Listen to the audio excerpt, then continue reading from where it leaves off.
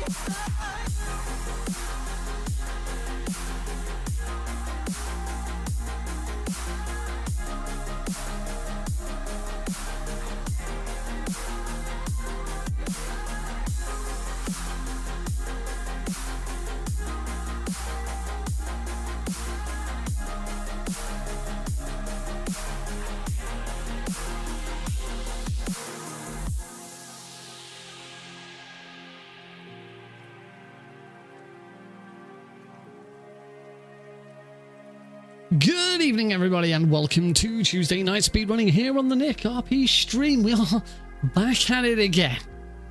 Third time's the charm.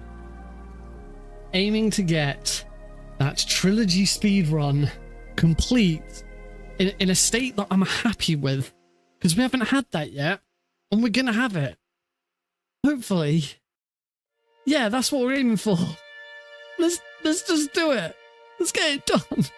Please, for the love of God.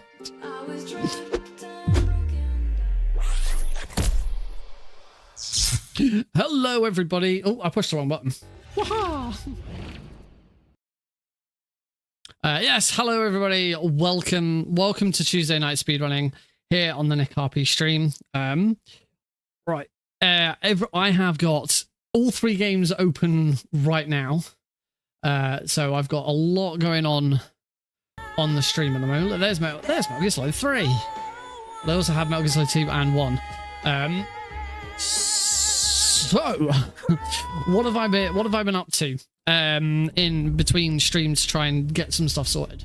The main issue that I was having on Thursday's stream was that things were running really, particularly Metal Gear Solid 2. I was getting massive slowdowns. We were having some problems. Like I was, my CPU seemed to be slowing down because these games are not well optimized. The Master Collection is not a very well optimized set of games, and because they are straight up ports, they rely more heavily on the CPU than they do on the GPU for running.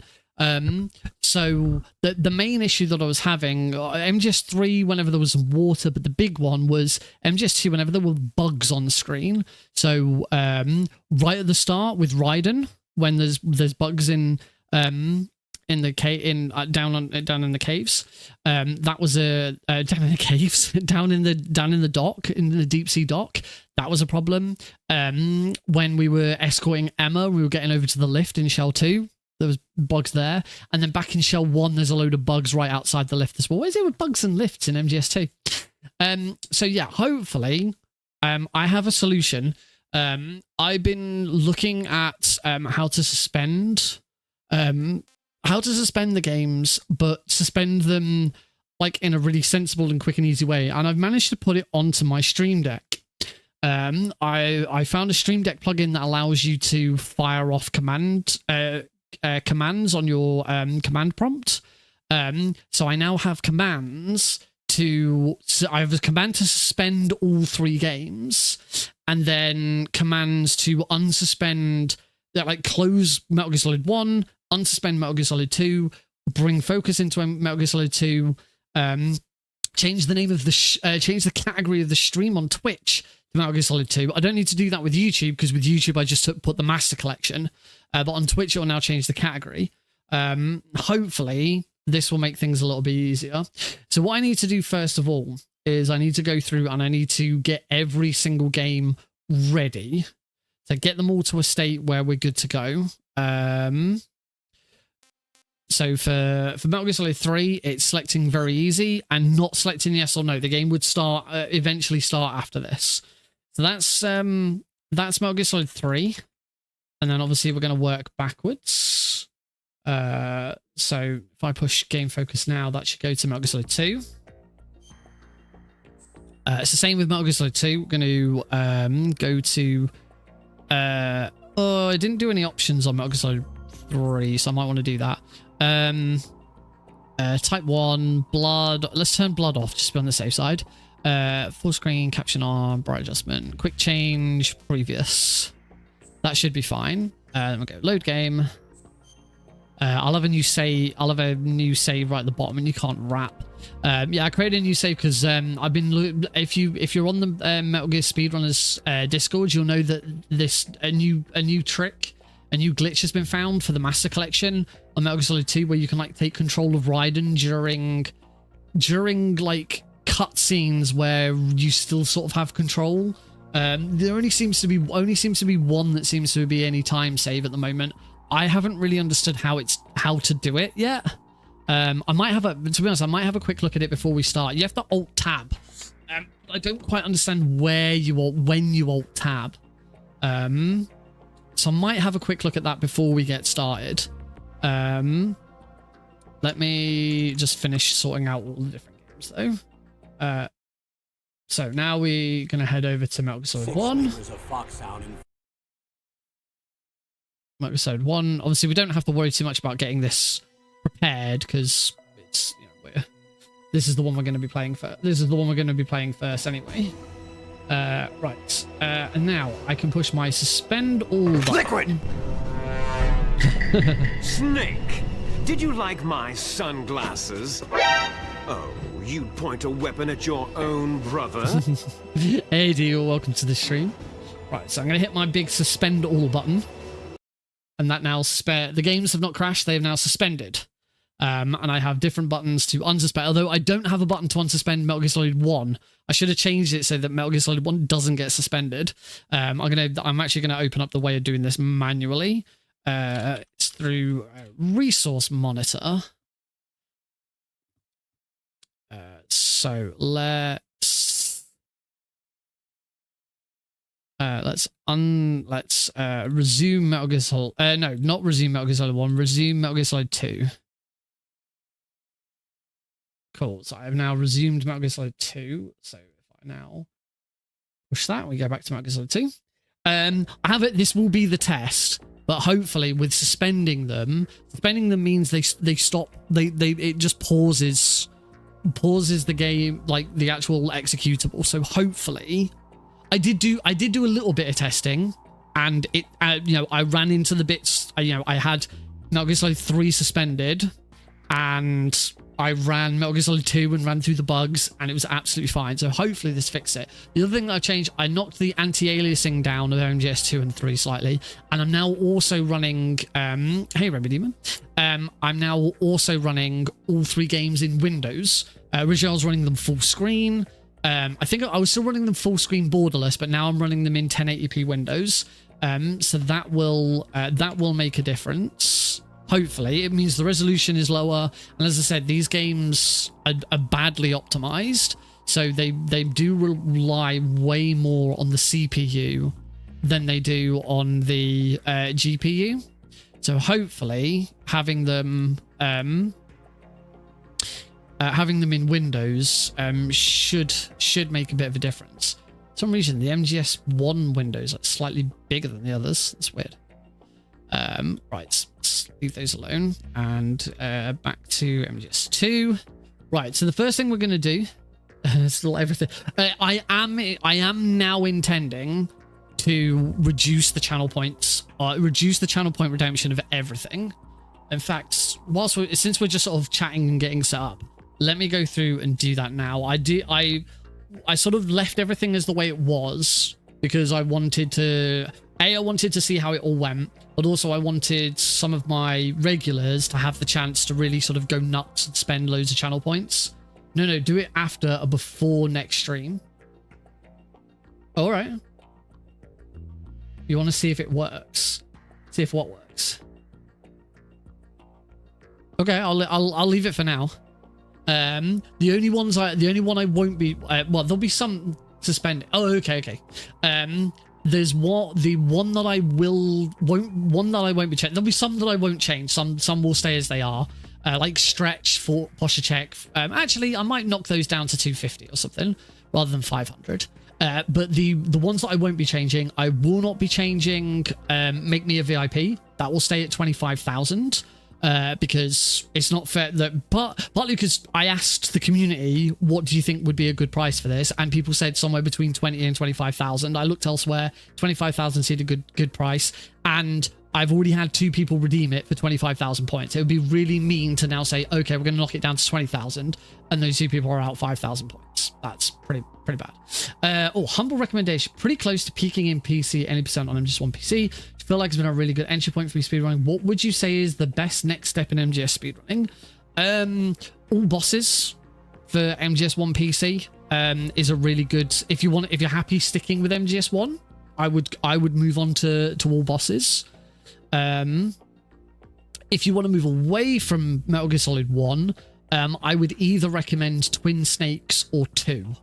because they're really nice step ups. For me, I did Twin Snakes and then did 2, and doing Twin Snakes in between 1 and 2 is a really nice transition, because you've been playing so much Metal Gear Solid 1 that you come into Twin Snakes and you already know the route doesn't really change in Twin Snakes. The skips and glitches and the actual speedrunning tactics that you do change. It's different, but the actual, you go here, go through this room, do this boss, and all of that is the same as Metal Gear Solid, is the same as MGS1, all bosses. It's just the tricks that are different. Then once you finish Twin Snakes and you move on to Metal Gear Solid 2, you're already fine with most of the mechanics and the way that the game plays, because Twin Snakes uses the same engine. So for me, that was a really nice transition. A different answer would be whichever game you're interested in. The only reason I've been reluctant to say Twin Snakes is because it's not for everyone. It's a very polarizing game. But yeah, the other, as Deagle was saying there, the nice thing about MGS2 is you can just focus on Tanker and really get to grips with the mechanics and getting some runs in of Tanker, and then move on to Plant. Harry's swim glitch play. Swim glitch, I wouldn't worry too much about swim glitch. Swim glitch only, I think it's something like 8. It might be 18 seconds that it saves. The problem is the amount of time it takes you to do swim glitch if you're not good at it. I'm not good at it. I won't be doing it in this run. It doesn't make up for it, so I wouldn't worry about that. And Harrier is just something you just have to practice, and eventually you'll get better at. But I love Twin Snakes as a speedrun. It's a terrible game. It's a terrible remake. It doesn't work as a remake of Metal Gear Solid 1, but it's a fantastic speedrun. It's a much better speedrun than Metal Gear Solid 1. But yeah, Twin Snakes is really easy to play now. You could Dolphin is very accessible. Ideally, you should be playing it on Dolphin version 5.0 rather than the latest version, because it's faster. Because since 5.0, Dolphin has worked to try and more closely match the disk speed of the actual GameCube. So running on a newer version of Dolphin isn't as fast as 5.0, but you do get all the bells and whistles. But the other really nice thing about you playing on Dolphin is you can use any controller, and you can use controller schemes like Suave Beardson, who's here occasionally, has finalized his control scheme for Twin Snakes, and it pretty much works the same way as MGS2 now. It's really good. I primarily play it on Dolphin. You can just about see it. There you go. There's my Wii. I've got my Wii there. I've never owned a GameCube. I play it on my Wii. I have a Japanese copy, and I converted my Wii to be Japanese so that I could play it. I then discovered that once I'd converted it to Japanese, it now won't play European GameCube games. I think it still plays European Wii games, but it won't play European GameCube games. So I then went and got a second Wii so that I've got one that I can play European games on. And I've got my dongle as well. Oh, I thought that was plugged in. This is my GameCube dongle. It's a Bluetooth. So obviously these are the GameCube ports. That's a Bluetooth receiver, and you can use any controller, and you can change the control scheme on this. This is set up so that I can play Twin Snakes on my Wii with my DualSense using the same control scheme I would on MGS2. Close enough. It's slightly off, but it's close enough. Yeah, it's really good. The only thing is to change the control scheme with it, you have to connect it via Bluetooth to a web browser, which I didn't know was a thing until I got that. And it won't connect to Chrome on my computer. Or it didn't connect to Chrome on my old computer. I've not tried it with my new one because it's been ages since I did it. So I had to change it all on my phone. So yeah, that was annoying. On the subject of phones, I have a new phone. Yeah, my phone contract ran out. I was due to renew it. I had a Samsung S22 Plus. I was looking at moving away from my current provider because their prices were ridiculous and there was no like offers or anything. When I got a text to say you've lost your discount perk because your contract's run out, so I'll have another quick look. and there was updates. Stuff was cheaper. I can now pay. They've introduced flex pricing, so I can pay for over 3 years. So that brings the price down. Samsung are currently doing an offer where if you buy a new Samsung phone, you can get a free Chromebook. So I've got a Chromebook on the way at some point. And yeah, I was gonna get the S24 Plus, but the S24 Plus and the S24 Ultra were the same price. You can see it. That's my you can see my background. It changes every time. Look at him. Look at him. There he is. Yeah, the S24 Ultra was the same price as the S24 Plus. I've never had an Ultra. The Ultra is much bigger. It's more blocky rather than circular. But it also has the S Pen. I've never had a phone with a pen before, so this is only day 2. I only got it yesterday, so it's only day 2 of me using it. So yeah, I'm kind of looking forward to sort of really giving that a good go. It's cool. I'm looking forward to getting the Chromebook and doing stuff with that as well. I don't have a tablet or anything at the moment. Everything that I do is either on my phone. I have a gaming laptop, but it's shite. I bought it. That gaming laptop must be 10 years old now, and it's never been that great. It's done what it's needed to. But I don't have like a tablet or anything, so a little Chromebook would be really nice to play TFT on. That's really what I'm going to use it for. Mostly for playing Teamfight Tactics. Anyway, let's get on with gaming stuff. So we're gonna, as I said, before we get started, I did want to give this new MGS2 trick a try. I've not had much luck yet trying to get this new trick to work. I believe I have a little bit of a... Hang on, this is Shell 1B1. Yeah, Shell 1B1 Hall. That's no good. I need this. Here's my little bundle of joy. He's fast asleep at the moment. Very, very pleased. So from what I haven't been doing that much sort of looking at what's been going on and all of the different tricks that have been found. Basically, the main gist of what's been found, I think Jaguar King accidentally found it. Because he was playing MGS2 and he alt-tabbed out. And it's something along the lines of, if you alt-tab out of the game whilst you're in a, like, it's not a cutscene. I call them, in MGS1, I call them action scenes. So whenever you have a moment where it's still the gameplay engine, you're still in the gameplay engine, but you have control taken away from you. You can, if you alt-tab out, you can kind of regain control, but I'm not quite sure how it works. I haven't had much luck in trying to get it to work. The same thing happens in MGS3, but it's not useful at all. And so far for MGS2, it looks like there's only one use of it that's actually useful.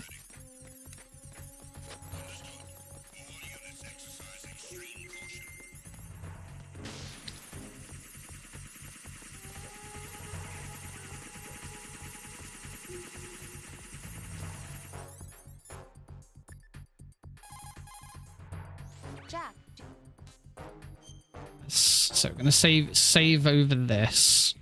I can save over my previous one because that wasn't any use. I was trying.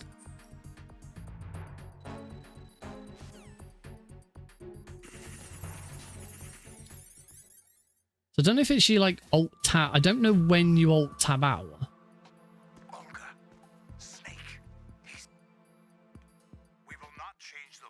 There we go.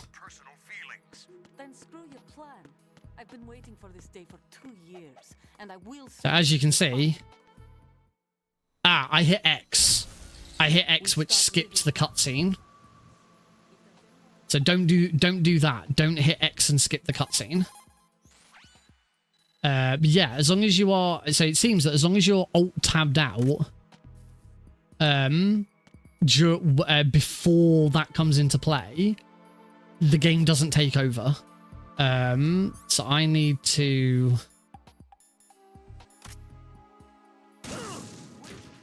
Oh, this is going to take forever.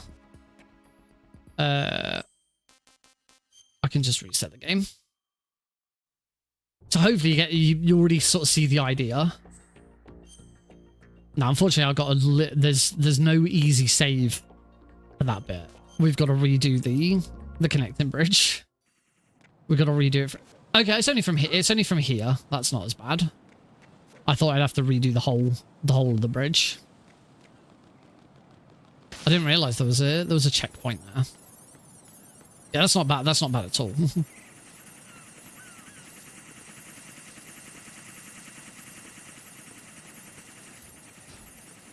Right, so what I do is skip that. There we go. And now from here, instead of sitting through and waiting for like all the other cutscenes and stuff, we can just move off straight away. As long as I don't hit X, because X will skip the cutscene.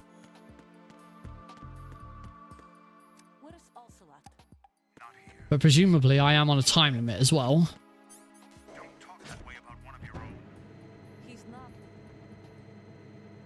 And as far as I'm aware, there's no funny business when I go back upstairs. Only other thing is, I don't know if this is legal for speedrunning yet. There doesn't seem to have been a decision made as to whether this is going to be legal. It's a bit of a grey area because, or at least I would consider it a bit of a grey area because it's only doable on PC. Apparently this trick doesn't work on, you can't like push the PlayStation button or the Xbox button to change to pause it on there. No, I'm just been trying this new trick.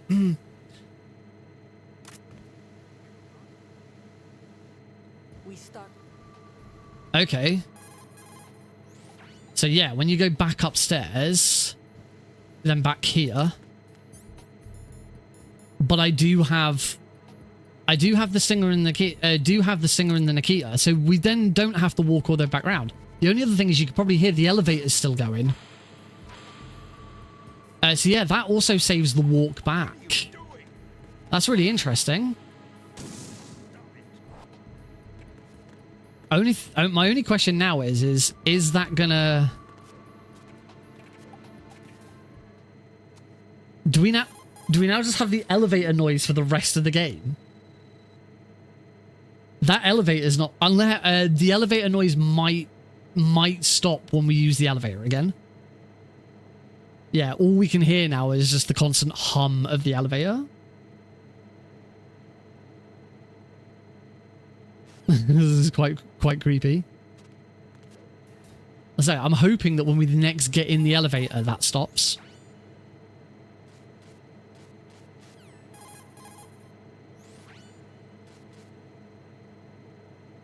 I took these photos.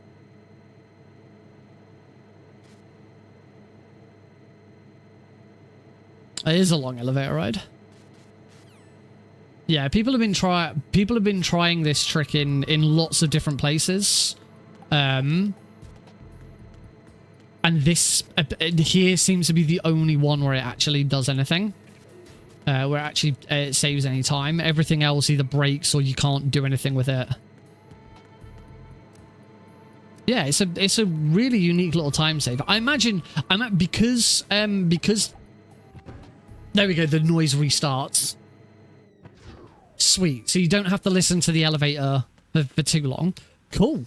I like it. Let's put it into the run. That was really easy to do in the end. Yeah, it's anytime there is an opportunity for the game to take over control of Raiden, or Snake. As I said, this works in Metal Gear Solid 3 as well. It's only like there's only a couple of times where Snake is you're not in control of Snake. Oh, I wonder if you could skip the fear. Not the fear, the fury. Nah, because there's no door at the back. It'd be interesting to try. Because the other one that's I think it was Marlon spent an awful lot of time on was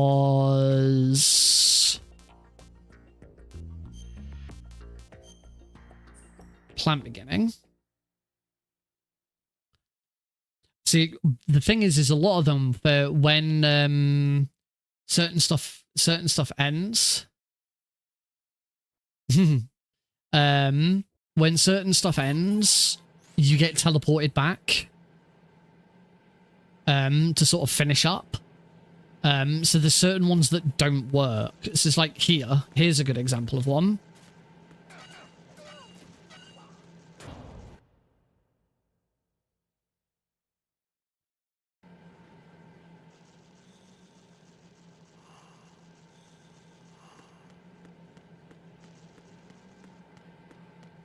So yeah, there's like this.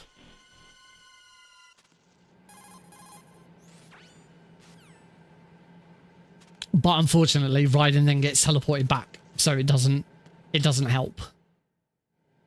You also don't always have control. If the basically what it seems is that the game itself makes some inputs. Oh yeah, these are house's save files, so sorry, we're not going to be saving this, so it's not going to make a difference. Yeah, it seems that the game itself is making Raiden's inputs. The reason why Raiden just ran forwards at that point was because the game was holding up to put Raiden up against the wall. Unfortunately, it'll take me a second to get to the next one. I'm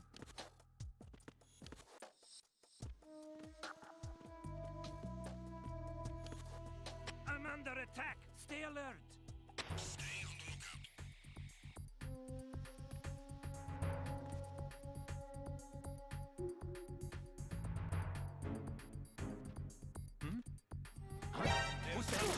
Who is that?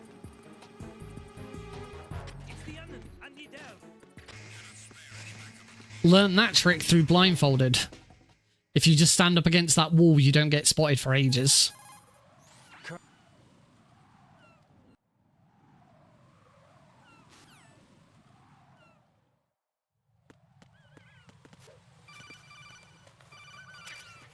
So yeah, here's the other one. I better save it here so I can try this again if this goes wrong. I'll save this to a new save file.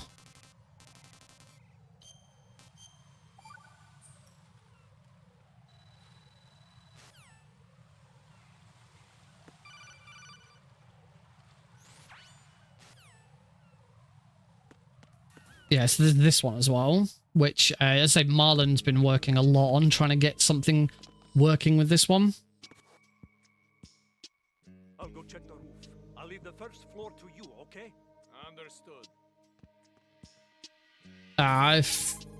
No, I messed that up.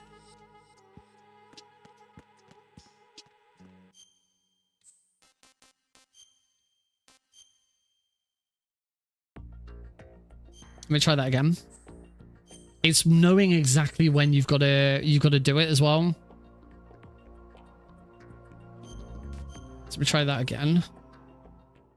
I say this one doesn't matter as much because there isn't anything here.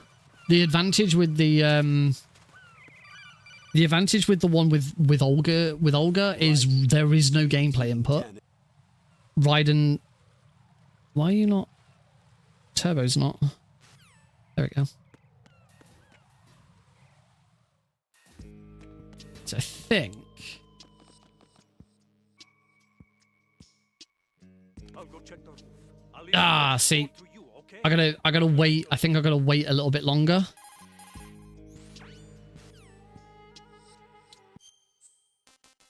I think I gotta wait a little bit longer for the dialogue to start before I alt tab back in, because otherwise the game takes control and goes like, okay, now we're gonna put Raiden up against the wall.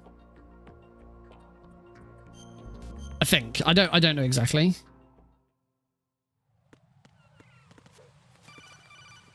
Oh, I keep getting that roll really well and then completely failing to then go through the fence.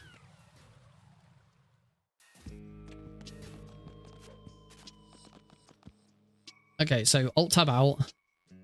I'll go check the roof. I'll leave the first floor. Ah, see, the moment you...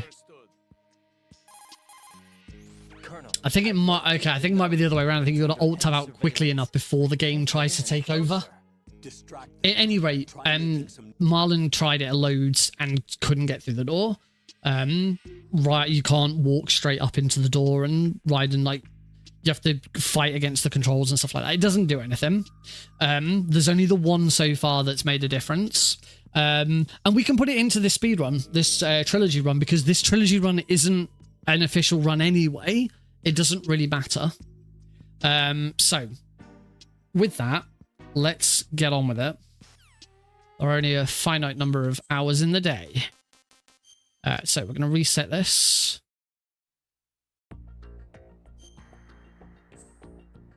I did test suspending and unsuspending with live split. Works fine. So that shouldn't be a problem. So we're going to go to load game. Going to go back to the start. This save file.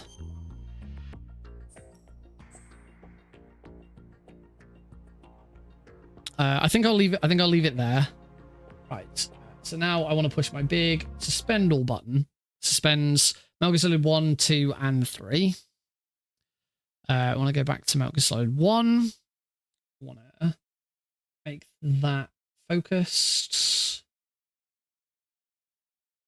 It might not focus until I unsuspend it. Resume process.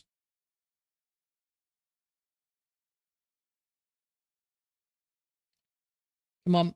Resume process, please. Sometimes it takes a couple of attempts to do it, so I'm going to leave the resource monitor open just to be on the safe side. Right. Now we can push this button. And we're on Metal Gear Solid 1. So, here we go. Hopefully this all works. We will see what happens. I am somewhat hopeful that this is going to be good.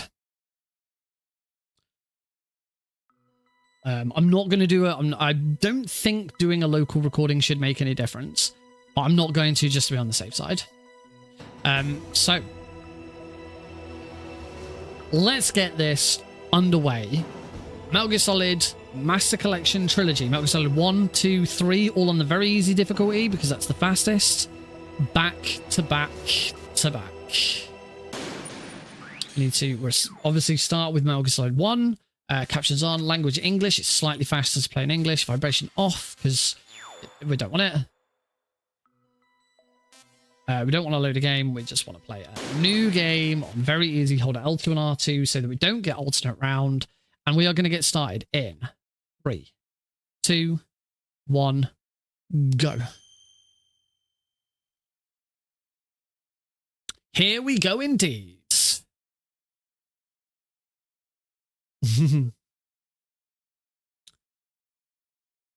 All right, so we pick up in Metal Gear Solid 1 in the docks. We have the MP5 given to us immediately because we are running on the very easy difficulty. This weapon is unique to the very easy difficulty of Metal Gear Solid 1. And the very easy difficulty was only available in the on the PlayStation. It was only available in the Japanese exclusive integral version of the game. That version of the game did make up the original PC port. So if you had the original PC port, you could also play very easy and have the MP5. If you've got the Master Collection, integral version is part of the Master Collection. It is highly recommended that you play the integral version. It is the best version of the game. It's the fastest version of the game. That's why we play it for speedrunning. I think the main difference for speedrunning is there is in the original PAL and the US version. there is a cutscene with Liquid that is unskippable, which can be skipped in the Integral version. That's the main reason why Integral is faster. Right now we are alert farming. Towards the end of the game, we're going to lose our PAL key. The PAL key is going to drop down into the drainage ditch, and if we have at least 11 alerts by that point, then I do not need to go and find a rat and kill a rat. I can the key will drop into a drainage ditch, and we just pick it up from a random location in the drainage ditch. It is much faster to retrieve it. If you get good RNG, it is faster to get it from the drainage ditch than it is to get it from the rat. We've got plenty of alerts there. There's Snake. Looking happy. I'll knock on this wall. Run over here. And in we go. First checkpoint already made. Head up into the rest of Shadow Mode. The Snake is obviously going to shed his skin. Get rid of his goggles and his mask and his breathing apparatus. And there he is. Look at that beautiful mug. The legendary Solid Snake.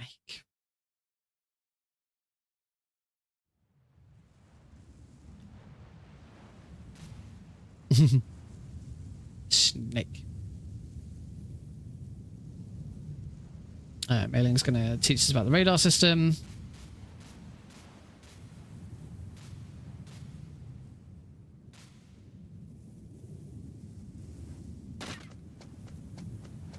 Now, we want to grab some shaft grenades. Try not to get shot.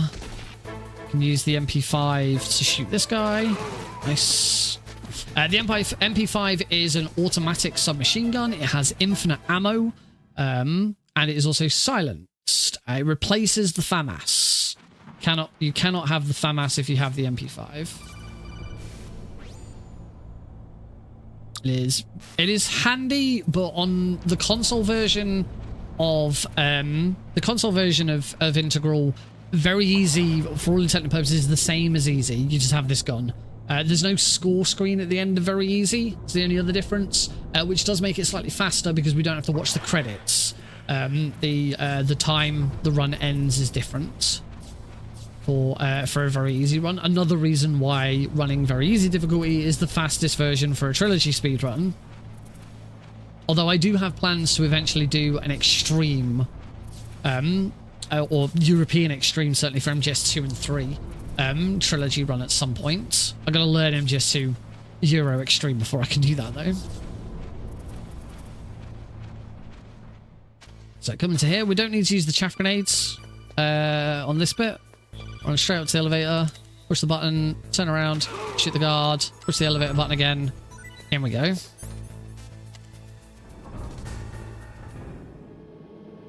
Saves us a shaft grenade for later. Now, one of the oldest tricks in Metal Gear Solid 1 works on every version of the game. We're going to do the vent glitch. We go into a prone position here, turn around, go in first person and stand up as we exit first person. That allows us to clip through the vent, go out of bounds, go round to the trigger for the door into the prison, and we are now in prison.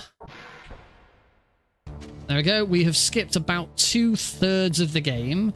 We have skipped the guard rush, Ocelot, the tank, the ninja, Psycho Mantis, and Sniper Wolf 1. All of those bosses have now been skipped, as well as item collection, traveling, lots of stuff. Thank you.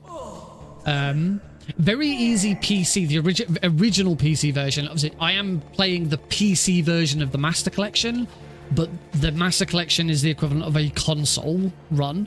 The original PC version of Metal Gear Solid 1 includes an extra tool called the area reloader, which makes this run really dumb. With the area reloader, the fact that you can instantly skip cutscene codecs on the original PC version, you just hit escape and you instantly skip codec calls. You don't have to mash through them or anything, just closes the call instantly. The game can be beaten in under half an hour. And I was the first person in the world to beat the game in under half an hour. Except for people using cheats and stuff like that. There were cheat runs that could beat the game in under half an hour, but like outside of cheat run, I mean, it depends. Technically using the area reload as a cheat, you know what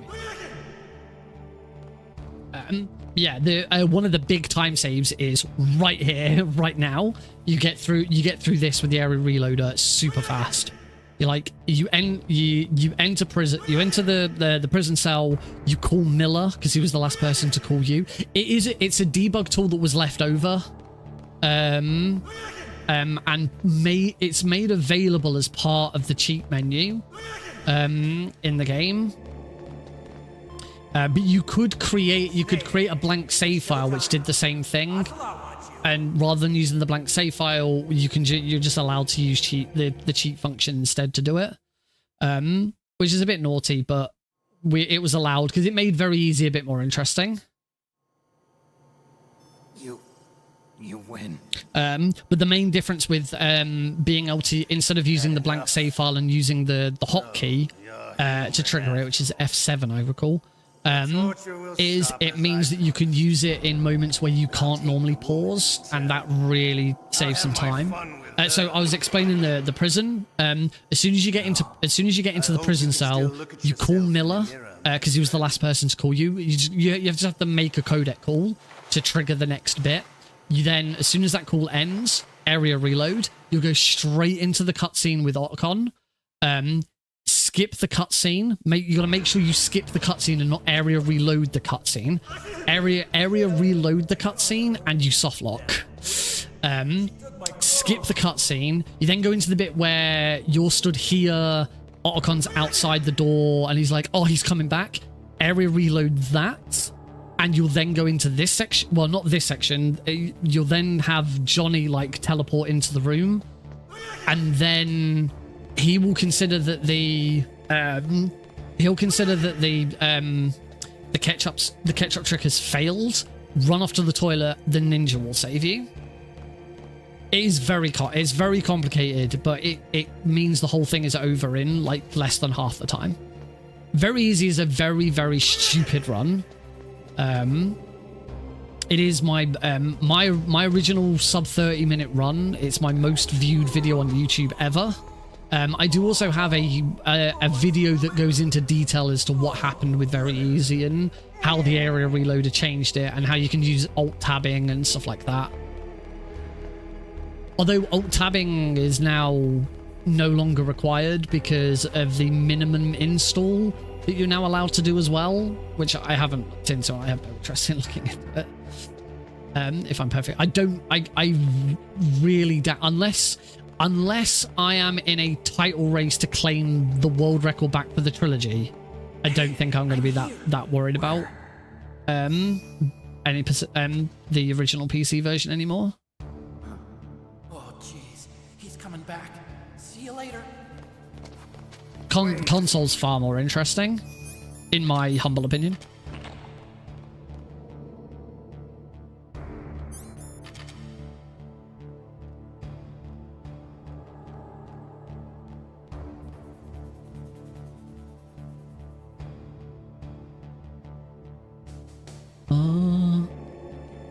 So now we are waiting for Johnny to come and open the door. I don't need to get the alert from him here. I got plenty of alerts down in the docks. So we kill Johnny. Sorry, Johnny. That's Johnny dead and Meryl dead. It's very much a non-canon run of MGS1 is this. Swap back to our gun. We want to always have a weapon equipped.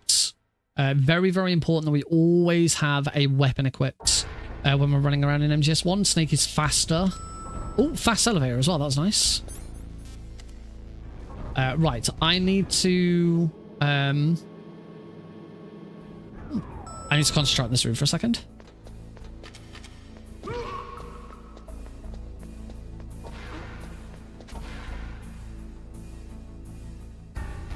grab the PSG-1. take our time here. We've got to wait for this guard to run down. Or walk down, rather. Oh, make sure I don't get spiked by him. And now move.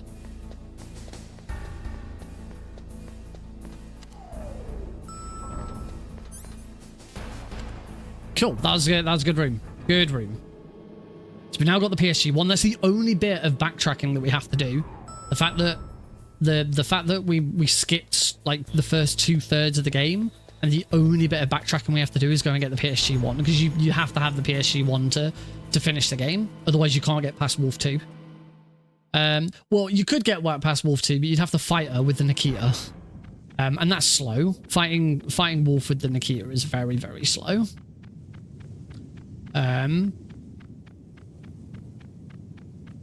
There's also one other trick you wouldn't be able to do with it. But you could skip. You could complete the game without the PSG one, but as I say, it just wouldn't be a good run. And if you're doing the original PC version, you absolutely want it, because it is it makes up the the biggest skip in the game, which is GME. Nikita was faster. Oh, don't you believe some of them comments?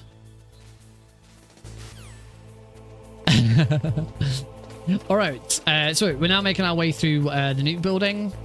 We're gonna grab some more chaff grenades, because chaff grenades are great. We want more chaff grenades.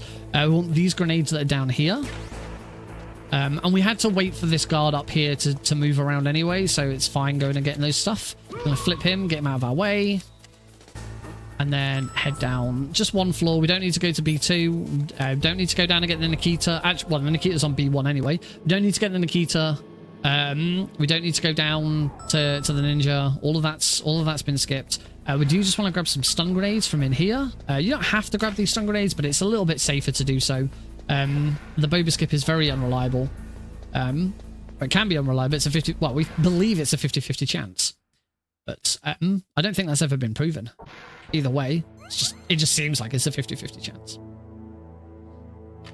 We defeated Bookcase Boss. Bookcase Boss did not get out of our way though, so we're just gonna mosey on through the middle. And we enter the caves. I am gonna swap to the scarf, just to play it safe. I am. Oh, and the wolf came over again.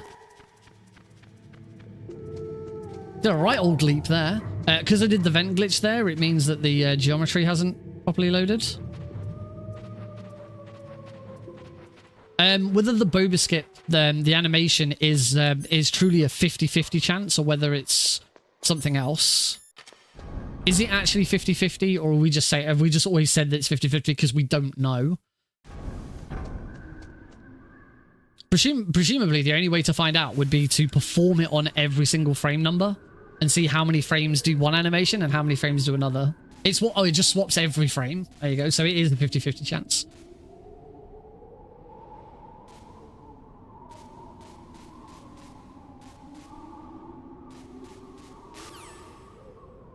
On the subject of the boba skip, here comes the boba skip.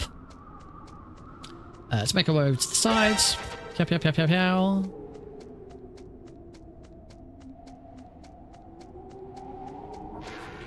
And here we go.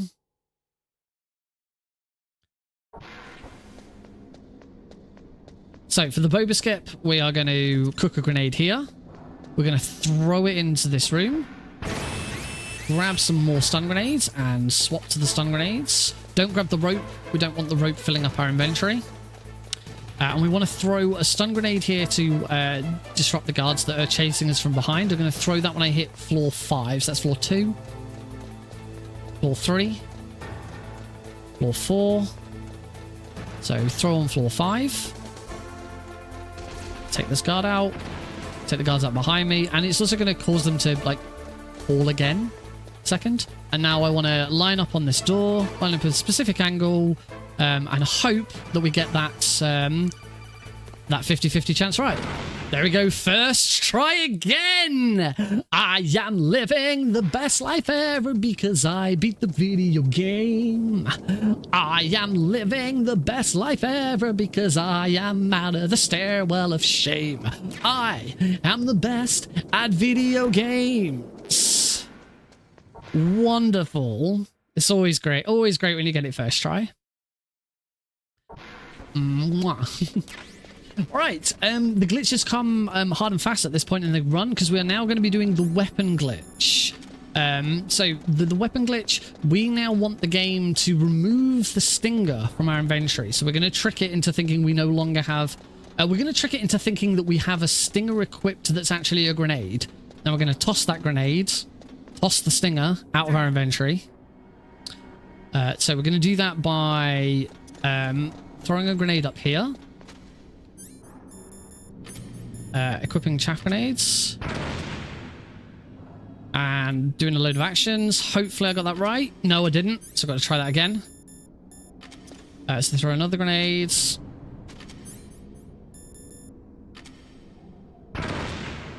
And do it again. And then as we get up, swap to the stinger. There we go. Second time's the charm. So now we are carrying the stinger as though it's a grenade.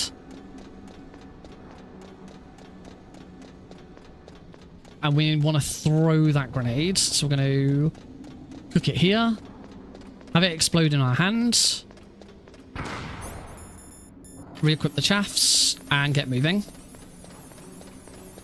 Hopefully I can beat the first. So, because we don't have the stinger in our inventory, it's that has caused the that has caused the oh, throw another chaff grenade. That has caused the Otacon cutscene to not play. So what we're doing now is we're going to run all the way up to the top of the stairs to reset the room and come back into the room. And the room is going to reset. It's going to go back to a state where it's like, oh, you haven't got the stinger on you. So we're in the state where you're in this room without the stinger. It's going to make the boxes that you run past that are in the way normally. They're going to be back and we're going to be able to climb on top of them. Before we do anything else, though, I am going to quickly do that.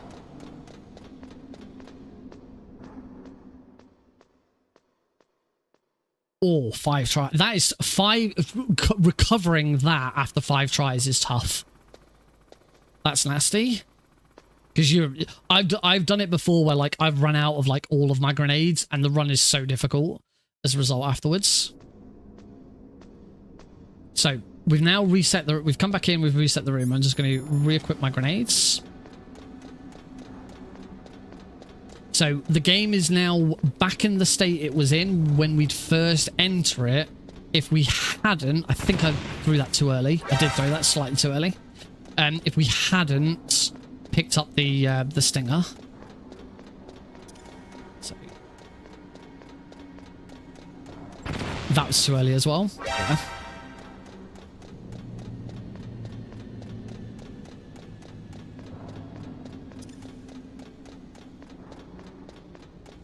That's fine.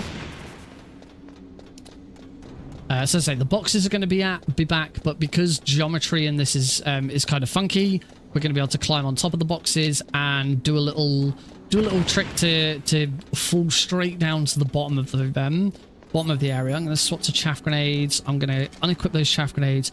Run there. Nice. First try. Grab some more chaff grenades, and there we go. We have now skipped the hind D.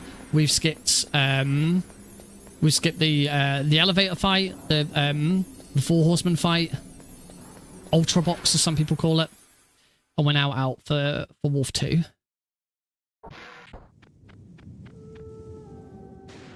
Got the lean into and out of the trigger for the shot, so we're far enough away that Wolf can't hit us. And we're now going to do the weapon glitch again, slightly differently. Instead of trying to delete a weapon, we're going to make the game think that I've got the PSG-1 equipped.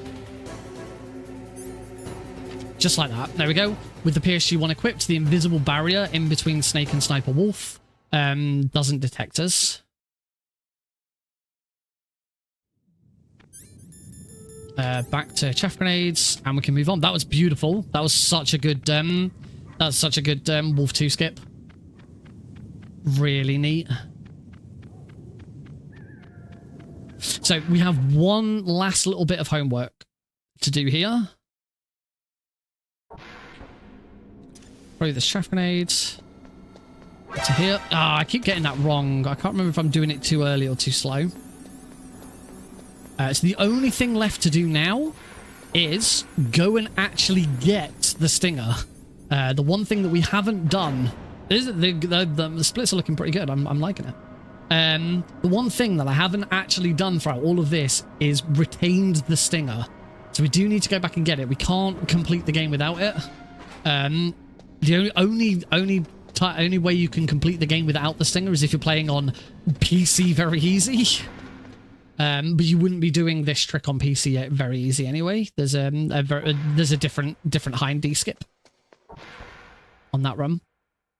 So we now have the stinger again. We have no ammo for it because we've not yet beaten a boss that unlocks stinger ammo. So we're going to throw another chaff grenade, head downstairs.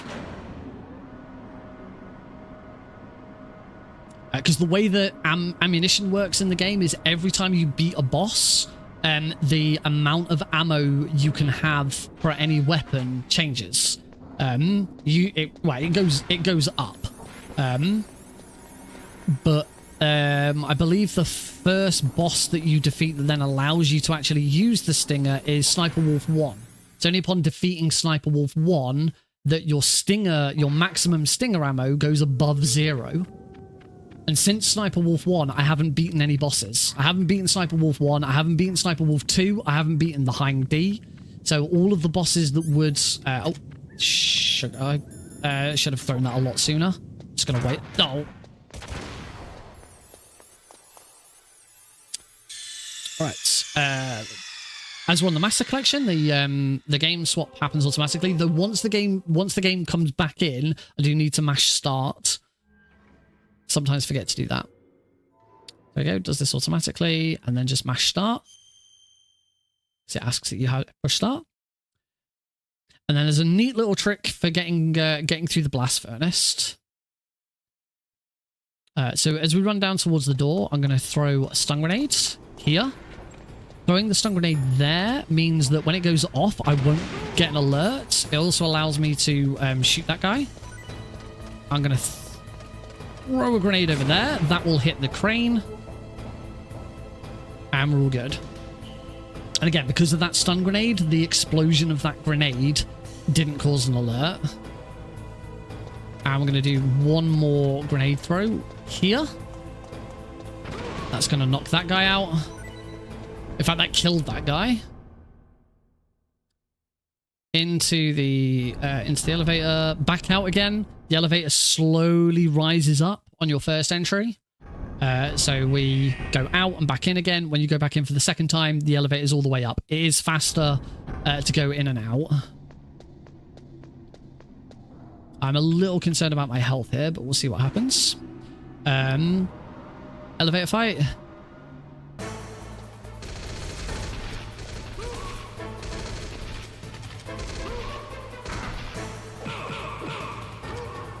Okay, it took some damage, but I'm okay.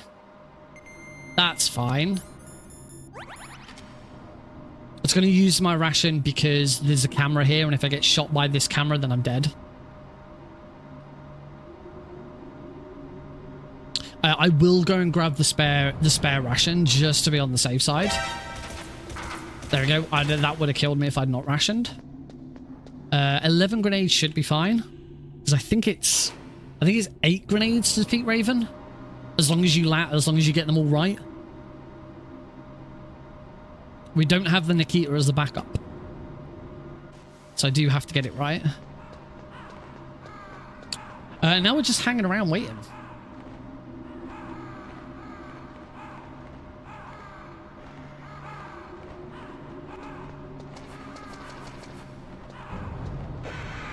Caw. Caw. Caw.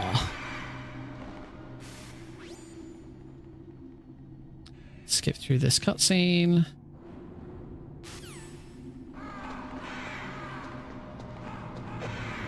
Ah, I hit another bird. Right, so I'm going to go and grab the spare ration that's here just to be on the safe side. I don't think I'd need it, but it doesn't take too much time to go and grab it. I think there might even be some extra... I don't know. I was going to say there might be some extra grenades. So run into here.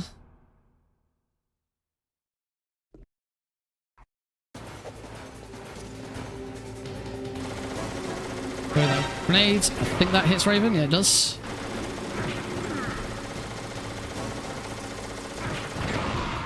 Hopefully we're all good. I hate, yeah. There's always one where it doesn't quite... The timing's just slightly off. This is it. We just rinse, repeat.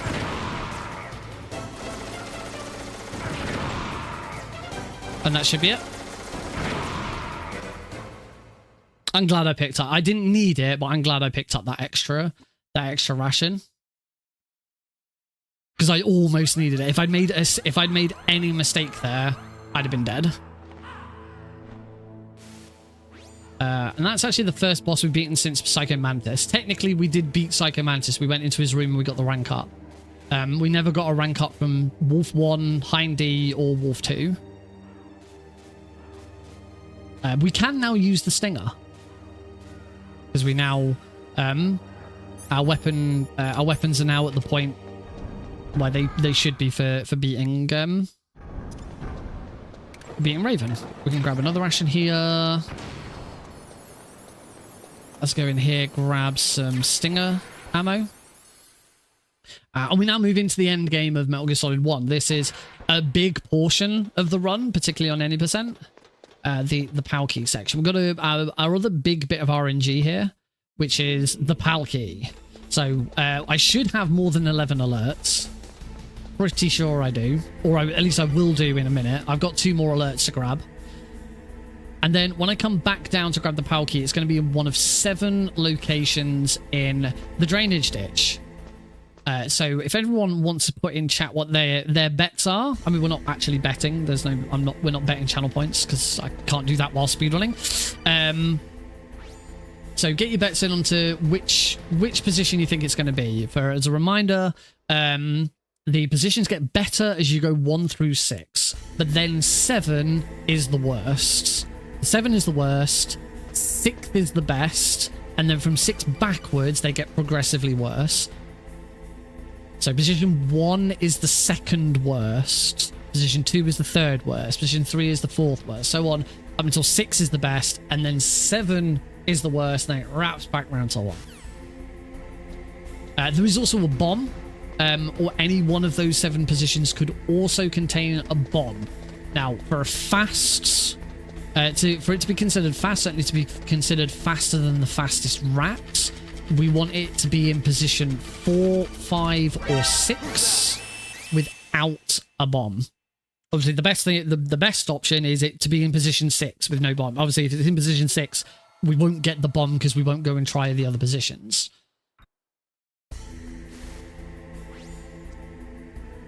So we've got a 7 and a 4. We've got a very pessimistic and a reasonably optimistic suggestion.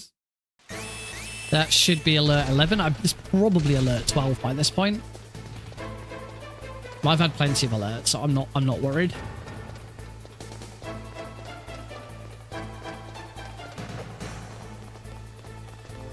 Last chance to get your let's not say bet because we're not betting. You get your prediction. That would be a better prediction. Get your predictions in. I'm gonna go with position 3, but there will be a bomb.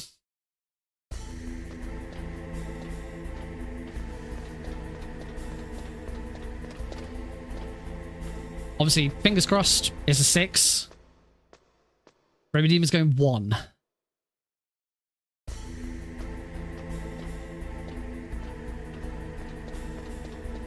Right, let's find out. Let's count them down. 6, 5, 4, 3. I was correct on position 3, but there wasn't a bomb.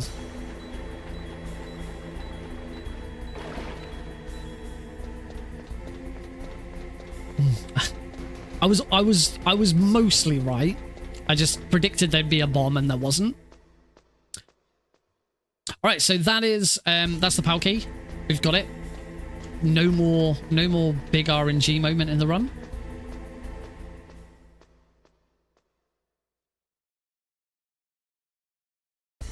One thing I do want to do now though is swap to the MP5 because from now on this guard is go get it. Every time we come back, we're going along this catwalk, either direction, we're just going to shoot this guard because it is the fastest way of doing it. There we go. He did. We're going to do that multiple times. Sorry, guard. Then straight over to the computer.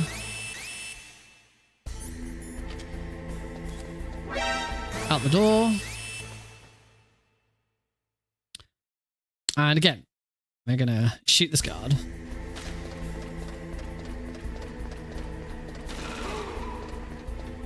Sorry, guard.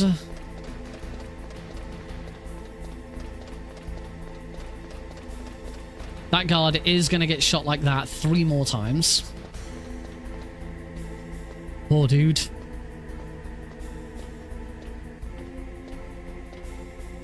So now we need to freeze the PAL key. There is no skip for this. There's nothing special.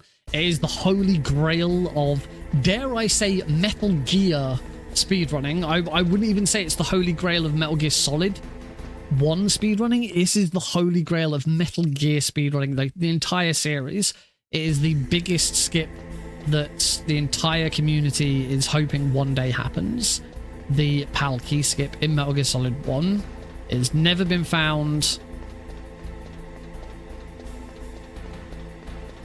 Maybe one day. If one day it happens, the original PC run will be, you could do it in about 15 minutes probably. It'll be incredible how quickly this game can be completed. At least or not, yeah. If you use cheat engine or something like that, then you can manipulate the code to change the PAL key. All we need is an in-game way of manipulating the code to change the PAL key. But there doesn't seem to be any sort of item overflow method or anything like that. Yes.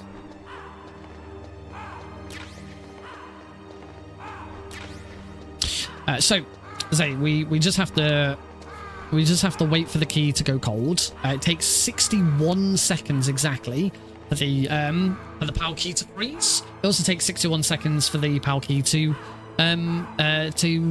heat or melt. No, just heat, turn hot.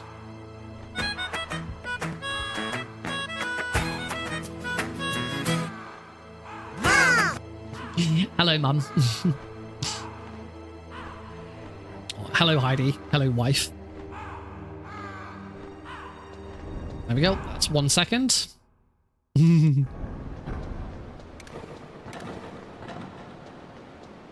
Yes, when I redid all the entrance stuff, we changed Heidi's intro. She wanted to be recognized as a mum. I love it too. It's really good.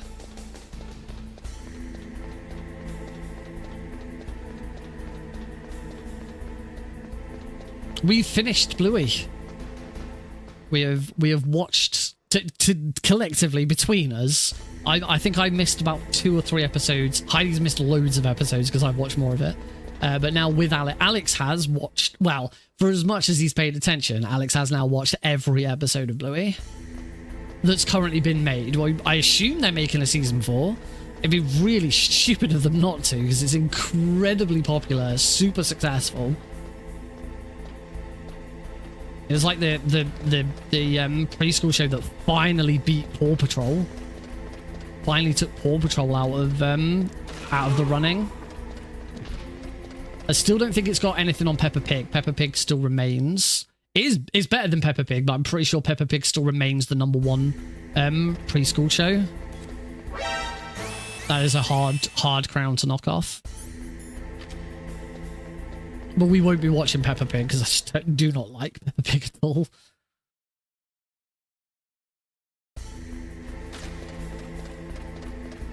And Alex is a little too young for Paw Patrol yet.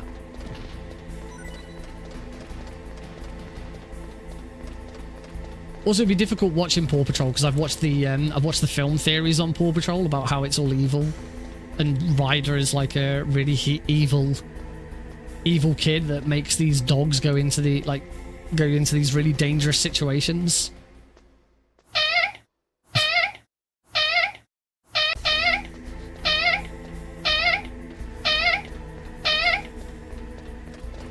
And there is our first ever redemption of the Eli bounce. The Eli bounce there is a brand new channel point reward. We were talking about the idea of this on Thursday, and I wanted to keep it a secret as to what I'd actually set up. So you've now seen it for the first time. The thing that we were discussing and that we thought would be a really cool idea, what I've now implemented, is that cost 1 channel point. Heidi redeemed that for 1 channel point. And I can tell you that the height and width of the icon, the Eli icon that you saw bouncing across the screen, was 101 pixels. If you now check the channel point rewards, you will now see that it costs 2 channel points. Every time it is used, it goes up, the cost goes up by 1. And now that it's been used again, the icon is 102 pixels in height and width. And it now costs 3. So you see what happened. Every single time it gets redeemed, the channel point reward goes up by 1, and the height and width goes up by 1 pixel. And that is genuinely Eli meowing. Because Eli doesn't meow, he just kind of squeals. I couldn't get a decent meow out of him, and that was out of all the recordings I took. He always whines when he wants food. So just I think it was on Sunday evening when it was his dinner time. I just recorded him for about 5 minutes, just squealing, and that was the best I could. Welcome back, Johnny. That was the best noise I could get out of him. So yes. So yeah, the challenge now is how big can we get it? I have seen what it looks like when it's even bigger. I've seen it at like 1,000 pixels. But it is now set. I will not be touching it. Ah, camera shot me. Mean camera. Yeah, Eli. It's about time Eli got a bit more love on the stream.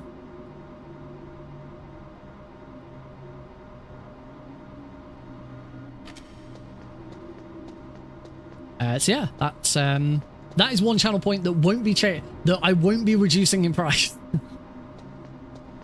It's gonna be amazing to see how far we can take that. I'm looking forward to it. Sadly, there's nothing I could do with the sound. I was hoping like I could make the sound really quiet and make it go louder and stuff like that. There probably is with OBS Raw and no, actually it wouldn't be OBS Raw. Yeah, I don't know. There's probably something you could do with the sound, but I couldn't figure anything out, so I just left it as it was.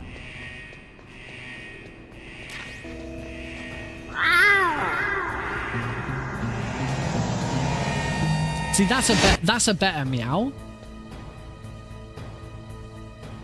There you go. Josh Keaton does a better meow than my own cat. Well done, Josh. All right, we have we're in the blast furnace. We're waiting for the card key to heat.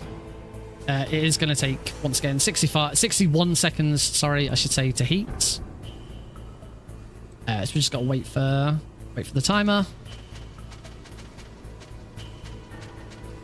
But we are now kind of on the final stretch of Metal Gear Solid 1. As you can see, my PB for MGS1 is 5217 in this series. There we go. We can go now. So we've got a little over 10 minutes to go. Why can't I find the Finny ones? Yeah, we did it. Should be there. The make Nick do the octopus is disabled whilst I'm speedrunning because it's too distracting. But yeah, we did it. Should be there. Those are the only two Finny ones.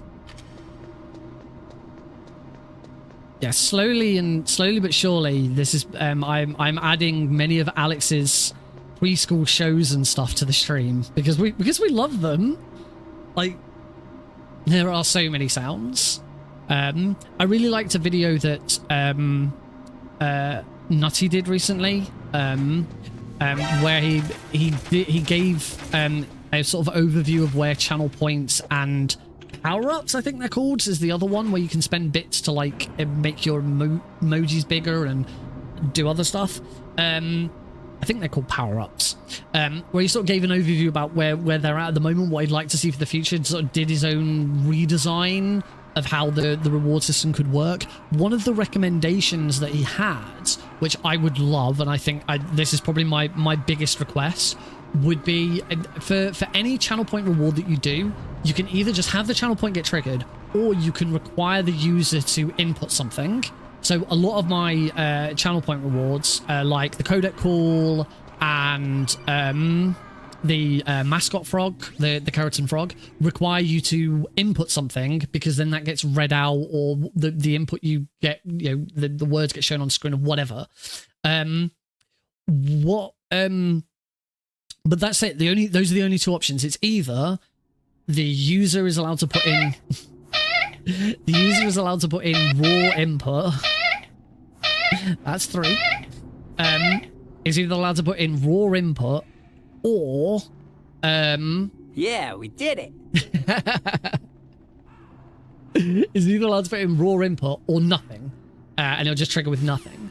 What Nutty's suggestion is, as I say, would be of all the things that he suggested in his video, this would be my number 1 from his video, is that you give users a drop-down list of options, and that would help clean up the channel point rewards so much, because for that I wouldn't need a channel point reward for every single sound. You just need. I could do it at the I could do it right now. I could set it. Oh, whoops, wrong way. I could set it so that there is only one sound, and I take the user's input as to what that sound should be. The problem with that is it requires the user to perfectly enter the name of the sound. Just quickly grab those stingers. If you accidentally, if you spelt it incorrectly or gave me a sound that was incorrect, it wouldn't trigger. Now, there's ways you can make it so that if a sound isn't found, it will automatically refund you the channel points. That's something I want to do at some point. Who's that Pokemon? That's something I want to do at some point, which is go through, once I know, all of the ones that I know definitely work and do exactly as I expect them to, I want to be able to automatically clear it out the queue, because whenever you redeem a channel point reward, Twitch automatically puts it in a queue, and as a streamer you are expected to go through that queue and mark them as complete. And the main reason for that is if it's stuff that isn't automated. So if it's not an automatic thing, if it's something like, I've redeemed this many points so that I can play the next game with you or something like that, that then stays in my queue. I go, right, next game, this person has spent channel points to redeem this, so I need to play this game with them. I'm now played this game with them, mark that as complete. Once the marking of complete has been done, you can't refund the channel points anymore. Because all of mine are automated, as soon as I know that they definitely work, I can set it up in StreamerBot so that it automatically clears it out of that queue.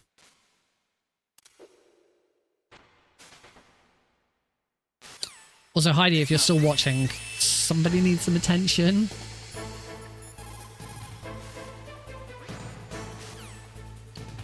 Right, so we are now at the very end of the run. Almost. Got a couple of boss fights and an escape to do. Go up against the wall. As soon as I have this first person view removed, I can answer the codec. And now we're going to go and fight Metal Gear Rex.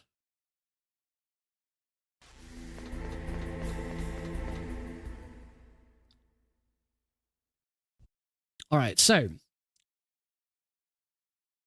Metal Gear Rex. A little too far forwards, that'll do. Wait for it to roar. Fire. As soon as the explosion disappears, fire the next shot.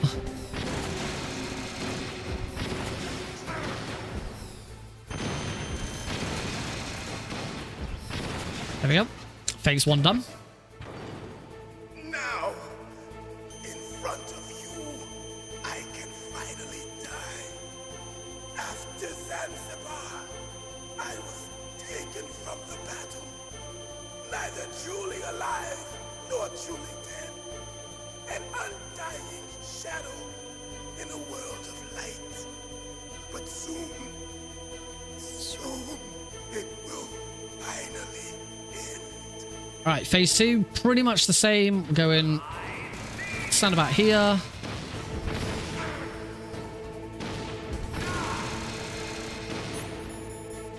Equip some rations because I am gonna need them. He's moved back. And that should be the fight. There we go. That's Rex. All right, we move into probably the toughest bit of the game, the liquid fight.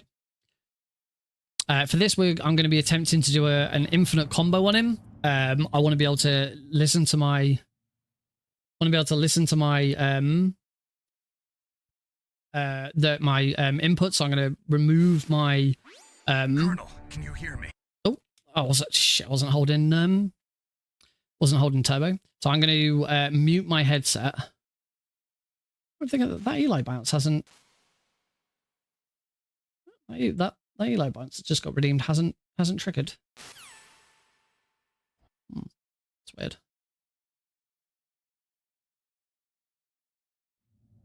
Right. I'm going to concentrate on this fight. If you win, you might still be able to save her. You could enjoy I will a brief refund it. moment of love before the end. When I get a chance. If you cross this line, you fall. At this height, it will kill even So I've muted my headset. I'll be listening to my inputs. Zero throw. Let's do this. Have at you, Snake. Oh, wow, bad.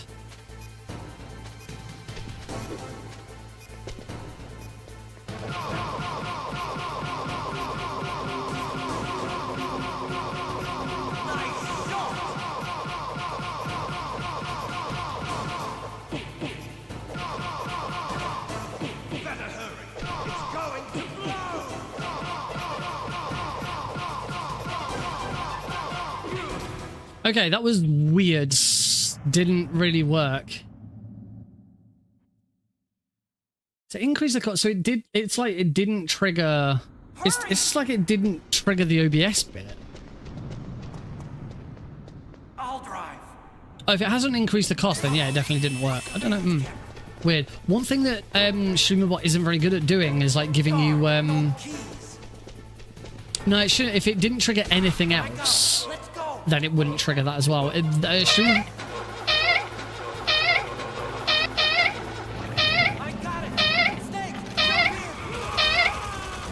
Okay, it was just massively delayed. What the hell? I swear I didn't do anything for that. It just it just was massively delayed. That was weird.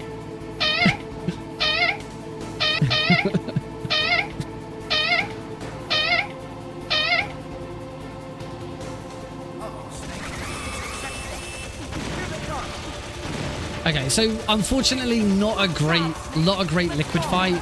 Kind of all went all over the place. But oh well, we're good. We're still ahead of my PB.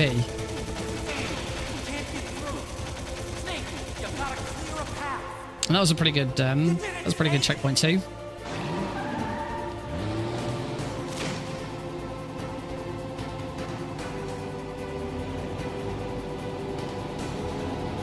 Yeah, Snake.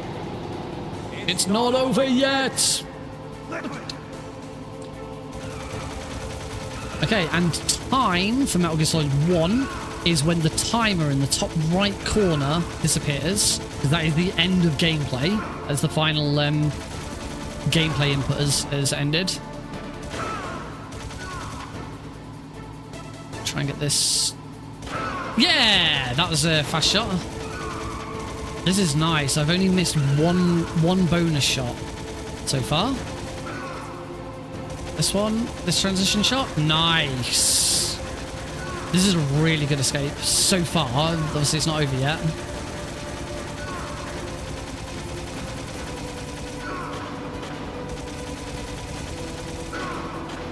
Brilliant. That is the end of MGS1. Right, push my big button to move to MGS2.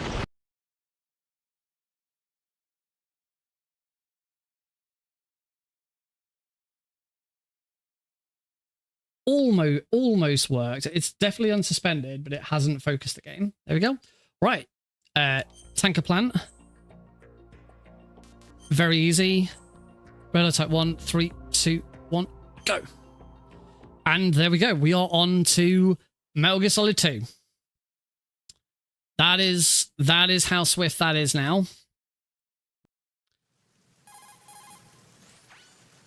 And assuming everything else worked as it should have done, if you're watching this on Twitch, my no, I'd see in chat if it worked.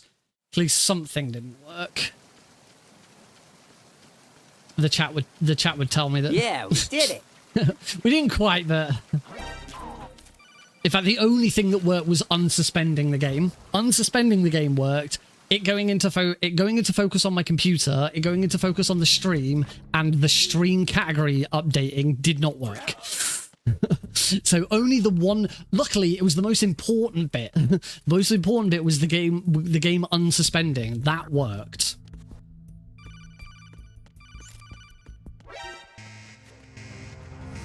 That would be another option.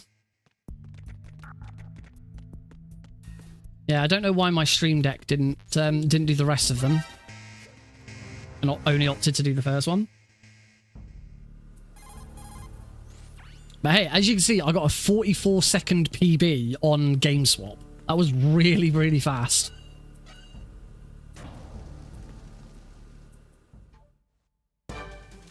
Oh, we got a left side Olga.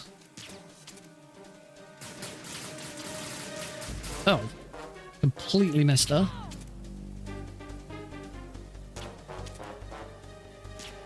Oh, wow. Well, this is a bit of a sucky Olga. Who needs game swaps? Headshot, though. Another headshot. One more headshot should do it.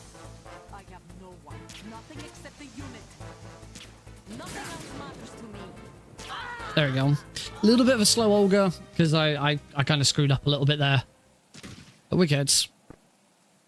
So we're massively ahead because of the game swap being a lot quicker. But the game swap doesn't count for the final time anyway. We remove whatever the game swap time is from the final time. Not that it matters for this run, because this isn't a run that I'd ever put on speedrun.com anyway. For reasons. This is more, I really wanted to do this. And also because we're working towards an actual speedrun. We're on the road to the Master Collection Pentalogy. This is a series where I am aiming to do all 5 games in the Master Collection back to back, all in one go. There is a speedrun category for that. I'm hoping to beat the world records. But we're doing milestones along the way. I'm happy with where I'm at with MGS 1, 2, and 3, so we're doing that. So now we want the magazine, camera, turn.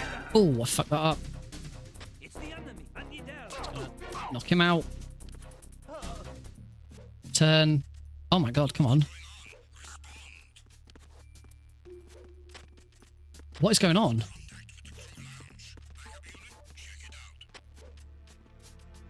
What the hell? I can't get through. That shouldn't be happening.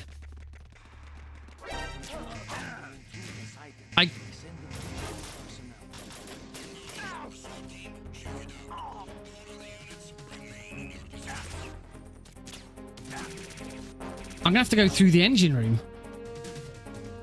What the hell?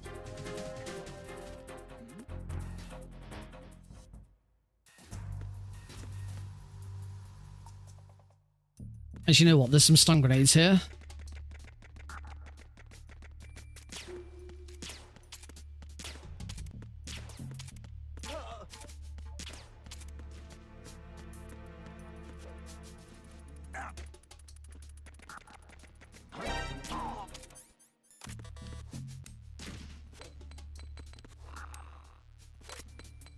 I don't understand.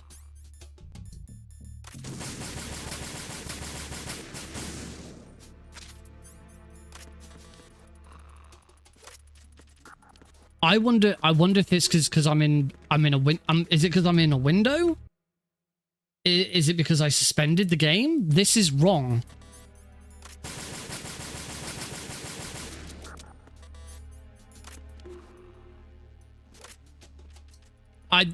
I don't understand. I should not be getting that wrong.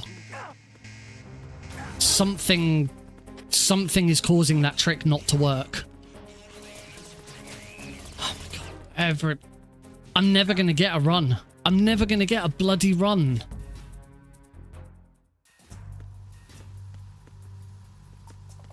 New follower. Stylus Square, thank you very much for the follow. Now I'm having to go through that. I've not done. Yeah, engine room. I don't understand. I have no idea why that wasn't working. As I say, the only thing I can think is that like I'm playing in a window rather than full screen. I've suspended the game. We are running off. I had previously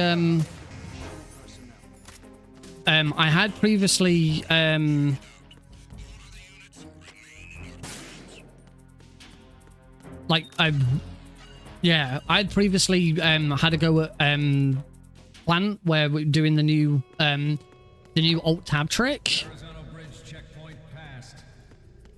Yeah, maybe. I've never like I've done that trick enough times to know that I was doing it right.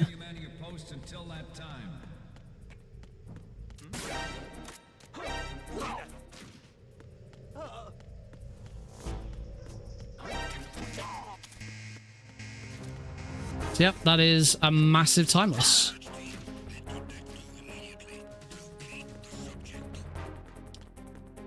Absolutely huge time loss because that trick just wouldn't work. I will have to do some experimenting and find out why that wasn't working.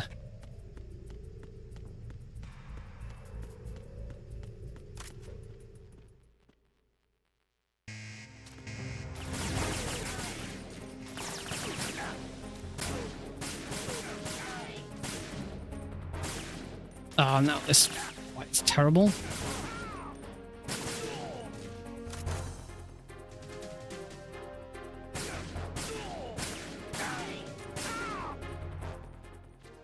I don't really think I can do mag ladder now.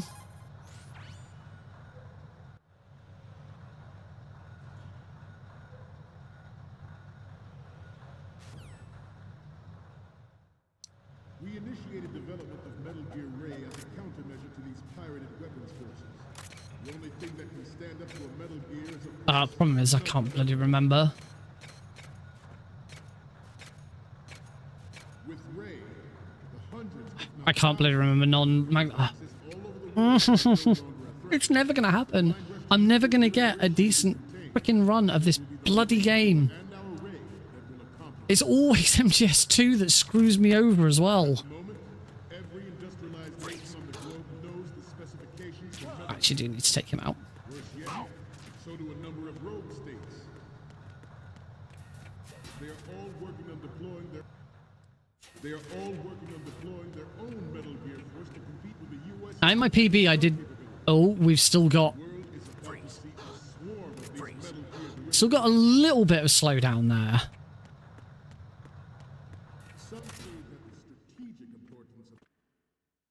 Some say that the strategic importance of aircraft carriers will Oh, that second photo didn't take. Apparently so. the Navy is an undeniable fact. There is a lot of pressure from Navy brass, There. especially those There. with submarine and air back. We should be good. I did make a lot of mistakes in my original in my PB. So as you can see, I'm actually not assuming I've got all the photos there. I'll have caught quite a bit of time up. You got to remember though, some of that was down to the massive time save on the split change. The Marines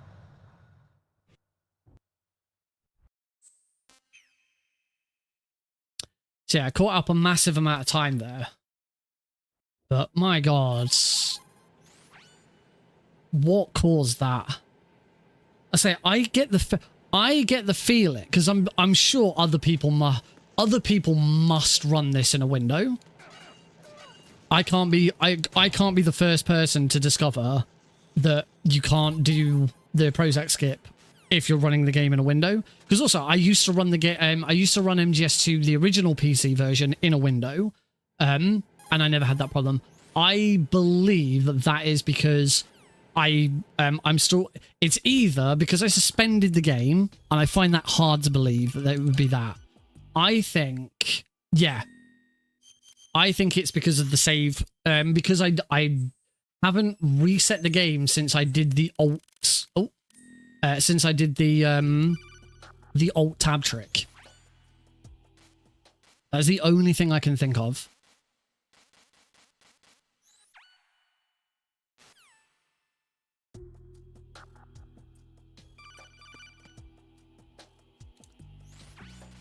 I say I've done that trick enough times to know that I was doing it correctly. That's definitely not user error. I can get user error like once or twice, but for every single time, as I say, I've done it enough times to know that I was doing that correctly.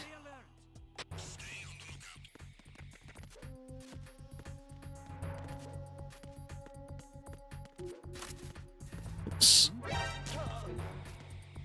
Rolling into that door isn't a problem. We've got to wait for the elevator anyway. So we'll have to try and get back on track.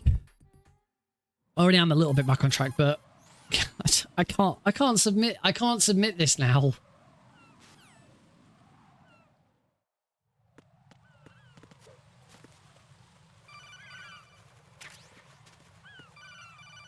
Because I'm wanting to. Yeah.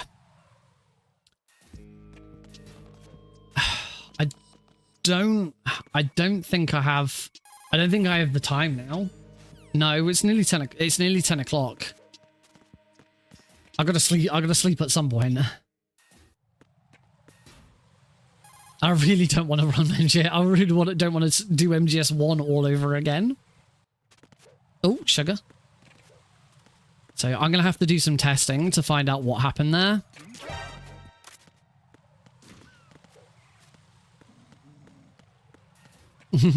Unfortunately, I didn't sleep very well last night, so I'm still on catch up today.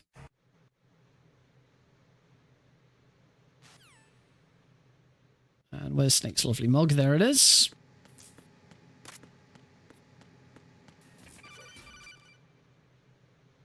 Zwing. Oh, I'm constantly forgetting about this one. Really bad.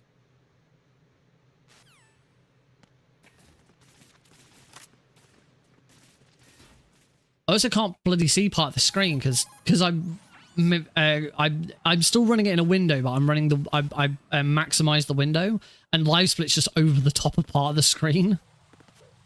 Look, it's not too much of a hindrance, but it is annoying.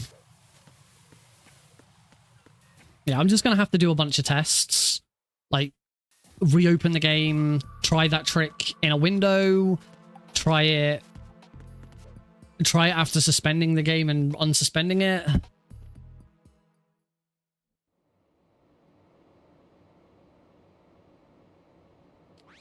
Try it after I've already tried the alt tabbing for... It's like maybe the game's screwed up. Maybe because I've already tried the trick and, you know, sort of skipped the Olga cutscene and all that. The like internal memory of the game is just like completely screwed over. If that is the case, who knows what else is coming? Also, I've gone the wrong way. We're doing clockwise bombs, by the way, folks. I usually do anti-clockwise bombs, but no, today we're doing clockwise because I'm just on autopilot now, and we're doing yeah, we've gone clockwise. It's like it doesn't make a huge amount of difference. So it's not a problem. Just quickly take him out.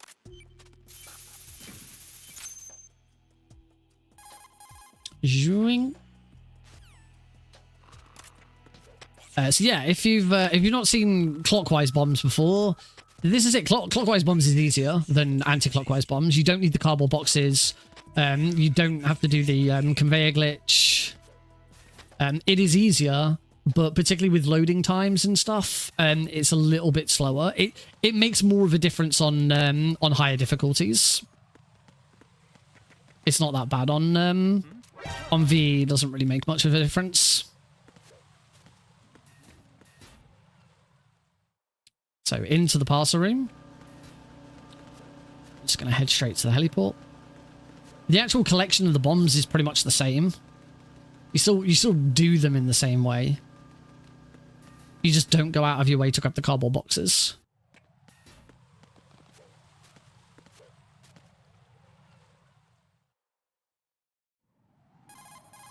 Zoing.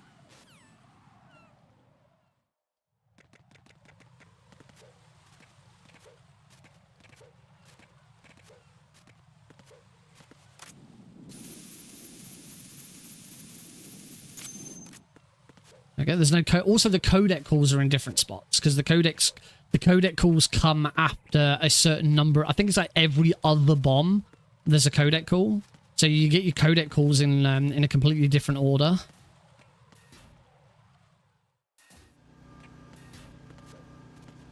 Because the codec calls remain the same. The conversation you have is the same. It's just the opening line from Raiden that changes depending on which bomb it is he's diffused. The rest of the conversation is always the same. And we now have this chat here.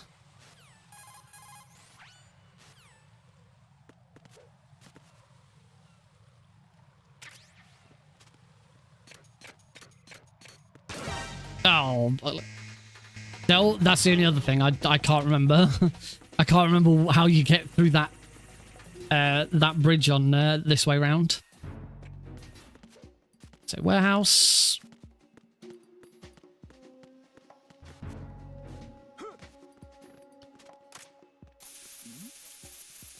Freeze this bomb. We've got a codec call here.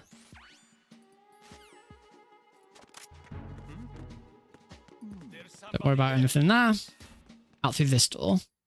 This is slightly different. We'd be on the top floor normally at this point. Take that guy out. Spot by the camera. It's fine. And there's going to be a guard here, so we take him out. And run through into Strat A. Strat A, we don't need to run around and go and get the cardboard box. Strat A is quicker on clockwise. Because we don't have to go and get the cardboard box. But you make up for getting the box with the other stuff that you do. Pretty sure I'm in the right spot for that. Yep. Immediately I was ready to answer the codec call. But there is no codec call there because we're... why am I doing clockwise? I'll be really annoyed if I come to the end of this and my time is a lot better. There's somebody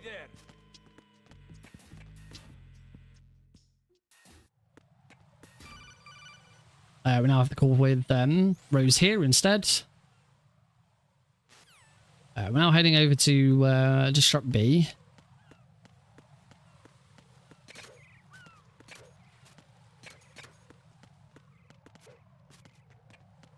This way.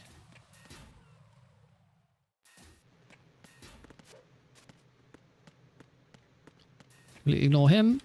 Take him out. Get the bomb that's here. Another codec call. Annoying.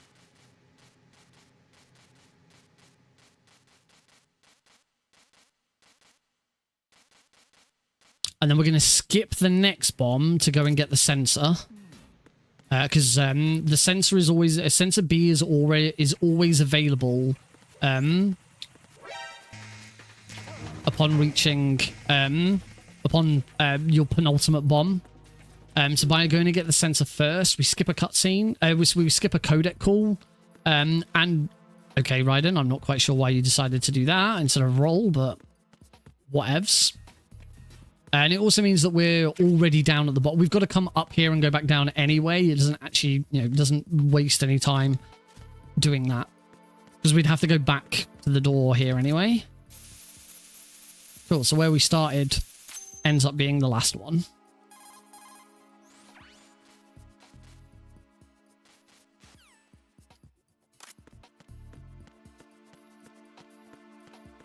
There we go. So now we go outside. And now we get the call.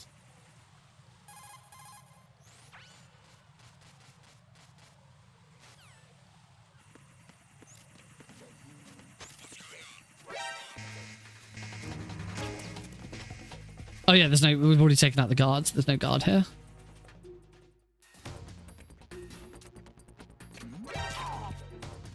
Take him out. Oh, that wasn't a very good roll. Whoops.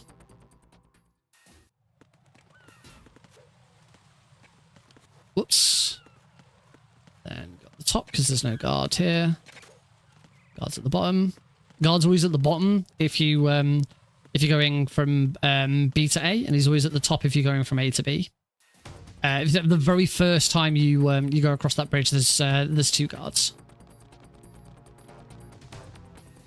Cool. And now we're now back on track. We are now exactly at the point where we would be, whether we'd gone left or right.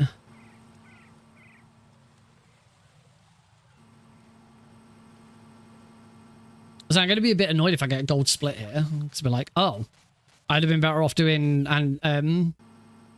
clockwise this whole time. Wink.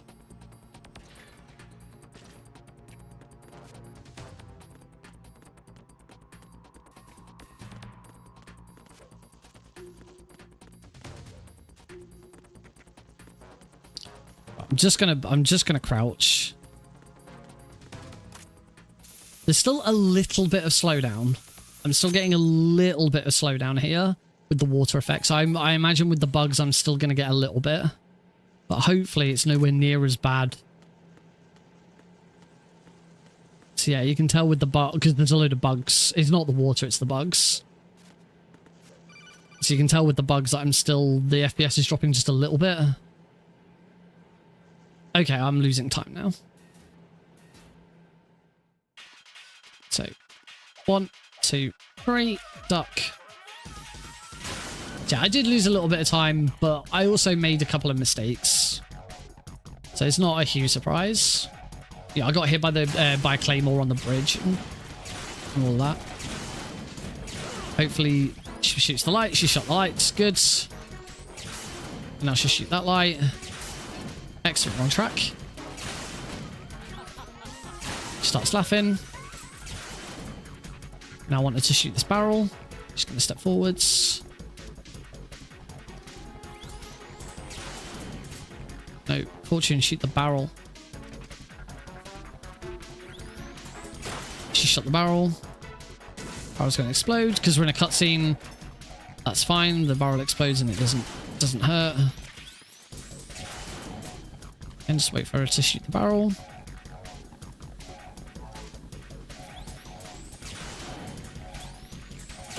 There we go. And I'll just wait for it to finish. There we go. Oh, nice. That's pretty good. That might be a gold split for Fortune, actually. is not... it is a gold split for fortune. Lovely.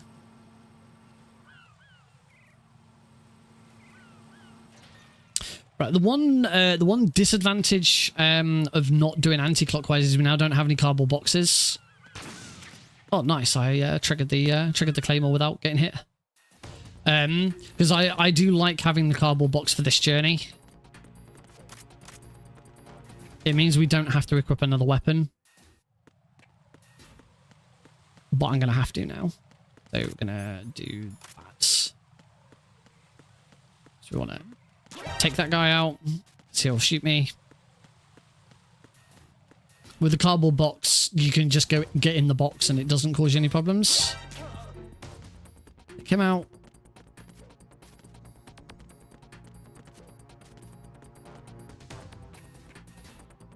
Back onto the F connecting bridge. All the bombs are gone from the middle now, I think. No, there is another one. But that's it. Cool. We've successfully taken out all of the bombs in the middle. Not ideal. Certainly not optimal. But we took them out. They're all gone.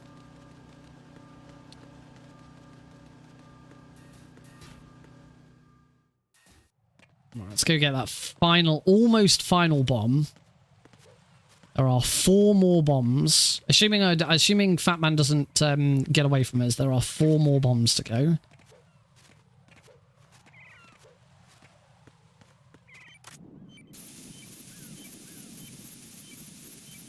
That one. And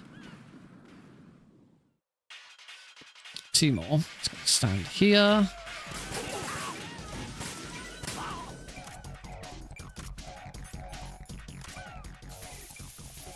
Take that bomb out.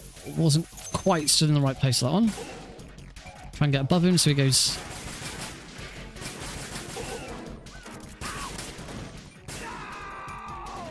not the best, Fat Man, but...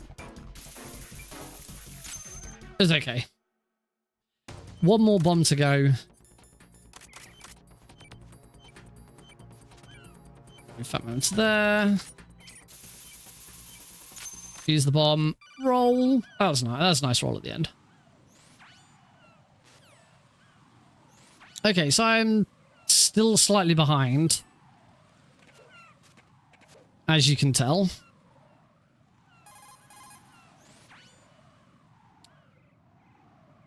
All because the bloody engine, because of that engine room skip.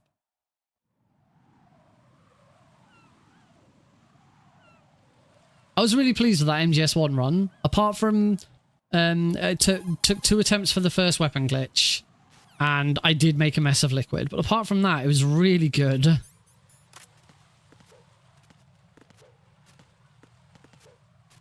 Once again, MGS2 just proves to be my Achilles heel.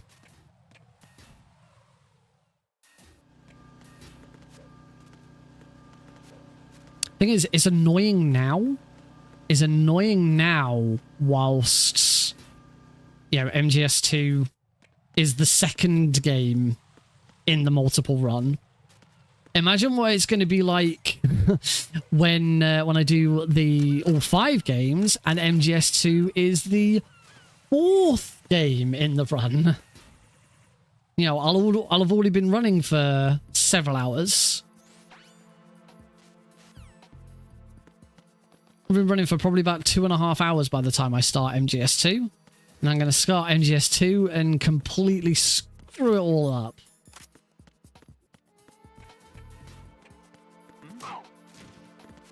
Get him.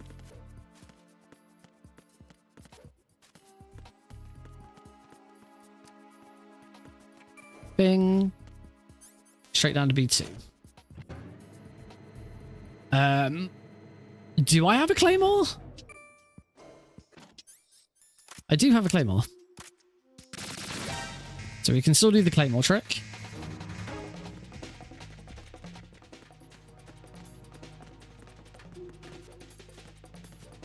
So by using the claymore, it scatters the guards that are in here, so there is much less chance of me bumping into one of them and knocking my outfit off. It stops the it stops the guard who does the who sort of goes off for a run, sort of just pauses the game momentarily.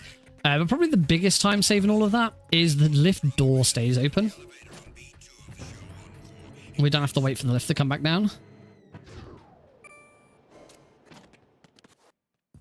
I want to get a...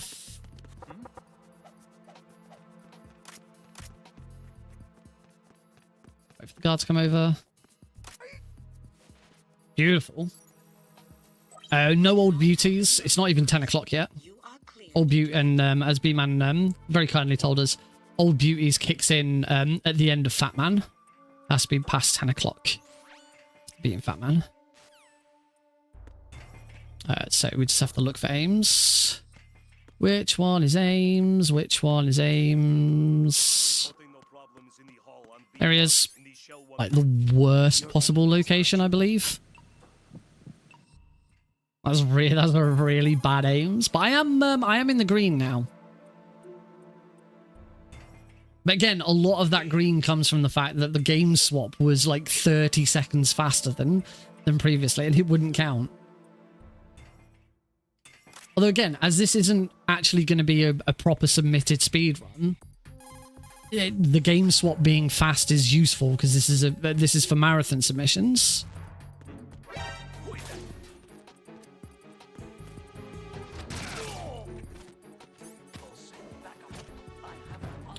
So yeah, the game swap being nice and slick is really important. Oh no! Oh, I was supposed to push X. I pushed triangle instead for some bizarre reason. Well, there's a time loss.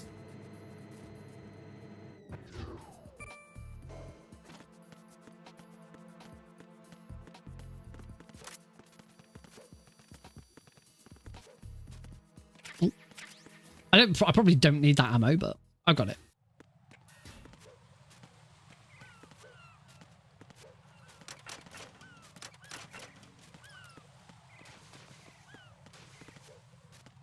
On the flip side, as I've already noted, it does look like I'm still getting some slowdown, even with the game being suspended. So, might find that this still isn't viable. As I have got the resource monitor open, I can have a quick look. I can tell you right now that my CPU is at 42% usage, which is absolutely fine.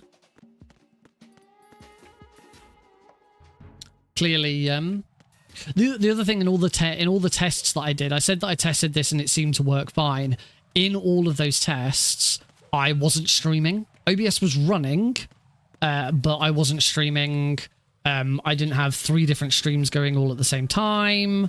I wouldn't have had StreamerBot and everything open, and maybe some other stuff that might be open now. I hadn't already been running and doing all of that for at least an hour beforehand. So, you know, tests just on a whim on the fly can only sort of show you so much. Yeah.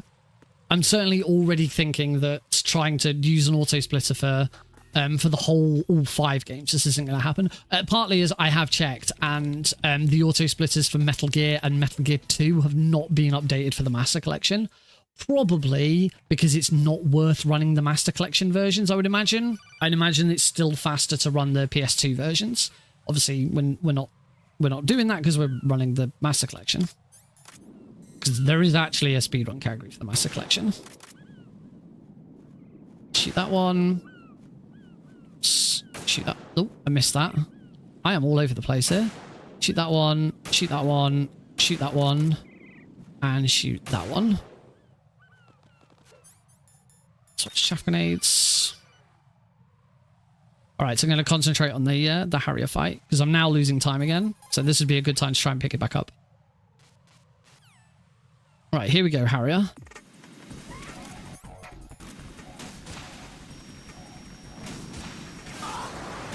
Immediately screws it up completely. Wow. The first shot didn't land.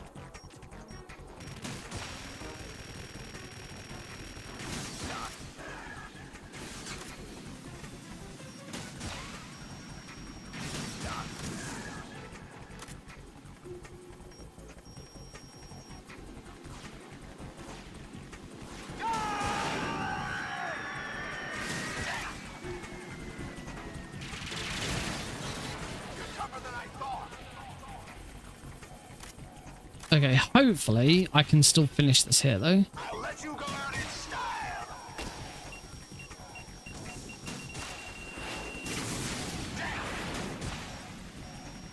Nope, because another shot decided not to land. Nope, we are going to go into this section.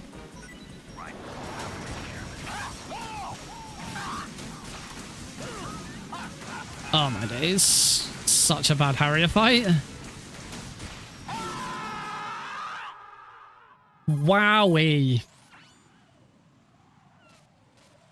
It doesn't get any better. It's only getting worse. Well, we are about to cut. I'm actually worried about this skip now. We are coming up to the new skip, and as I say, I'm slightly worried that it's going to complete, because I've already done it once without resetting the game. It's going to completely screw it up. But we'll see in a second.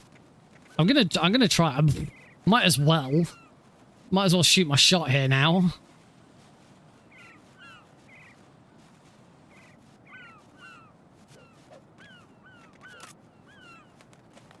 Well, at least I finished the fight with the stinger equipped, so I only have the chaff grenades on previous, which is how it's supposed to go.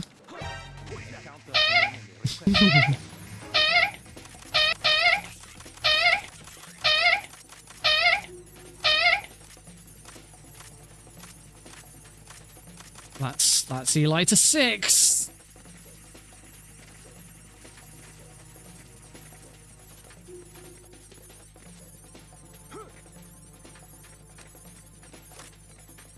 All right.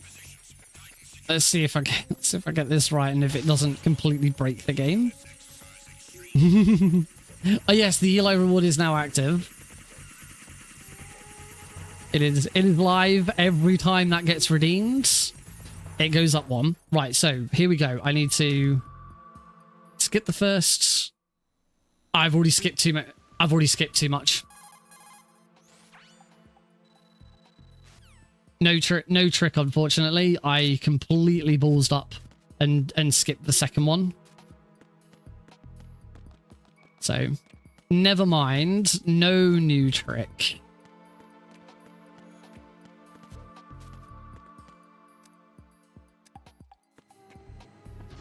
Bing.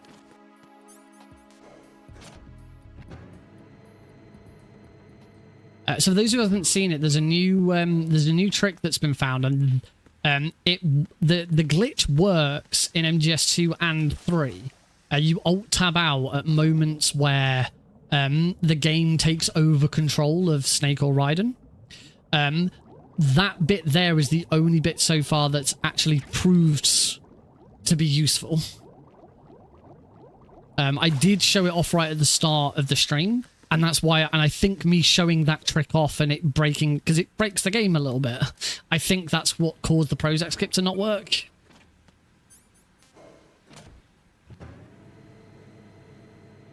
But I don't know. I don't know for certain if that's the reason the Prozac skip didn't work.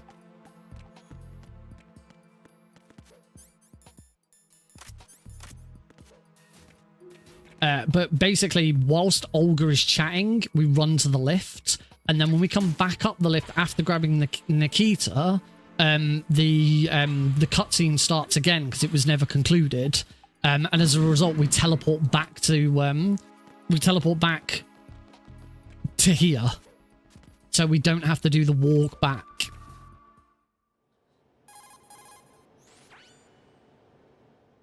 I am, however, back on time again. Oh yeah, because in my PB I made a complete balls up of the bridge.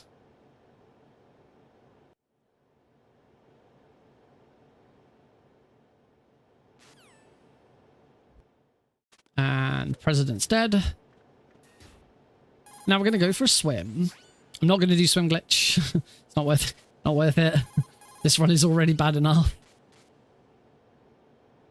I took these photos. Snake took some photos. Did you hear? Snake took photos.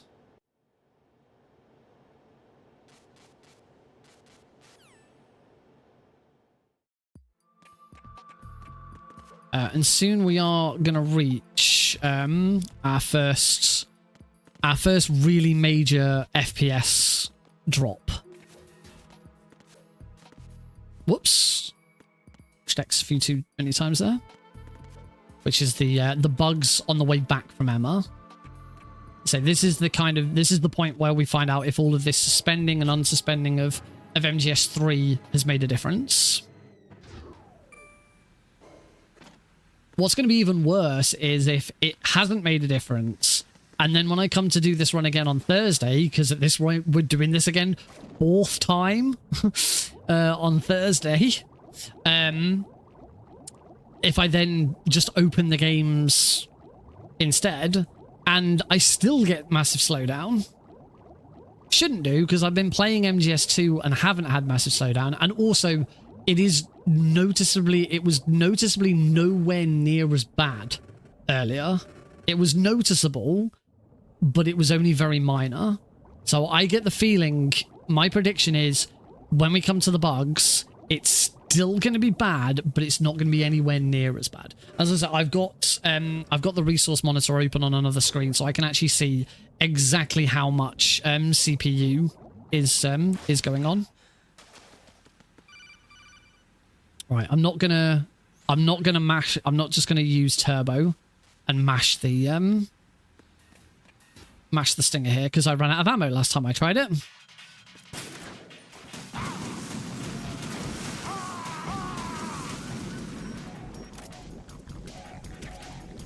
You know what? At this rate, it's just going to be quicker to reset the fight. Not quite sure what happened there.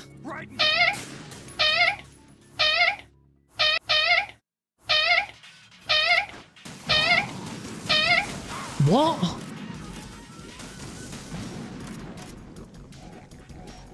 Very okay. I'm gonna.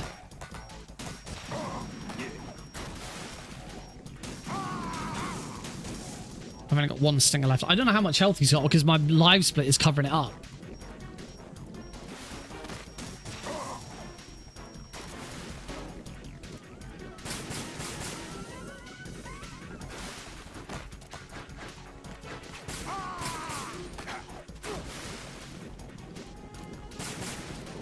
I can sort of look over on the screen. I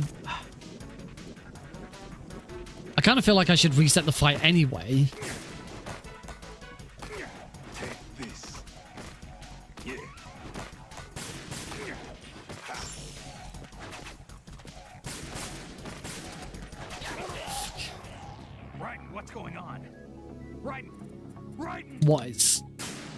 What is life?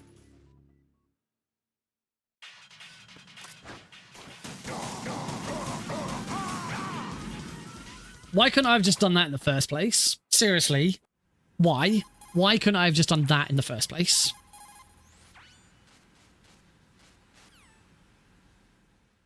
I'm very tempted. Very, very tempted to scrap the MGS3 portion of this, and tonight we're just going to do MGS2 again. Because, my god, what the hell is going on? My MGS2 has always been the weakest bit, but this is ridiculous. This is so bad. Jeez. But leave MGS3 in the background for testing. I mean, it's MGS3 is still in the background.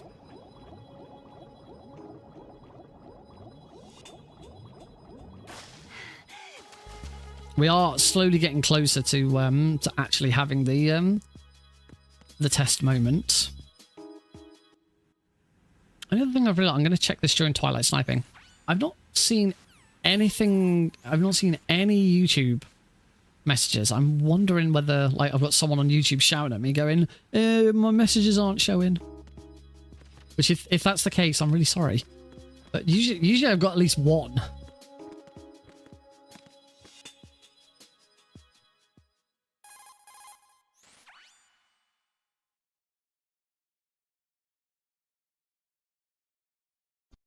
I did have to redo all of my Twitch logins. today because I had to redo authentication with like I disabled and re-enabled two-factor authentication on Twitch. Because Twitch likes you to use Authy, the Authy app for two-factor authentication, or just get a text message. And I tried to transfer the Authy app over from my old phone to my new phone, and the Authy app won't work on my new phone. It says that it doesn't meet the minimum security requirements. And I'm like, a what? Okay, here we go. Moment of truth. What is...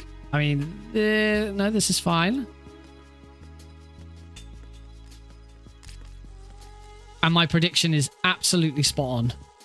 It's still bad, but it's nowhere near as bad as before. But my CPU usage is only at 41%.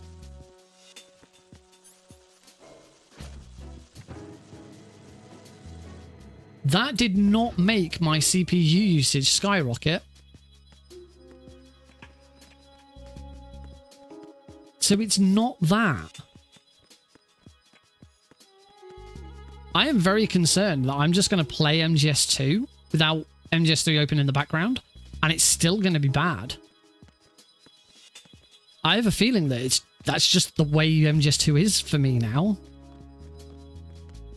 I've not seen anyone else complain about it, and the problem is throughout this series, when we were just practicing MGS2, it was absolutely fine. We didn't experience any slowdown. I don't know if there's been a patch. Shouldn't be GPU usage because the GPU's barely being used.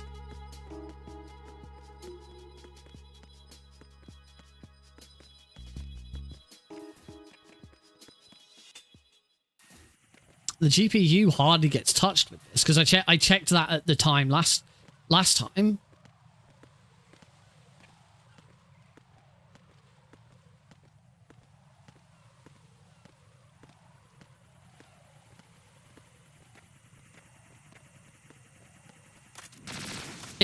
Yeah, because I don't. If for anyone who's played the Master Collection, you'll know that on PC, you'll know that for MGS2 and 3, a second like console window opens up for both games. Now those console windows are not. I think I'm too close. Those console windows are not suspended. I've made a right hash of this.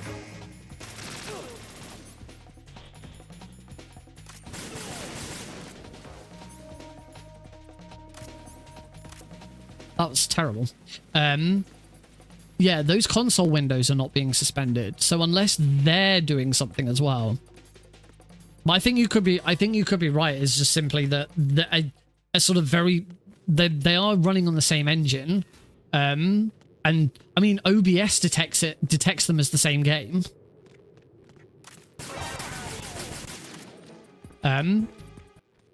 It's like when I if I've got both open and I switch from one to the other, OBS will automatically switch with it. I don't have to refocus. Because the way I have my game feed set up on OBS is I have it so that it's set up with a hotkey. So I push a hotkey, which I have the same hotkey assigned to my Stream Deck, and that brings whatever game I'm looking at into focus on Twitch, on OBS. But I don't have to change I don't have to push that hotkey if I'm swapping between MGS2 and 3. OBS picks it up as the same game. Anyway, Twilight Sniping, we get a little bit of a breather.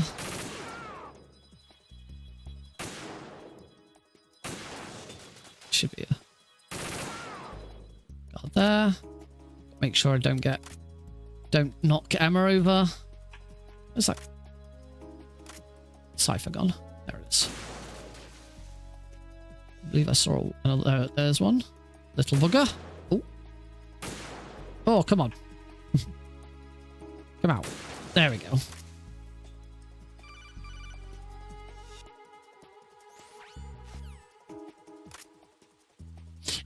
The thing, it was never a problem for me.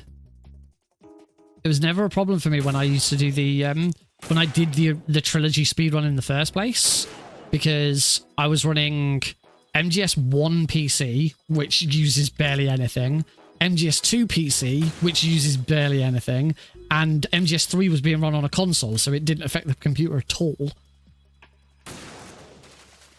You start MGS3 at the end of MGS2, then live split can't pick it up because it's already in a running session. That, yeah. Unsuspending MGS3 should be fine. We saw it with MGS2. The auto splitters worked fine unsuspending MGS2. And MGS2 had no problem being unsuspended after being suspended for like over an hour. That wasn't a problem either. So the only thing that MGS2 didn't like was the fact that it just didn't do the Prozac skip. But I don't think that's down to the game being suspended. But we'll test that. So I'm very tempted to just not bother running MGS3 tonight. And just doing a couple of tests with MGS2 and then just doing another MGS2 run. Because I clearly need more practice at MGS2. It's the thing that's holding this run back. But also MGS2 not working properly doesn't help. So I might do that. There's plenty of MGS2 fans here who aren't going to be worried about not seeing MGS3 for. I have played more MGS3 this year than I have in any year of my life.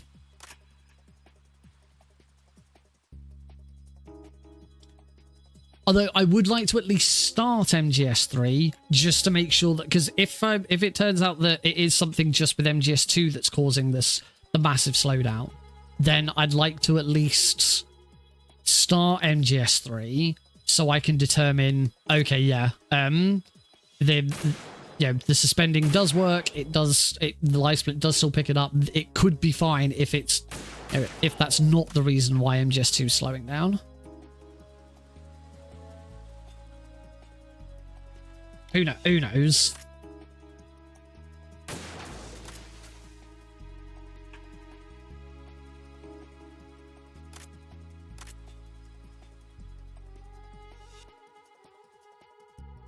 I mean, if Konami hadn't rushed it and made a complete hash of it, then we could have had put MGS2 in its console window on high process. Ooh, that's not a bad shout. As we're in, oh no, I can't navigate away, because if I navigate away because the game will pause, I can't navigate. I'll have to do it during the credits. I'll have to have a look during the credits. Not that we necessarily need to watch the whole of the credits if we're not finishing the run. But that's a very good idea. Because that's the thing. It's only, I say it's only MGS2 that's the problem. The thing is that it seems like whatever the issue is, it kind of sticks around, because MGS3 had some problems afterwards. I kind of feel like the process running MGS3 then gets bogged down. But that might not be a problem now, because I've had MGS3 suspended. So like, the memory cache. It could also be a caching issue. Because we've talked about how MGS2 and 3, maybe 1 as well, all have because the game will somewhat cache the memory. You have faster loading times. If you do a second run through, it could be a caching error. And it could be that because I've got MGS2 and 3 open at the same time, MGS2 is filling my cache. The thing is I'm pretty sure that cache would be assigned to RAM, and I have 64 gigabytes of RAM, so I highly doubt that that's it. On my processors on Resource Monitor, it says I've got 42% CPU usage. It also says I've got 100% maximum frequency. I have no idea what that means. I don't know what 100% maximum frequency means.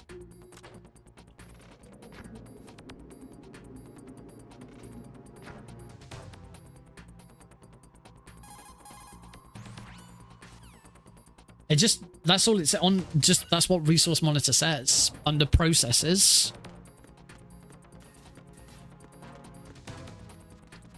It has two little meters, a CPU usage CPU usage and maximum frequency. I mean, it also it does. There's meters on the right hand side which show all of the different cores because I've got a 8-core processor. And it does show that the CPU total on there. Oh, it's still really bad. No. Okay. It could be clock speed, yeah. Because there's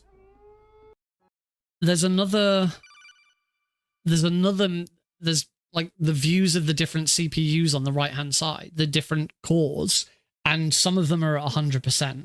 I can alt tab out of this. I'm worried that alt tabbing out of this is going to screw me out. He's going to screw it over. Jack the Ripper.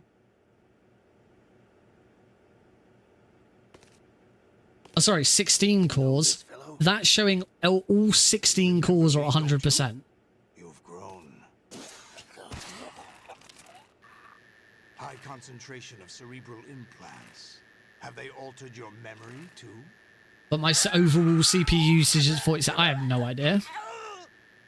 I have no idea what any of it means. It's so bizarre.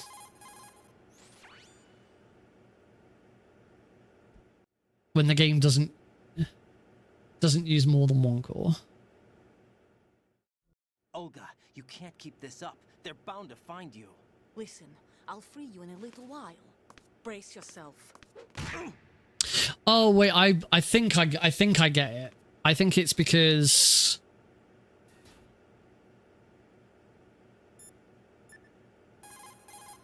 it'll be because my processes are using up 40%, but then I've got other things. Oh, the services says it's at 0. I don't know. I don't understand these meters.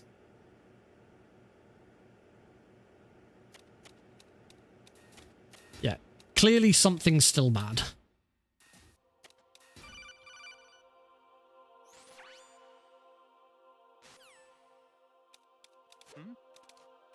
there somebody there? I don't. It shouldn't be OBS. OBS is. See, OBS is using a lot more threads, so I'm assuming that's OBS has something to do with that. Oh, meh.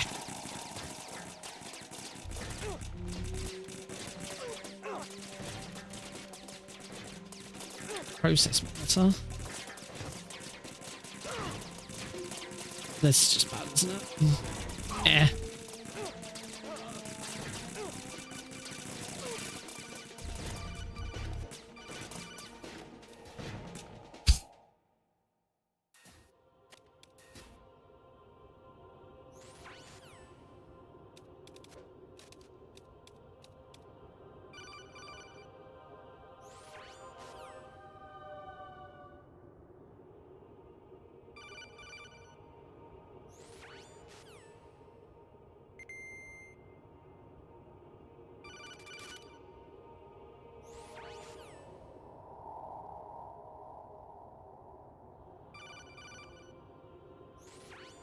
And then Rose.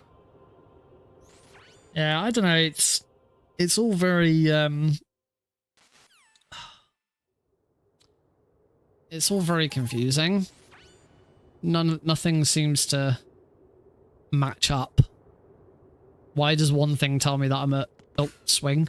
Why does one thing tell me I'm at 100% for every single CPU core, and one thing tells me my CPU usage at 41%? I don't get it.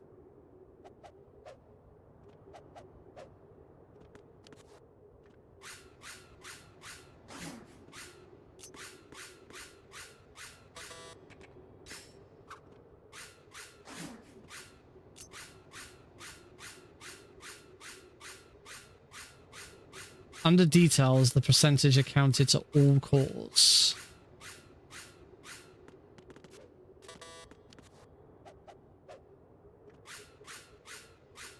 I'm assuming this is on. I'm not looking at I should have a look at this process monitor. So once we get to the credits, I can do some stuff. You have 10 cores and a game's uses only 1 core to 100%. Then there'll be a 10% value. Right, according to Resource Monitor on Windows, all 16 cores. Oh, is this not going to work now?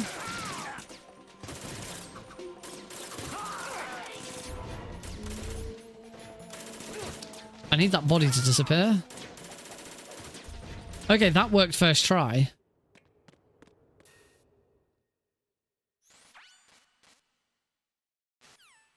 Maybe I should try and take a screen. Well, I'll bring it up on the stream so you can see.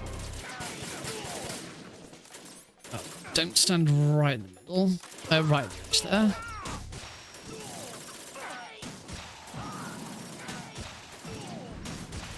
There we go. That's a nice spot.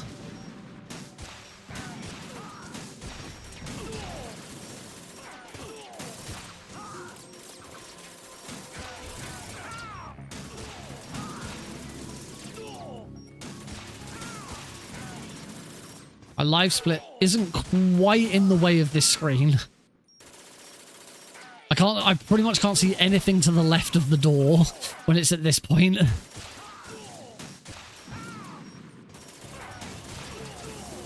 This is one of the other nice things about getting this set up nicely. You don't have to move. So we're done. It came as a complete surprise when Ocelot discovered the S3 data from GW. Not a bad idea, though. I'm assuming I can't. Using fire to fight fire. I can alt tab. I can alt tab out here. To retire Solid Snake's brother. This continues. S3 stands for Solid Snake Simulation. It's a development program to artificially reproduce solid. Let me show you what I'm talking about. Perfect warrior. There we go. So, let's say you obviously can't see it very well because I'm quite zoomed out. But this bit here is saying 47% CPU usage.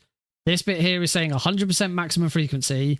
And all of these down the right-hand side of my 16 cores are all say 100%. But if you look at the bottom, like CPU 15 and 14 and 15, the meters aren't going up. So I don't know. I don't quite understand what this. I'm going to download. See if I can download Process Monitor. Oh, that's just a. Oh, that's just a scale. Oh, that makes more sense. That makes way more sense. That's just to say that 100% is at the top. It blocked bait. I'm sorry. Now you get to. Oh God.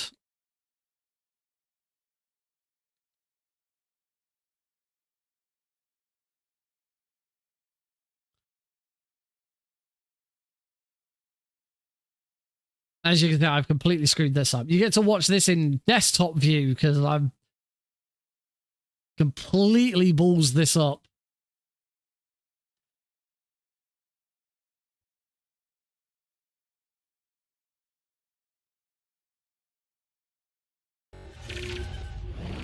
There we go.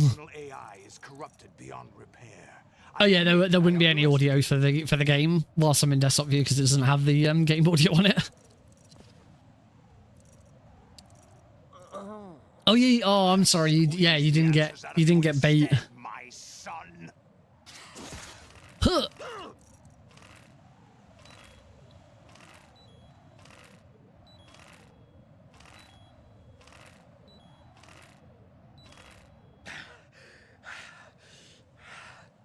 What do you hope to hear? You know he doesn't know anything. It's not him I want the answers from.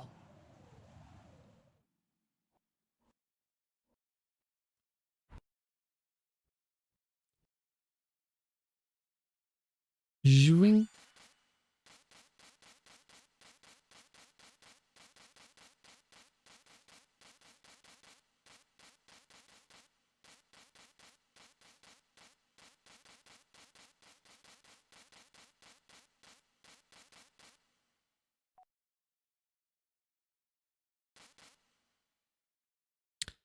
Oh dear. All right, let's at least try and let's finish strong, yeah? Let's at least try and have a really good Solidus fight. Punch. It's about here. About here. This is better. I'm forcing him into the middle. Because then he doesn't have as far to go. Oh, he's going all the way over, all the way over to the other side so I can get over in time. Ah! Ah, dear. Ah!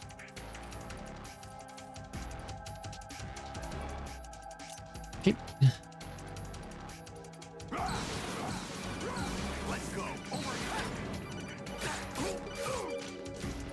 Right up in his face. Hope he goes for the kick. Yeah, kick.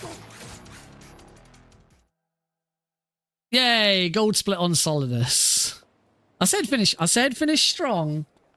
I said let's finish strong. Right, let's mute that game audio. No thanks. Right. What do I do? What do I do? What do I have a look at?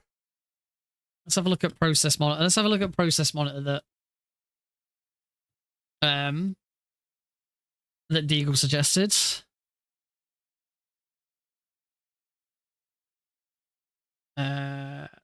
I assume I want Procmon 64. Oh, that's a big list. I have no idea what I'm presuming I'm looking for. Excuse me. Looking for Metal Gear Solid 2. Metal Gear. Find next. It's found Discord. That's not helpful. I don't know. They're not. I think they're in alphabetical order.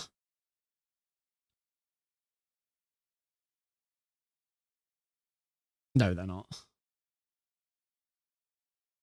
It's crazy the number of processes that are running. Discord.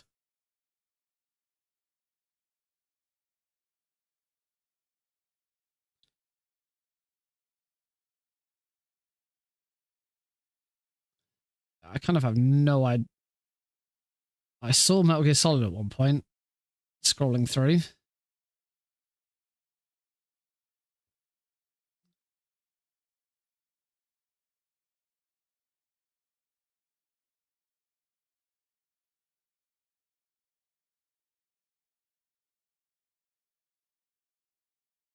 Was it like a... Oh, it's... No, this thing is monitoring processes that are constantly ongoing. That's how this works. This is crazy. Hey, Pazzo. We're having a funky time. Having a very funky time. Yeah, I'm not really sure this process monitor is really going to help. Too difficult to sort of navigate. Oh. All right. As I said, we're not going to continue with the trilogy speedrun because there's no point at this point. Like, the MGS2 has completely ruined it. We'd be much better off doing some testing and stuff and maybe just doing another run of Metal Gear Solid 2 to just try and iron out some kinks. So clearly... Oh, but then right click on the process and pick details. I can't find it because the process list is so massive. Let me try and go back to it.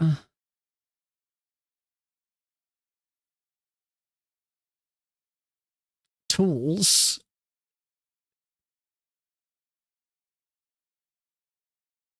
Investigate transformer skip now that you have time. We need to get it consistent. Transformer skip. I got the Olga Shell 2 one down. I have not seen transformer skip. File summary. Am I looking at process tree? Ah. I'm assuming it's process tree.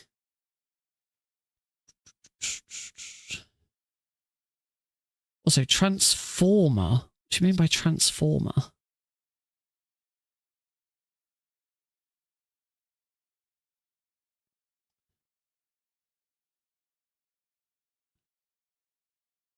Ah, here we go. Metal Gear Solid, I found Metal Gear Solid 2.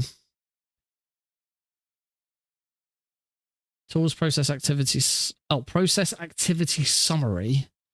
Tools, process activity summary.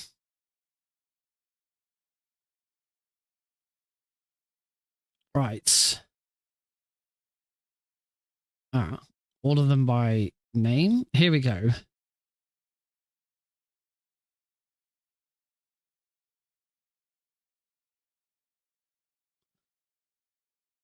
Metal Gear Solid 2. File events 3000 file events.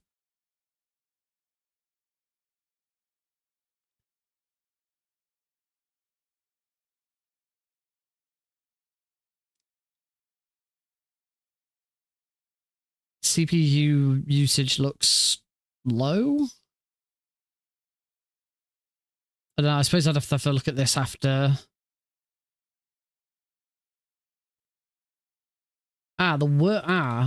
The working set peak is significantly higher than anything else.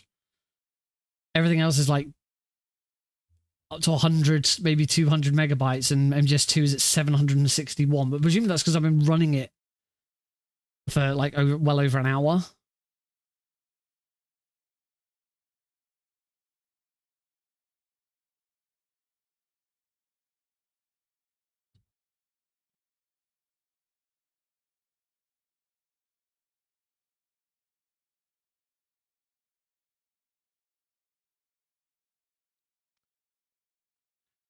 Yeah, if I again, if I quickly just change to my desktop. Here you go. Make that nice and big. So that is the process timeline for MGS2.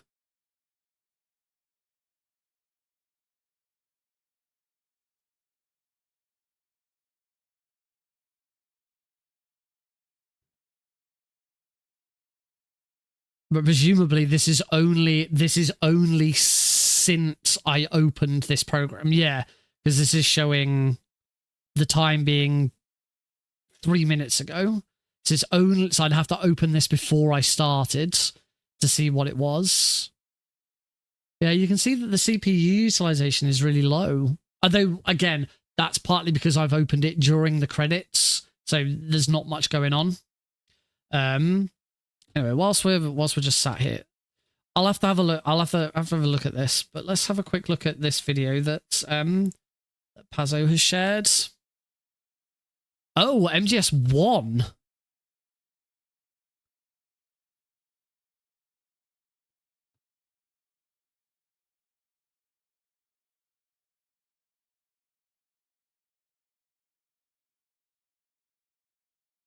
Oh, wow. You managed to clip out of bounds.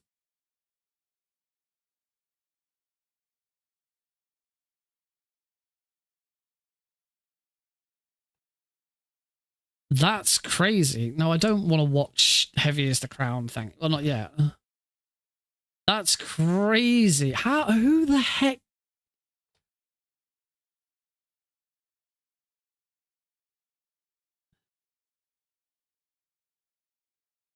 That's nuts.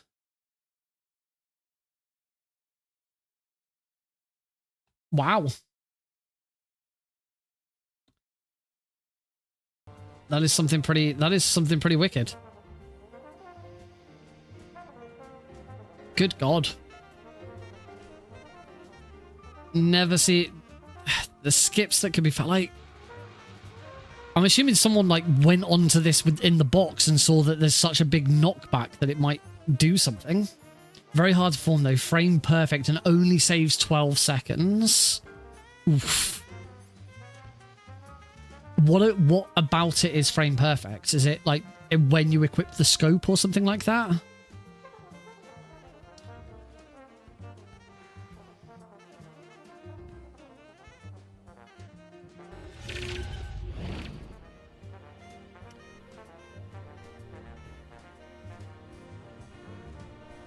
You need to open the item menu at the exact frame you get damaged by electricity. Or... yeah, that sounds rough.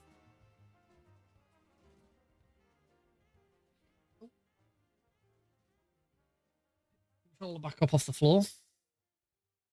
All right, so I still want to at least try and start MGS3 just to sort of prove that everything has worked. As I say, if I then go back to MGS2 and discover that it hasn't, that it's still screwing up and it's something just related to MGS2 and it's not having MGS3 open, then we'll go for it. So hopefully we swap to MGS3 now.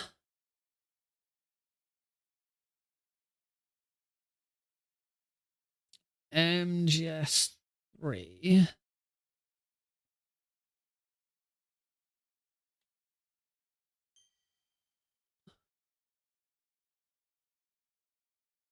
After the end of World War II, the world was split into I had to two, push the button twice, East and West.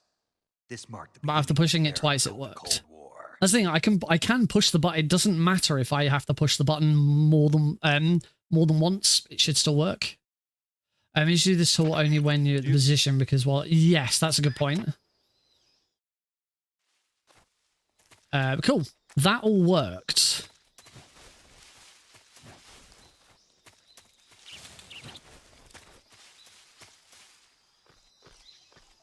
Now, unfortunately, the slowdown in MGS3 comes about at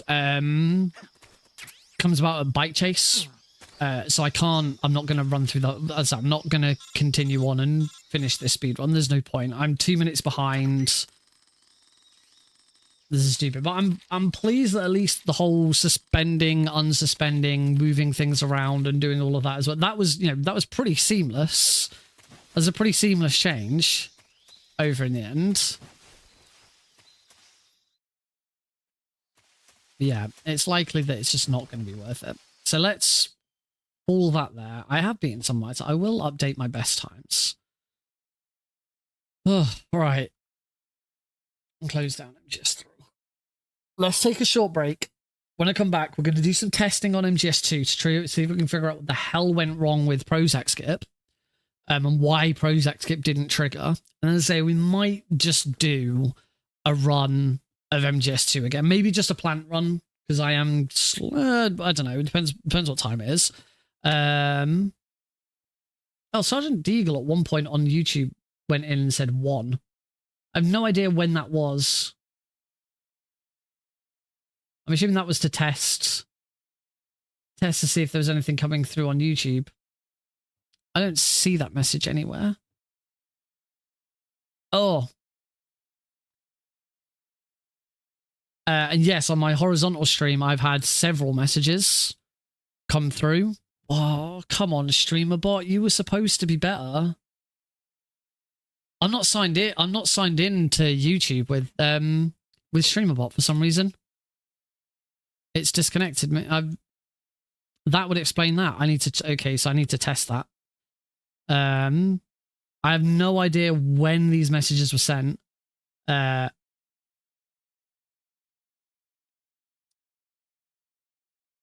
Deagle then said test. Someone called Danny Bearnett came in and asked why I was cheating. Because it's a speed run. It's what we do. It's not cheating. It's called speedrunning.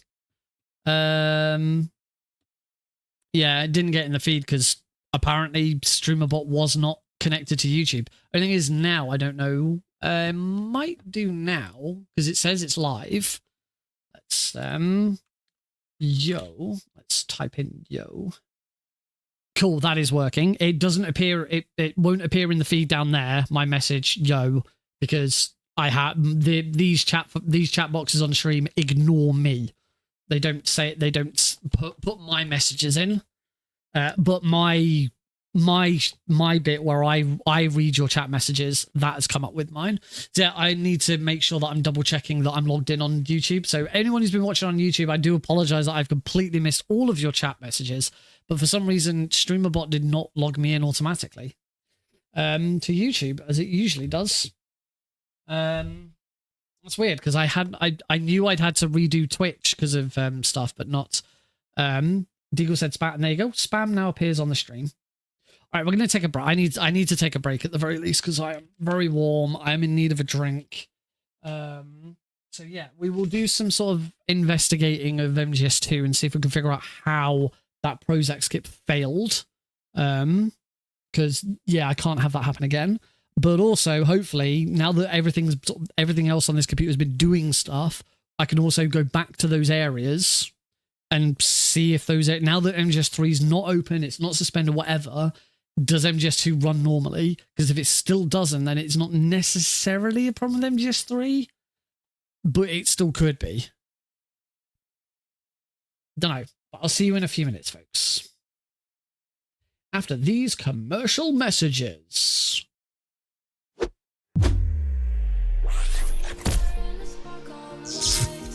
Even nightmares can be alright.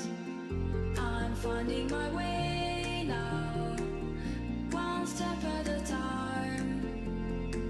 I know it's hard sometimes, just carry on. You will find a way.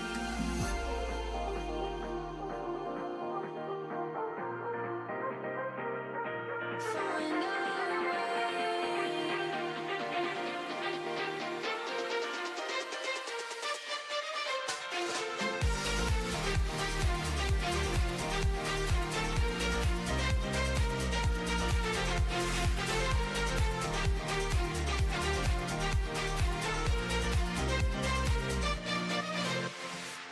When it rains, it's hard to see how the sunlight hides beneath. The silver lining can be found somehow. Look again, watch the sun come out. You're finding your way now, one step at a time. You're standing on your legs all by yourself. You have found your way.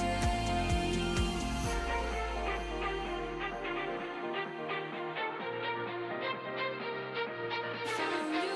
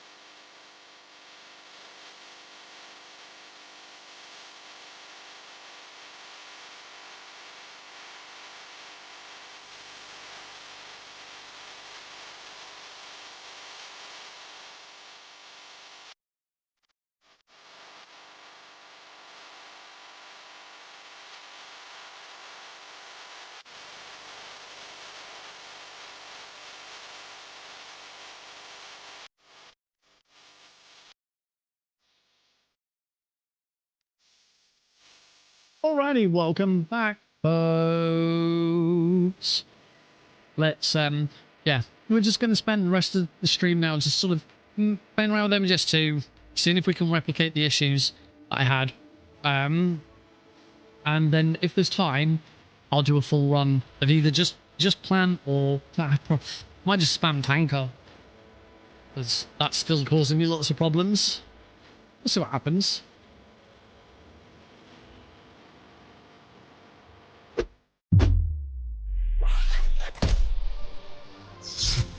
One day we'll get this trilogy speedrun complete. This is causing no end of issues. All right, so we're gonna do some experiments. Welcome back, everyone. Thank you to everyone for your patience with all of this. I know I just want to get it done. I just want to see the run happen. I just want us to have fun, and do it. But this is uncharted territory. No one's really done this run before, in this way. And certainly any normal person would just not worry about auto splitters and would just open the new game, you know, as soon as one game's done, close it, open the next one. But no, I like the seamless track, because when it works, it works. You saw how quickly we changed from MGS1 to MGS2. It was beautiful, but alas, no. So let's have a look at this. So I wanted to try and stay in this view for a little bit, so people have got time to use some of the more attractive channel point rewards that are usually disabled whilst I'm speedrunning. Oh, funny point. Excuse me. Funny point about the codec call. Channel point reward. One of the streamers and YouTubers that I've been watching, that sort of helped me get a grasp of StreamerBot, and all of the cool stuff. And Andy Lippy is, or Andy Stone. Here we go. Number 8. Hey Blues. Yeah, Andy Lippy has just released for StreamUp. StreamUp is like a service that you can download stuff. All right, I'm struggling with MGS2 at the moment, and it causing problems. But yeah, Andy Lippy, or Andy Stone, has just released for StreamUp his own version of a codec call channel reward. It's based on MGS1 rather than MGS2. Mine's based on MGS2. It just the timing of it was quite crazy, because like obviously I've just released it. So StreamUp tweeted to say that it was coming soon, and I actually released it today.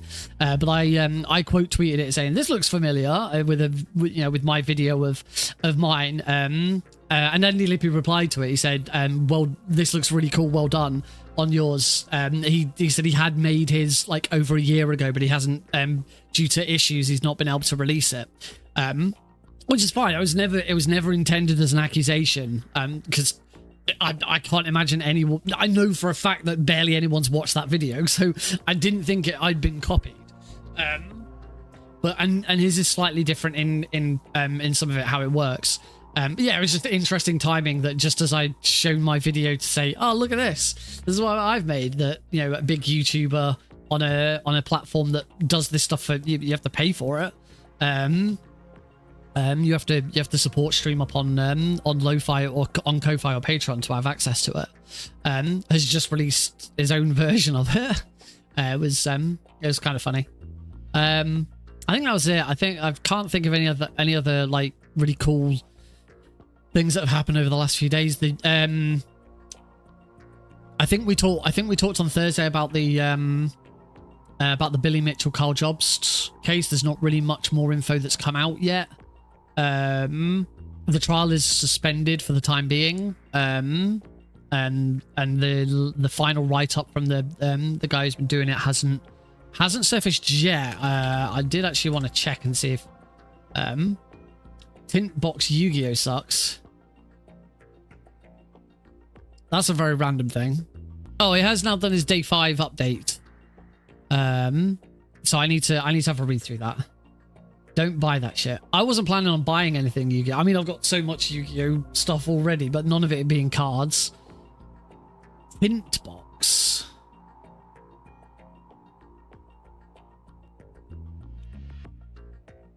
I'm assuming you mean tin. Is a new tin's come out and it's shit. Is it the Dueling Mirrors 25th anniversary tin? That's the tin that's coming up on my feed when I search for Yu-Gi-Oh tin. 25th anniversary tin. It's got Yugi and Kaiba on the front, and it's got like around the side. I see Blue Eyes White Dragon, Toon Castle of Illusion, Dark Magician Girl. I can't tell what that is. It's too small. The tin's really cool. I see the gadgets, Karibo, something else. Why is it shit? What's up with it? 3 quarter century secret rares, 3 prismatic secret rares, 9 ultra rares, and 24 commons. One of the secret rares is a token. That's shit. That's not necessarily shit, but if it's not been made clear that that's what you get. If anyone, there you go. If anyone, I'm just sort of looking at this without anyone else knowing what the hell I'm talking about. There you go. Have a link. Oh, my chat's only going to bloody. My chat's only going to Twitch. I need to close my chat and reopen it, I think. Bloody streamer bot. Not automatically logging in. There we go. Right. Turn off Twitch and I can post that again. There we go. That should only post to... I thought that would post to YouTube. Apparently not.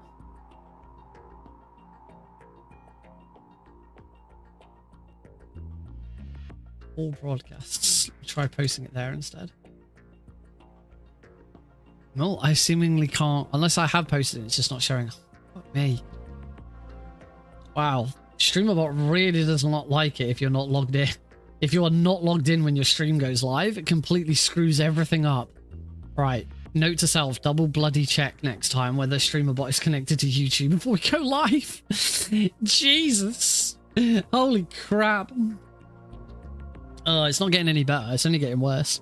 Yes, the Carl Jobs case. There is now a day 5 update. I need to read it, see what else came out. It's all been very interesting. Other news, some news that I have already shared. I've got a new phone. Hey, look, it's Alex. Woo! Yeah, I got a new phone. Samsung Galaxy S24 Ultra. It's the one that comes with the S Pen.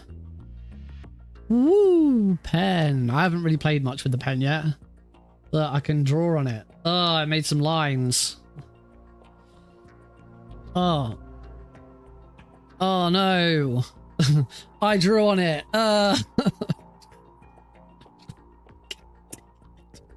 Why am I such a dickhead? Jesus Christ. What am I? Oh. I like how Blue's I like how you asked me to draw it as I was already drawing it. Oh my god. Oh, I'm such a penis. Which is appropriate because that's what I drew. Holy shit. I'm getting I'm also getting a Chromebook. I get a free Chromebook with this. But the Chromebook doesn't come with the phone. I bought the phone and then I claimed the Chromebook from Samsung because I bought one of their phones. Nick about to be on streamer bans. Oh shit. Oh Jesus Christ. I don't know why. I hate that kind of drawing. I don't know why I went for that. Oh, I got my Twitch affiliate. So quick. Look, I'm all official. Twitch affiliate sunglasses. It's all official. I'm all good. I'm legit Twitch. Legit. The only other sort of new thing. Oh, there's a couple of actually two new things. One thing we've already talked about. One thing we haven't already talked about. As some of you have already been experiencing, the newest channel reward is now available. It is called the Eli Bounce, and when you activate it, it plays a little animation of Eli's logo bouncing around the screen. The thing is, the trick with this is, and this is for anyone who was here on Thursday's stream, we talked about this and thought it would be a really cool idea, so I decided to make it. Every single time that channel point is redeemed, the price of it goes up by 1 channel point.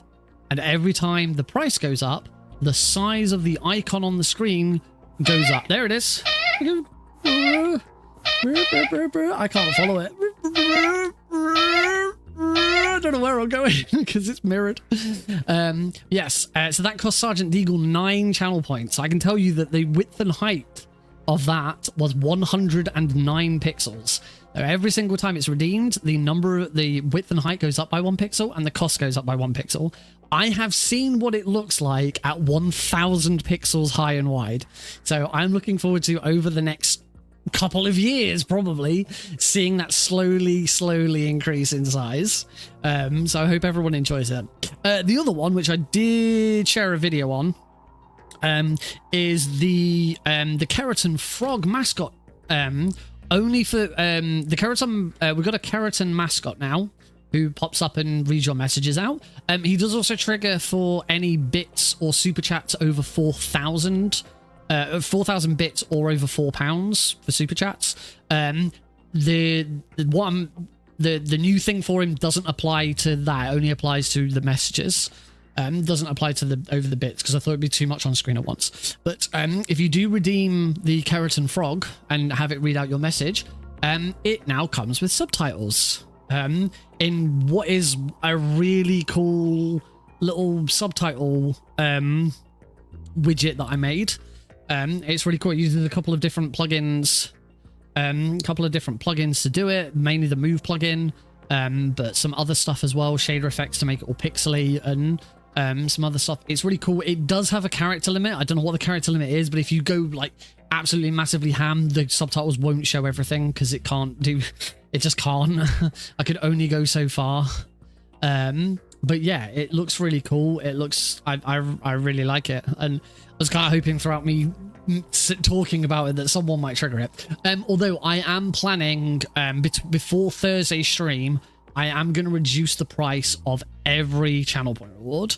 The reason they're so expensive at the moment is because I know I've got regulars who are sitting on an absolute gold mine of they do look terrible.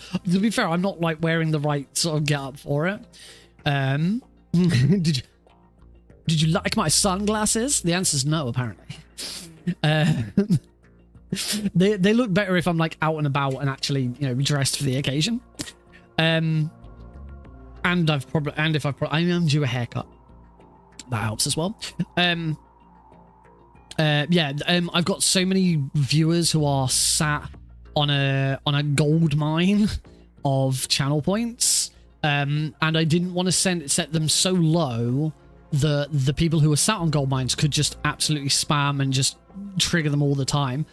And that hasn't happened anyway, and I know enough people who have loads and would spend them have already spent this.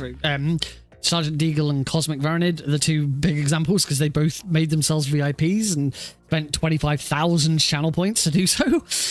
So yeah, I'm quite comfortable to reduce almost all of them. Some will stay the same. Over 9,000 will stay at 9,001 because that's what it is. Maybe I'll try and do something else with that.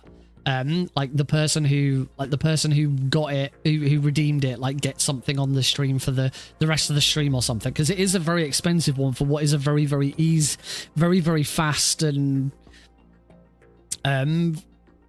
it's over very quickly.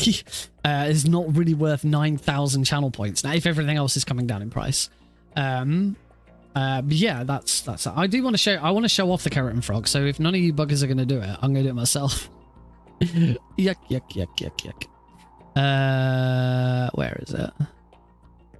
Where is the Keratin Froggy? Keratin Frog message.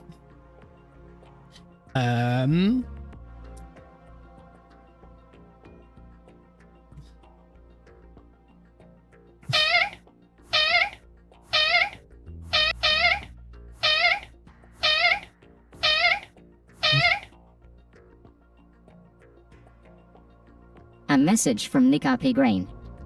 Hey Nick, shut up and play MGS2 already.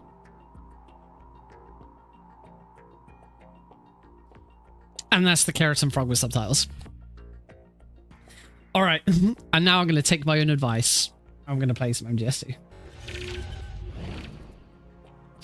All right, so we got some stuff to test. First things first. Hopefully I can. It's not hole number 1. Deck 2 starboard's not going to help. Deck 8. Let's go to Deck 8 crew lounge and see whether. Shut up in there, will ya? Oh, perfect. This is the exact. This is the exact moment. So first things first. Can I even do the Prozac skip?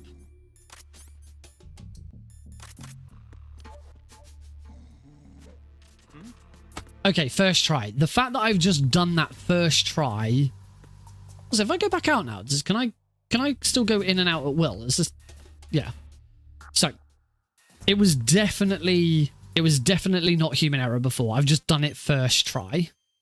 So that proves a couple of things. Firstly, it worked. I've still got the game in a window, so it had nothing to do with the game being in a window. Next thing, so next test, I've just suspended Metal Gear Solid 2. I'm going to leave Metal Gear Solid 2 suspended for a moment. Yes.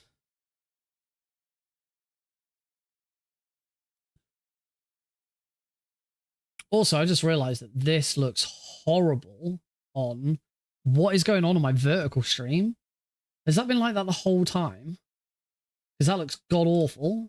The gameplay is just not in the right place at all. That's probably because I'm playing it in a window now rather than full screen.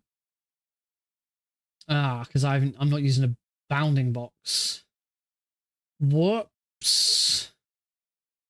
Well, I'm going to quickly set a bounding box for this. Stretch to bounds. Oh, I didn't. Oh. Okay. There we go. That'll do. That should do. Cool. A big apologies to anyone who's been watching the vertical stream and it's been looking garbage. Hadn't noticed at all. Right. Let's unsuspend Metal Gear Solid 2. Put it back into focus. And let's do it again. Did suspending the game cause us a problem?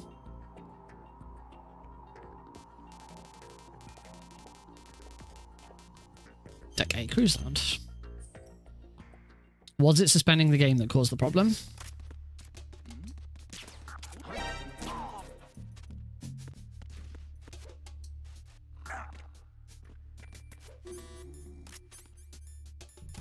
Trying to recreate it as... It's the enemy. I need help. And we have our answer. Oh, okay. No, I did. No, I've made it.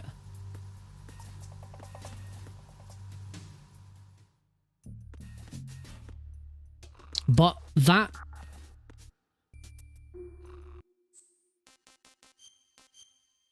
But that seemed... Now I feel like it was user error. I want to do it again.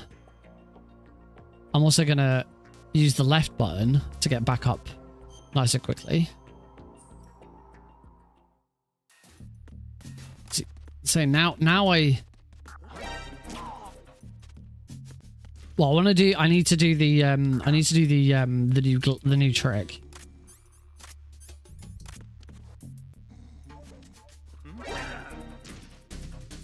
It's the enemy. I need help.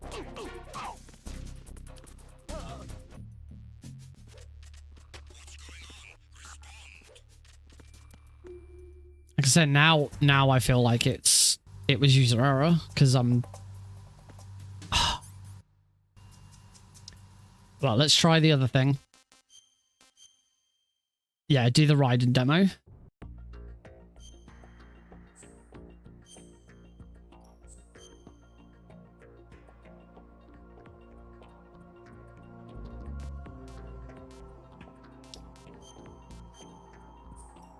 And then, yeah, and then start from a new get rather than just going straight to that save. We'll do a new game.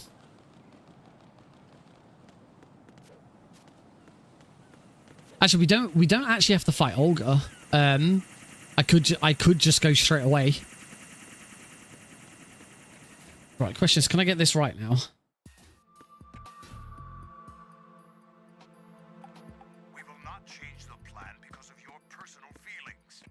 Oh, I've done it again. I've pushed it. I pushed X to drop down the stairs. You can't cartwheel. If you try and cartwheel, you skip the cutscene. So I'm gonna reset and try that again. I want to make sure that I go through. I want to do everything that I did before. This is the new skip in Metal Gear Solid 2, by the way. If anyone hasn't seen this yet. It's been discovered that this is exclusive to the PC Master Collection.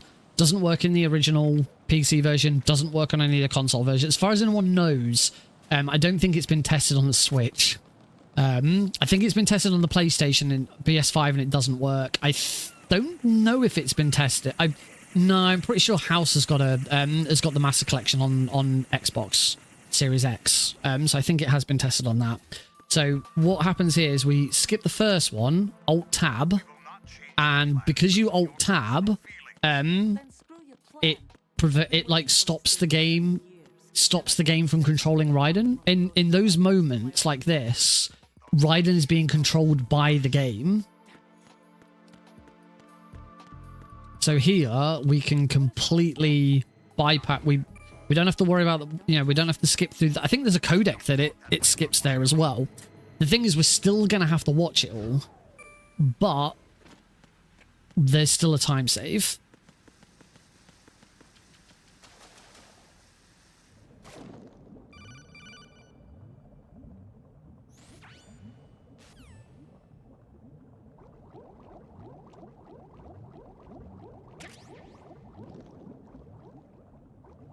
So grab the Nikita.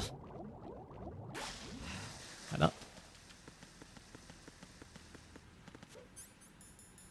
Stinger, Nikita.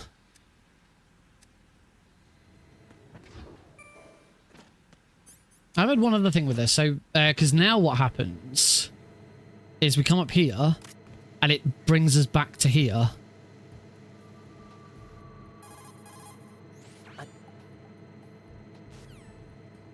And as you can hear, the elevator's still going. But we're now here. We don't have to run all the way around. Oh, sugar. The only thing I'm wondering...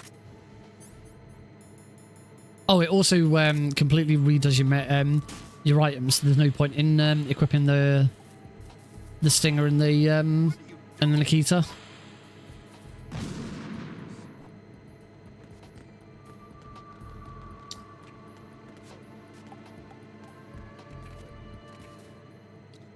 The only thing I'm wondering now is instead of playing through the cutscene and codec again, whether you could Alt Tab again and go in and do the rest of it during the during Olga's chat again. I don't know what would happen if you tried to blow up the transformer at that point.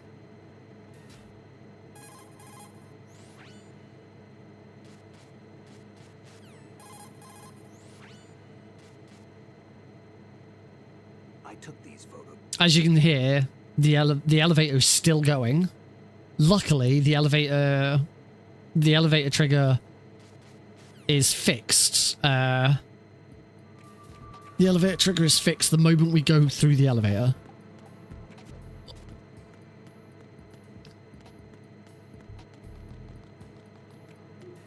So yeah, it is a time save.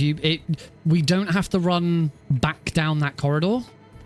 We only have to do it once. So it's not a very big time save. There we go. So now that we're back in the elevator, it replays the elevator. No, X. There we go. Okay, I am going to continue because I could do with practicing that bloody vamp fight anyway. But also, this is a good opportunity to test the bugs. If the bugs now don't cause any slowdown, then we 100% know that it is down to MGS3 being open in the background. Even with it being suspended, it just the computer just can't handle managing both of them at once. Which is that if that's the case, what I'll probably do, because MGS2, the swap between MGS 1 and 2 worked flawlessly and it was nice and fast, I'll probably still have MGS2 open in the background. I don't need to suspend it, but I'll have MGS2 in the background whilst I play MGS 1. And then just open MGS3 manually afterwards. Oh shit, I haven't got the stinger. Cool, didn't cause me any problems. That's one thing you got to be careful of. You got to make sure that after you do that skip, you find some other time to change everything. To re-equip the stinger ready for that fight.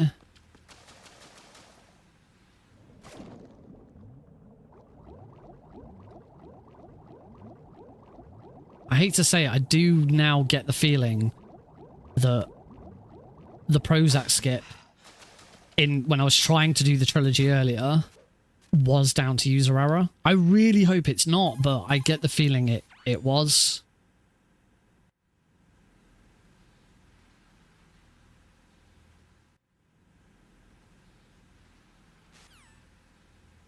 Which is weird because I've done it so many times. And as it's tanker, I'll say what I always say about it. It's so easy, I can do it blindfolded. I've never put it into a run, but I have performed it blindfolded. I no longer hold the very easy world record in blindfolded tanker because someone else has done it with the engine room skip. And I just couldn't. I have done a run with it in, but everything else about the run was not good enough to beat my old time. As I say, someone else has done it. At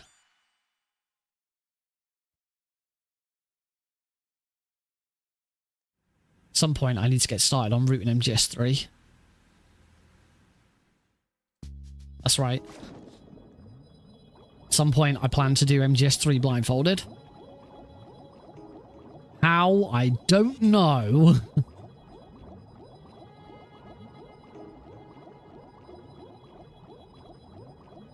MGS 1, 2, and Twin Snakes have all been done blindfolded. I know that the bosses on Very Easy have been done. I have no idea how the Shagahod was done. I need to see if I can find that run. I did commentary for it. And it was the first time I'd ever seen it. It was amazing. We've still got some slowdown, but it's about as bad as it was before. It's not. See, now I get the feeling this is down to. Let's just, I'm just going to run the process monitor now. And go back downstairs. Now I get the feeling it's down to the fact that I've already been streaming and doing stuff for over an hour and all of this stuff has happened.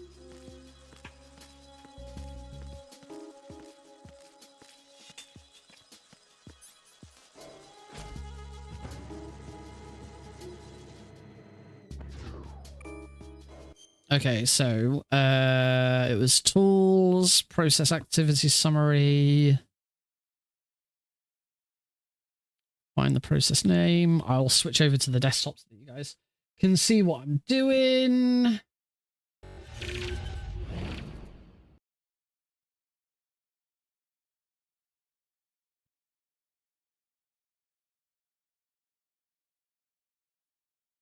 Where is Metal Gear Solid 2? Ordered by name.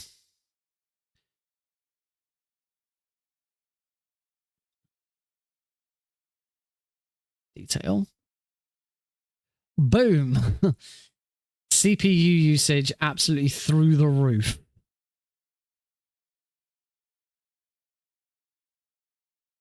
That'll do it.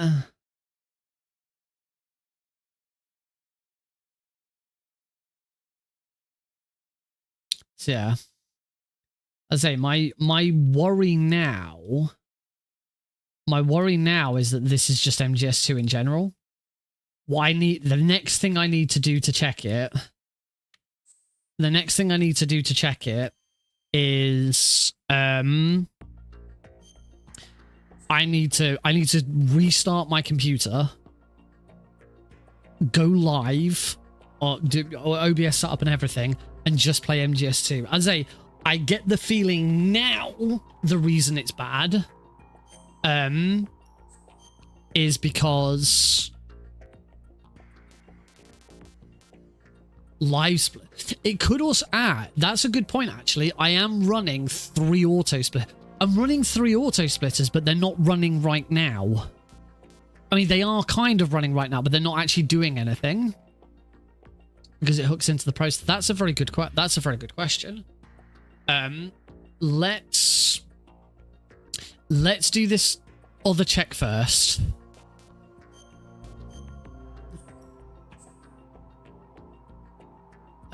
Just tank it. It doesn't matter. So we're now gonna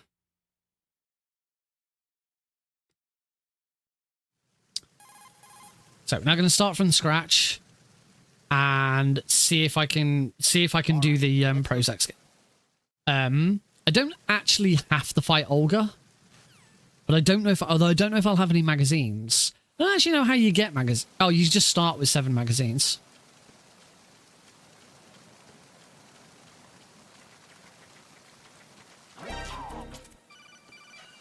Yeah, I'm not gonna fight Olga. Let's save some time.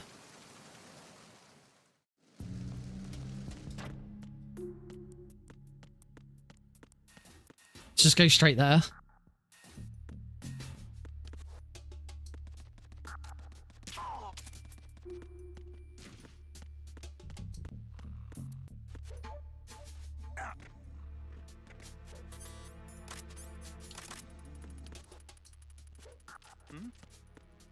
I'm gonna have to put it down to user error and I don't know. There's a handprint. I've never noticed that there's a handprint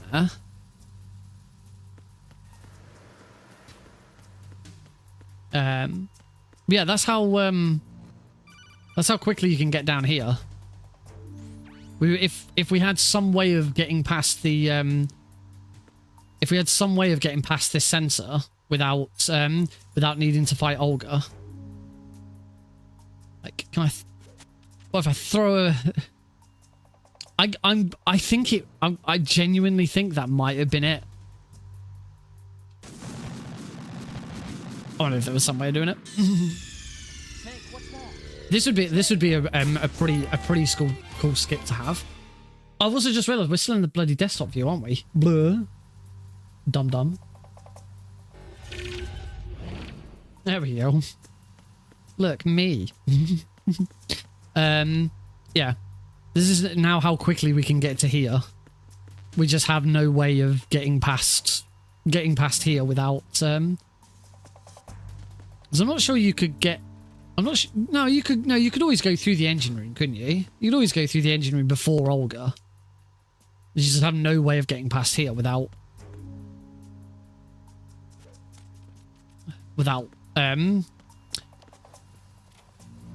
without you know, doing anything. This would be pretty amazing if we could find some way, because you don't need the USP for the rest of it. You don't have to have it.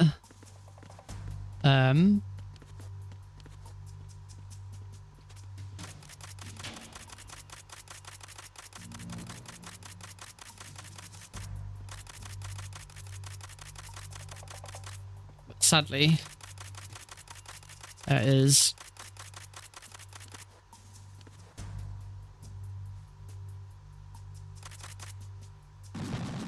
That obviously causes it.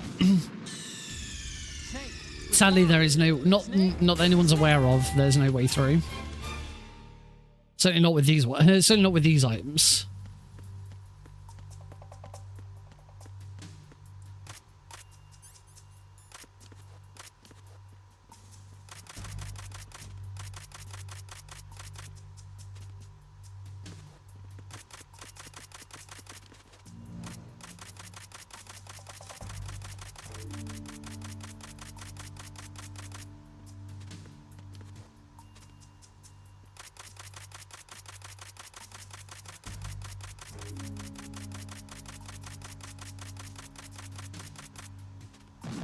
Yeah.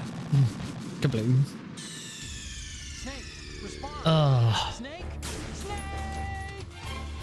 Can't believe it might have just been a skill issue. Now I just felt like I just want to just fuck around in here, see if I could get. Is there any possible way of getting past these? Almost certainly not.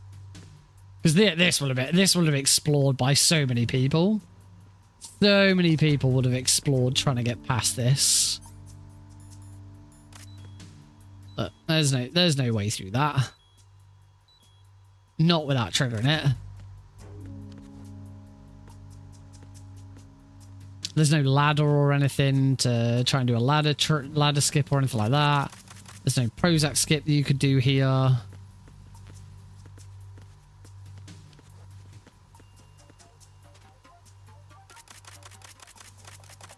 I don't even know what I'm doing. I'm just pushing buttons.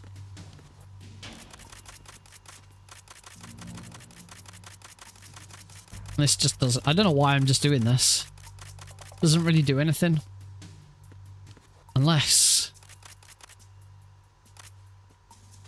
like I could do this and go through the wall or something. No, that goes the wrong. That's the wrong way. I need to go backwards. No, not that way. I need to go. Can't go back. I can't go the other way. I can't get Snake to look the other way. He won't go up against this sensor. Oh, he will. Unfortunately, it doesn't. Doing this trick doesn't clip through things like it does on Twin Snakes. I'm assuming Raiden can't do this. Trick. I actually have no idea. Yeah, Snake won't look the other way. I don't really know. I don't really know what I'm doing now. I'm just messing around.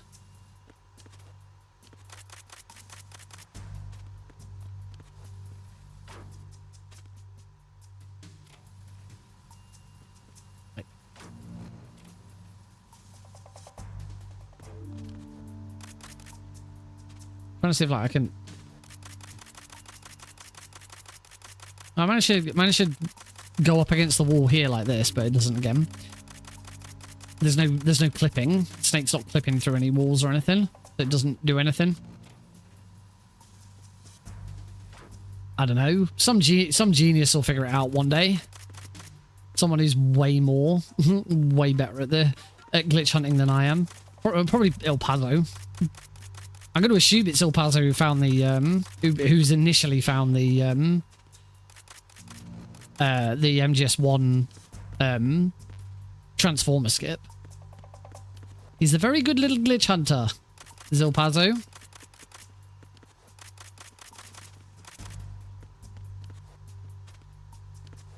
Everything I've ever discovered has really been a result of something else being discovered first.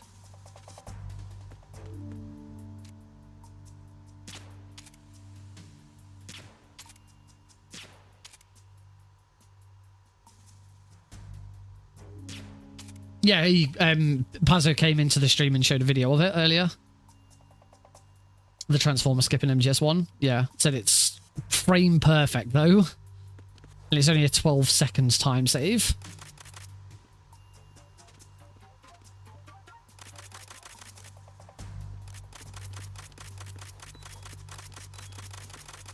I don't know what I'm doing. I'm just messing around here.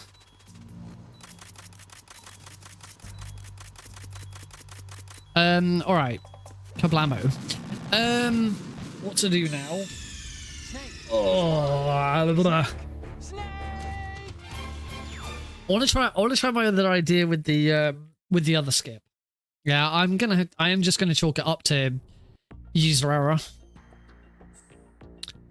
Because the other thing that I really need to test now is I need to test just like closing down OBS and everything else. The only other thing it could be causing the slowdown in MGS2 is I have done a load more stuff with OBS since I last played MGS2, and it could be a combination of the two. But I play like I have such a good computer that shouldn't be the problem. Yeah, I did want to just check this other idea I'd had with the new alt tab trick. This, if anyone hasn't seen this yet, this is I did show it off earlier. I tried to put it into the run, but completely fucked it up.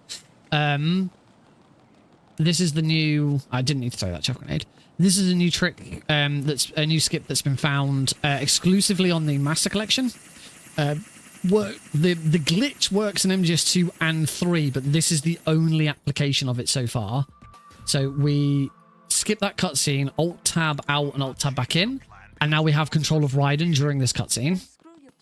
I can do anything. I can't. Oh, I can't open my weapon. I can't open my weapon menus, so my idea probably doesn't work because I'm not going to be able to equip the Nikita.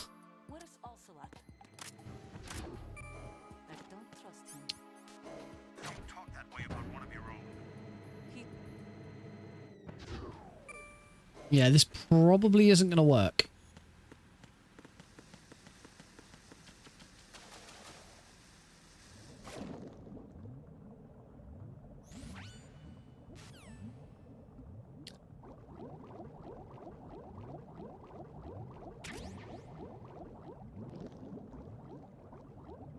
Because anyway, so the idea being is that we haven't had to watch the cutscene or anything like that. But when I go back up, so what if I put the Nikita on my previous?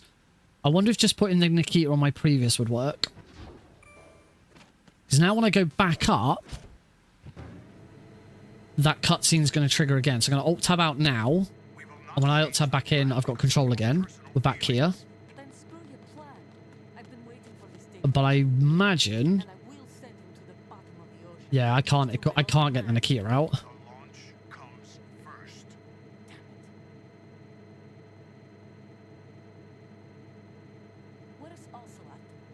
here. I don't trust him. Don't talk that way about one of your own. He's not one of my own. Yeah, we have complete control here. You can walk over to Olga. The electric floor is still live.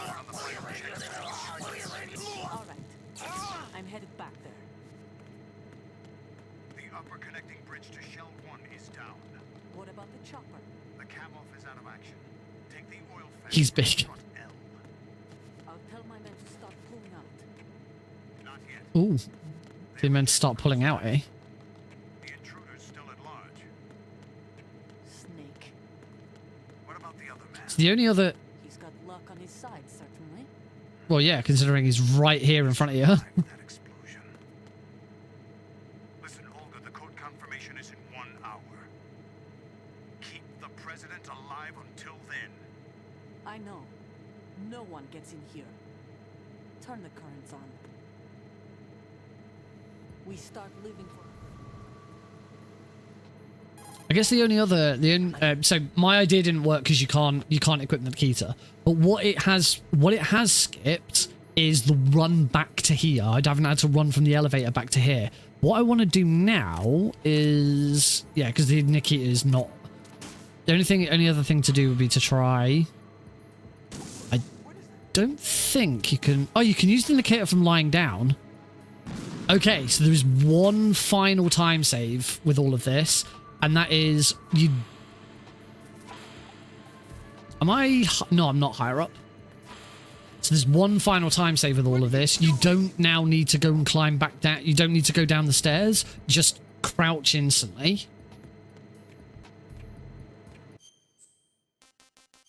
So if we put it all together...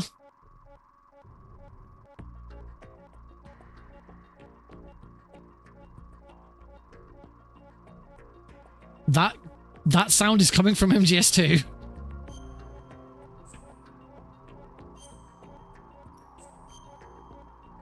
That is a very annoying sound.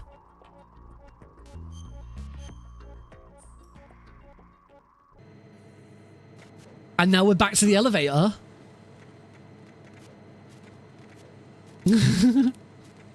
Wow, this completely screws up MGS2. Yeah, basically any time where what it is it's any time where anytime where the game is taking over control of Raiden, or the player character, you just alt tab and it interrupts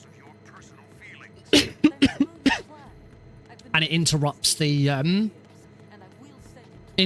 game taking control and moving the character. As I say, there's lots of different locations where it can be used, but so far this is the only one that's proved to have any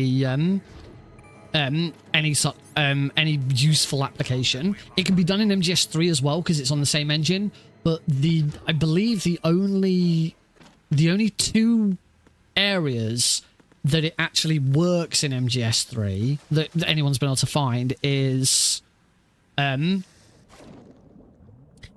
you first grab the backpack, and that just soft locks the game. Snake just ends up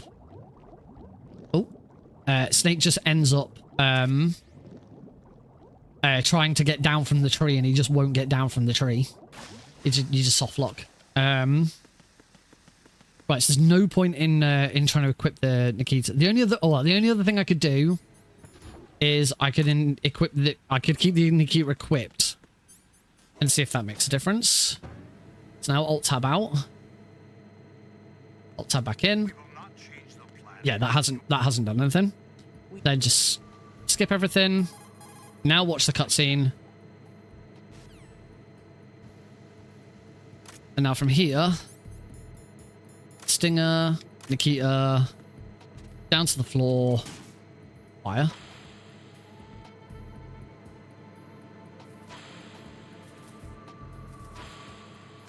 What are you doing? The president is now in the way.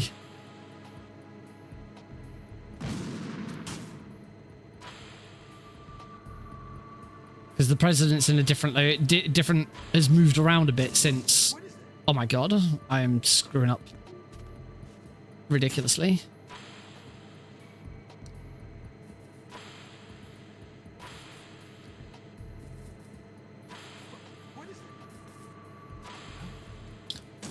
What is that? So you go. That's it. And then once you've done all of this, you'll go downstairs. You'll go down the elevator, and the elevator noise will stop.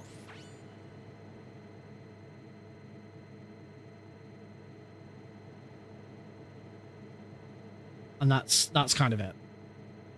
It's pretty cool. Yeah, and sorry, I was saying about MGS3. The only two places grabbing the backpack, and if you recall, when you're escorting Eva, the second route, after you've done the first room with her, because the first room's like split into 2 bits. After you've done the first room with her, and you give her a leg up onto that ledge. As you enter the next area, so the final area with her, the game moves Snake into position. And at that point, moving Snake into position, you can do it. I've seen a video from Jag doing it. All it means is that you can stay on top of the ledge rather than drop down. and you're a bit out of bounds. You can't go anywhere. You can't like break the game. You can't softlock it. You complete in an enclosed area with no exit. But that's it. I had one thought about I had one thought about that trick in MGS3. I'm gonna explore that thought, because I'm not gonna do a full run of MGS2 now. It's too late. It's quarter to midnight, and I should really sleep because I've not slept well the last couple of nights. But I did have one thought on my own, and I'd be interested to see what this does. If anything, probably not, because the cutscene ends almost instantly. Here's what I mean about MGS 2 and 3 being like recognized as the same game. I didn't change anything. I didn't push any button to make MGS 3 get focused in this on OBS. I usually have to push a hotkey to change games. OBS just picked it up straight away. Anyway. Let's try this one idea and see what happens. Apparently I've got to try it on European Extreme because I haven't got any other saves. Crossing the underground tunnel. Please don't be the... Oh, thank Christ. I was hoping this wasn't going to go straight into the Fury.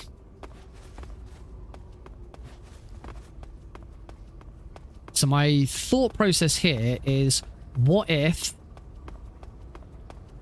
I were to roll off here?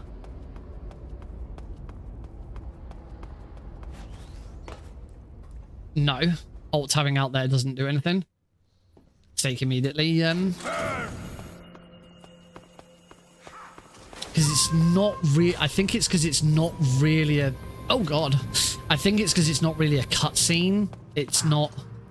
It is different. It's not a cutscene. The other one that someone showed a lot of was Rykov. The saluting at the guards, but that doesn't really save any time. Yeah, I can't think of any other moment in MGS3 where the game like takes control of your character like that. So there was that gone. Never mind. All right, in that case, I'm gonna do one thing then. One last thing before we finish.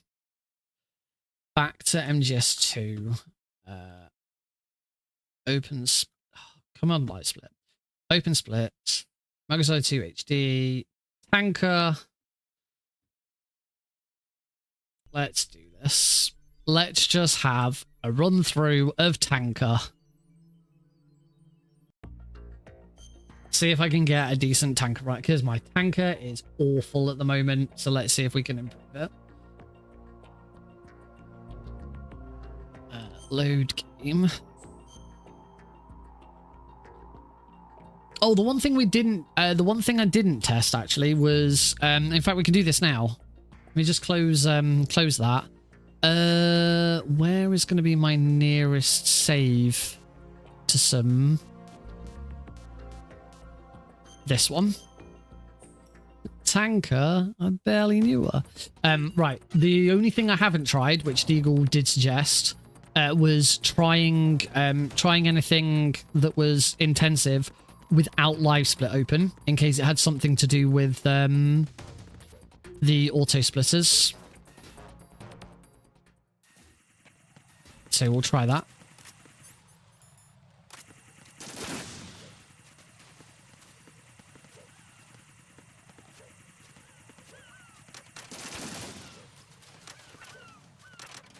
All right, live split. Is it your fault?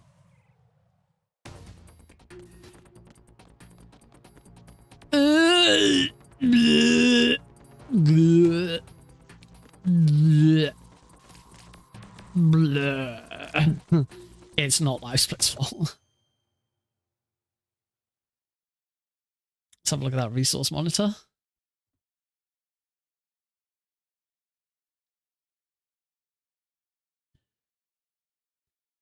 Don't get it. do not understand. I do not understand what's going wrong. Like,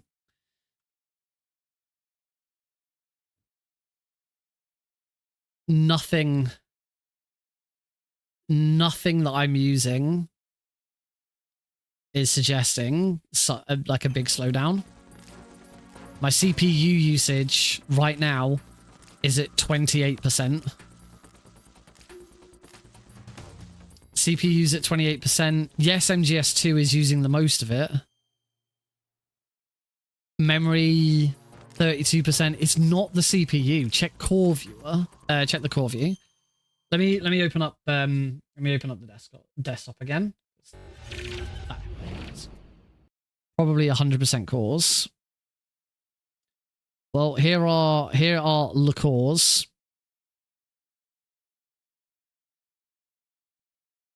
And here is the slowdown.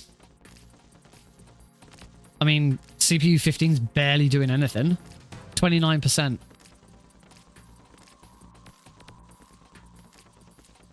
It's not the CPU.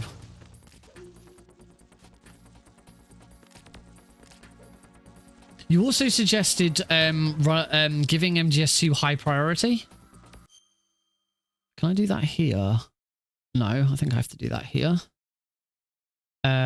Resource values, disk, network. I thought that was here.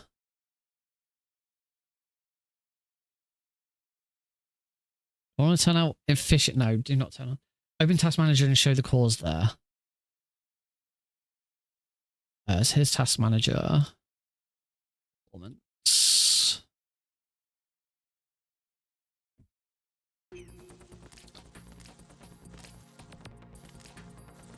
Ah, you can see, actually, you can see that my GPU is at 100% right now.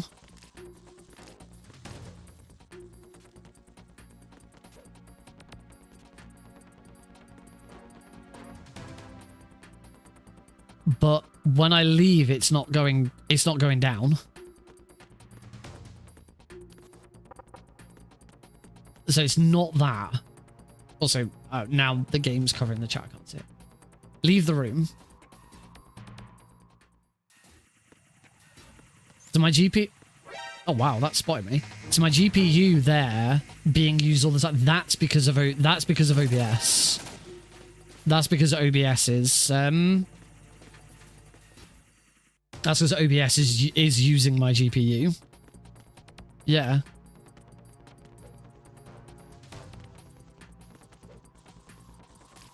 There's nothing else. There's nothing else there. No other spikes.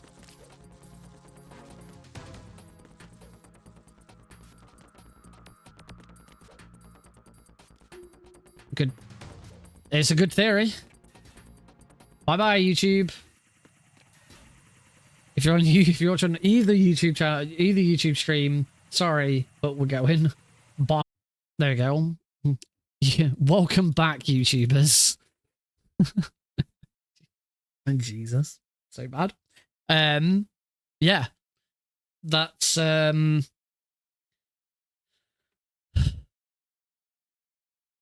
it's weird. Hey, Big Joe Grizzly, were you there when I shut it down and stuck around till I came back? I am running on. Yes, I am running on Wi-Fi. I do not have a router. I do not have a way of plugging into my router downstairs. I only have one Virgin port in my house, and it is not in this room. No one starts a microwave near you, next to you. Nah, that's fine. So yeah, who freaking knows? But it's good to know that the OBS is currently really making the most of everything out of my GPU. Click CPU. Should we have a look at what these? Should we have a look at what happens to these numbers when I go? So here we go, and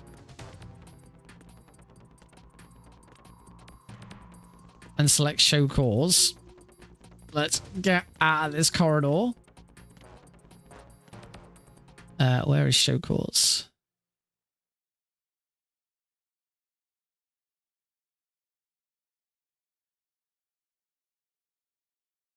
I'm assuming it's that you want to see.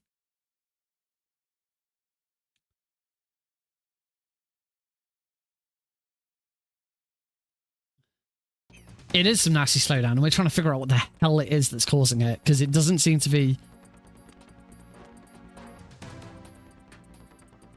Because it doesn't seem to be the CPU.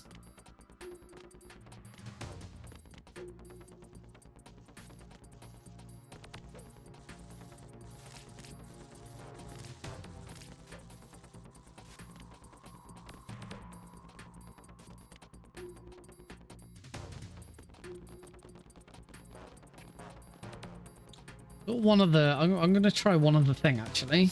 One other thought. I am going to go to my game, Capture, on OBS. And I'm going to disable it.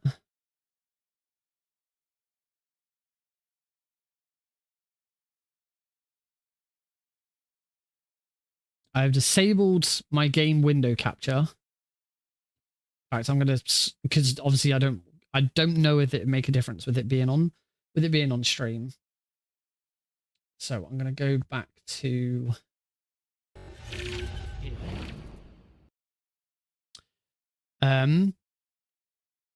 is there ever anything on Trace Spy? I don't know, because I have Trace Spy set up to only look at live split, and I don't know how to change that. I don't know how I'd stop. Does it still lag like that when you aren't streaming at the same time? I don't think so.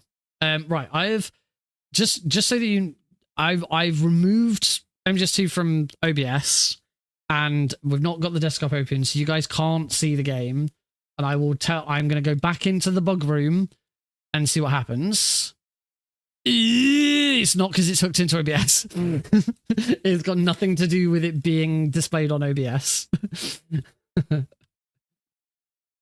It was still awful.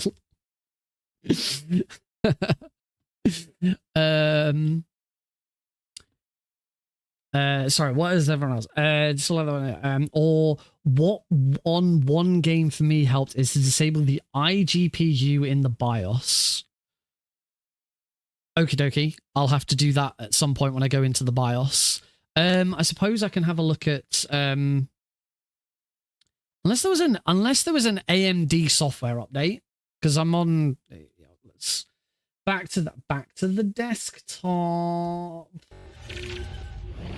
So I'm on but it's not the GPU. That's the thing. Like, unless there's something in here.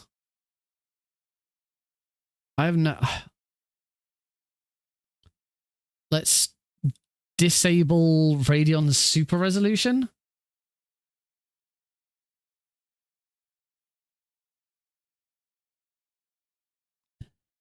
Let's just disable all of that. Let's change everything here.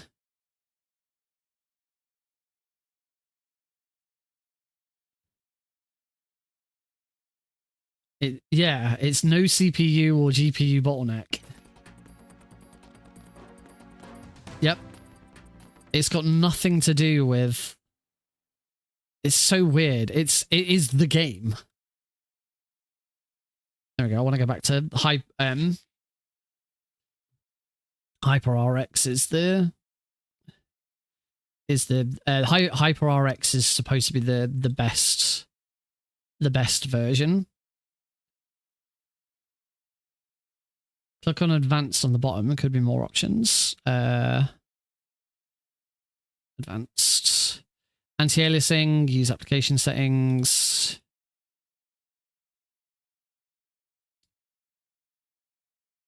Yeah, that's as I say, the thing is if I change this to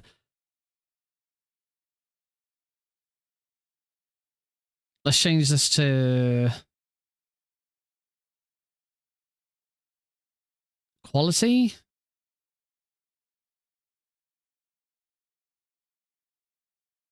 Okay, change this to quality, performance grade marginal. That's, again, it's probably not going to make any difference.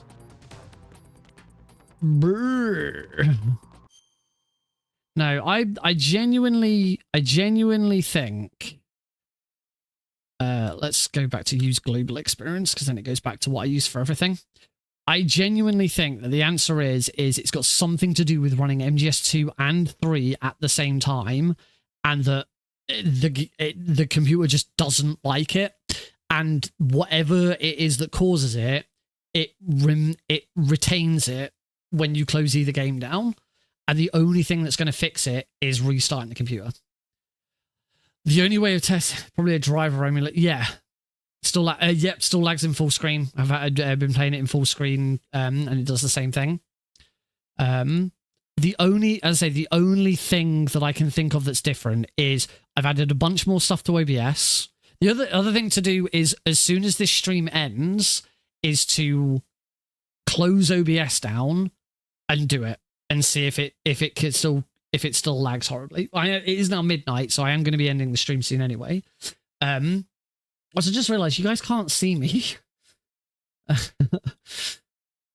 Here I am. Hi. Completely kept forgetting. Just stand in the room and kill the stream. Yeah, that works.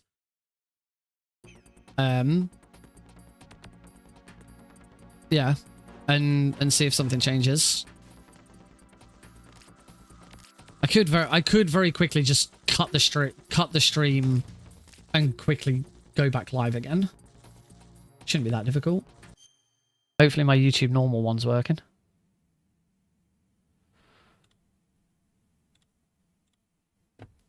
I'm gonna end my vertical stream. Yeah, okay. I'm now streaming to YouTube. Now streaming to YouTube. Horizontal. I say, yeah, there's a bit of slowdown as I come back around that corner, but we'll have never seen that before because you don't usually walk backwards around that corner. So yeah, it is OBS absolutely hogging everything. So this is going to be down to, and it's clearly not to do with the fact that I'm doing multi-streams, because that's not making a yes, there is. It's not because I'm doing multi-streams, it is because of all the new stuff that I've added. So I'm gonna have a look and see if I can find that plugin that I was talking about that shows like everything that's being resourced, what everything's using in OBS, because that's going to help me pinpoint the problem. I have a theory, and my theory is going to be, you know my alert system that now pops up. Oh, hang on, we can test this straight away. Right. All right, welcome back, folks. Hopefully. Right. Let me.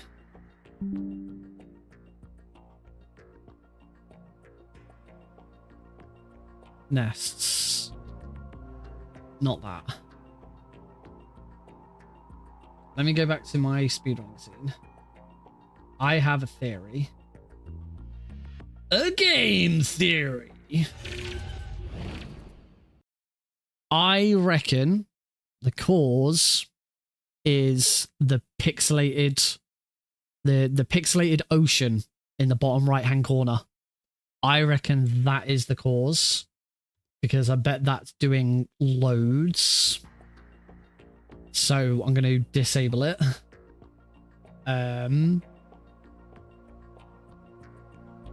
I just have to find them all.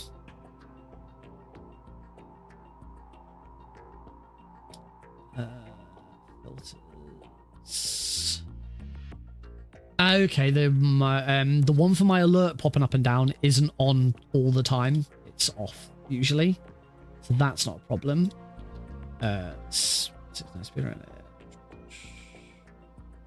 Event backgrounds, filters, Twitch C. Get rid of that.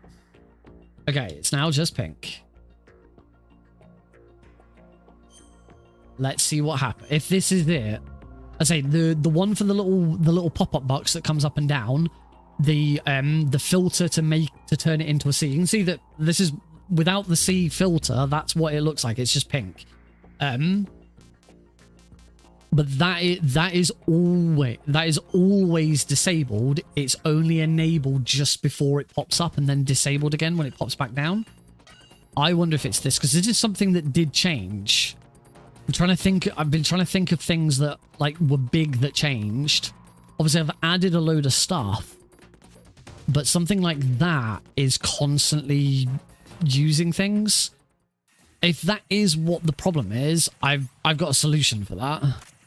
Because it was very subtle. You may not have noticed. It was very subtle, but that C was moving all the time. It was constantly moving. What? How did I... What? Okay. Only way that I can see FPS is if I use Steam. Steam's FPS counter. Which I don't have Steam overlay enabled.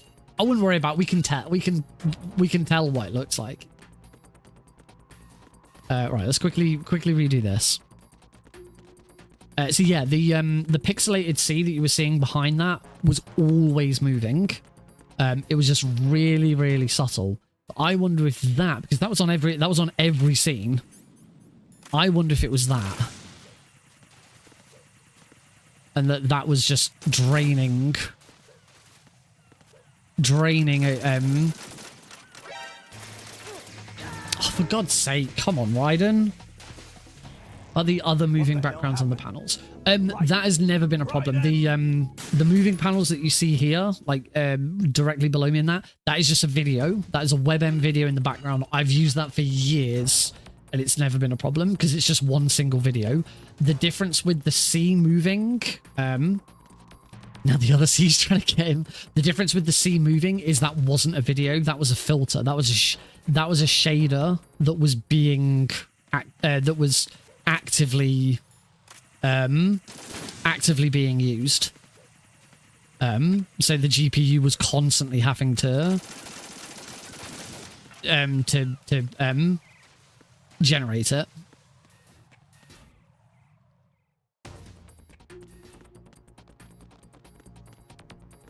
It wasn't that. It's not that. What the frick is it? Holy crap. If it's not that, it wasn't that.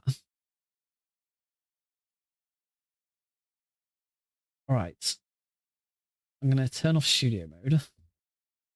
I'm going to turn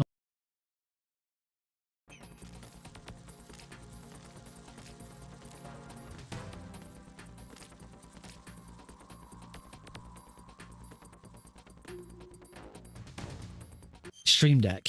Yes, I do have a plugin that interacts with Stream Deck. I'm going to turn off Stream Deck.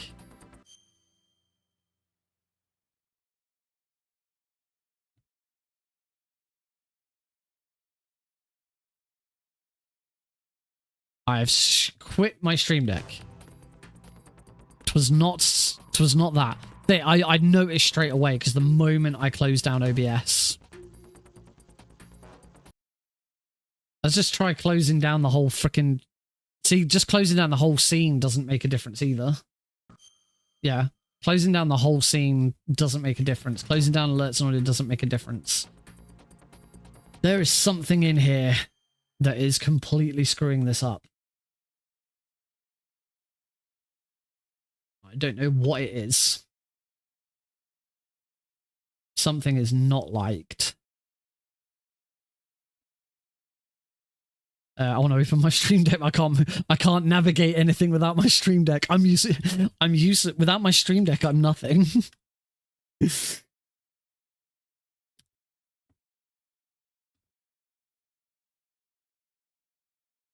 Oh, I have a notification on.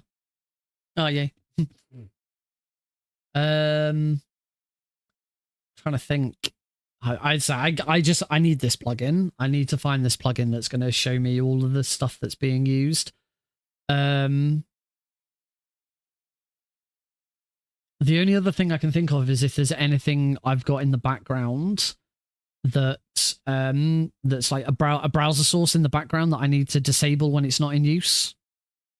It's the only other thing I can think of. Later, Cosmic. Hopefully we'll have a speedrun on Thursday.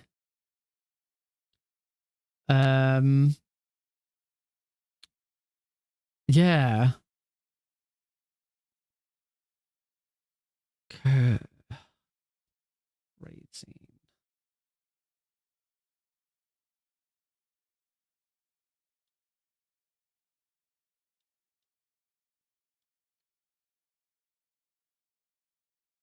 See, that's just about blank. That wouldn't be it. I've got a source that's. I'm just trying to think of browser sources that shouldn't be on. What speeds does your RAMs run? Good question.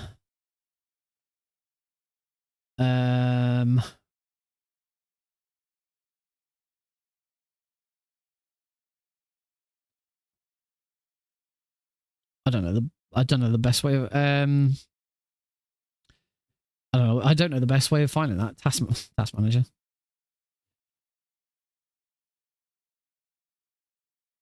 Memory performance. 6,000 MTS.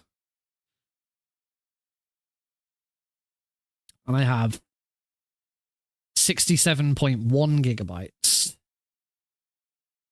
Cool. So I'm just trying to look through. Oh, I can do can I search for all browser sources?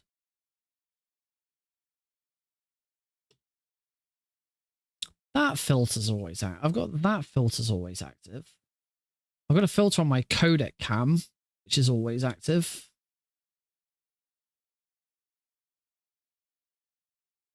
Let's try, I don't know. Okay, we'll try removing. Try removing that filter. All right, I've just removed a bunch of filters that were active. Nope. Had nothing to do with that.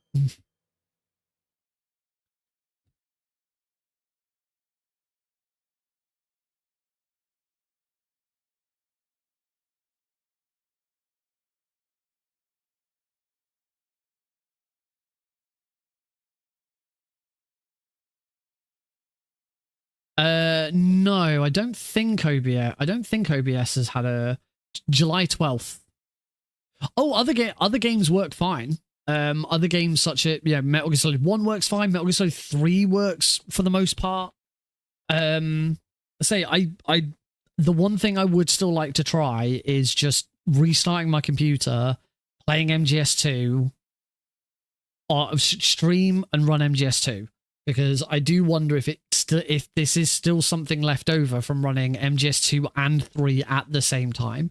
This problem seems to have only started. It seems to have only started since I've been trying to do the all 3 games at once. The trilogy speedrun.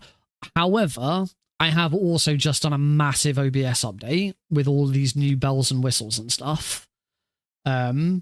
I'm just struggling to figure out what it is that's. As far as trying to work out what it is that's causing the problem. And me going through and just changing shit. Isn't gonna solve it. This plugin that I saw someone talk about, where it actually shows you what it is. I don't know about Rapidly. All I know is it's basically a task manager for OBS and shows you what all of your sources and stuff are using resources wise. And from there, hopefully I can nail down if there's a certain resource that is just causing the problem. As I said, when we went over to my other, I mean the plugins that you use, I don't think so. I suppose I could disable, let me stop, I've stopped advanced scene switcher. Let me disable advanced scene switcher temporarily and see if that fixes anything. Nope, it's not advanced scene switcher.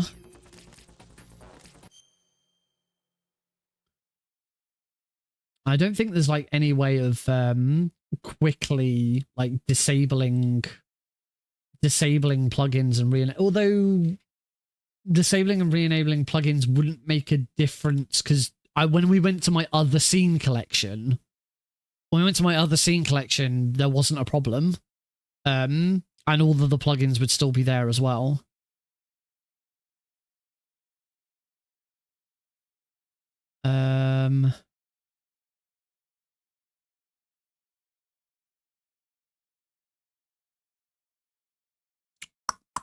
Trying to think of anything now. I need to find this. I need to find this plugin that will see what it is that's causing the that's causing the spikes and stuff. The other thing as people mentioned is playing other games. Say MGS 1 and 3 seem to work fine. I suppose I could have a look at something a bit more graphically intensive in case it has a massive slowdown. And the most graphically intensive thing that I can think of that I have installed right now is this bad boy. Because this will also help. If this now runs really slow, then we know that it's definitely a problem with OBS that I need to fix. If this runs absolutely fine, then we know it's specifically something with MGS2 does not like OBS, vice versa. So yeah, let's check this and see what happens. Can you tell what it is yet?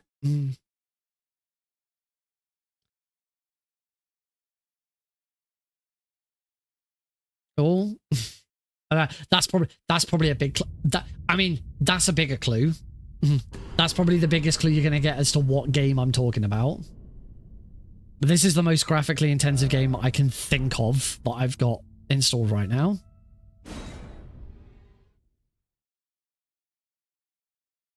I've still not played that much of this. I played a disappointingly small amount of Elden Ring. I struggled to get into it.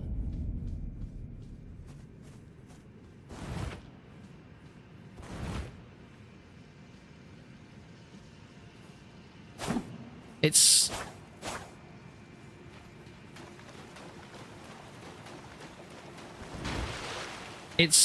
slightly choppy, but I would probably have expected that anyway, because this is Elden Ring. This is Elden Ring, and I'm streaming to YouTube as well, but this is, there's so much more graphic. Look at this water effects.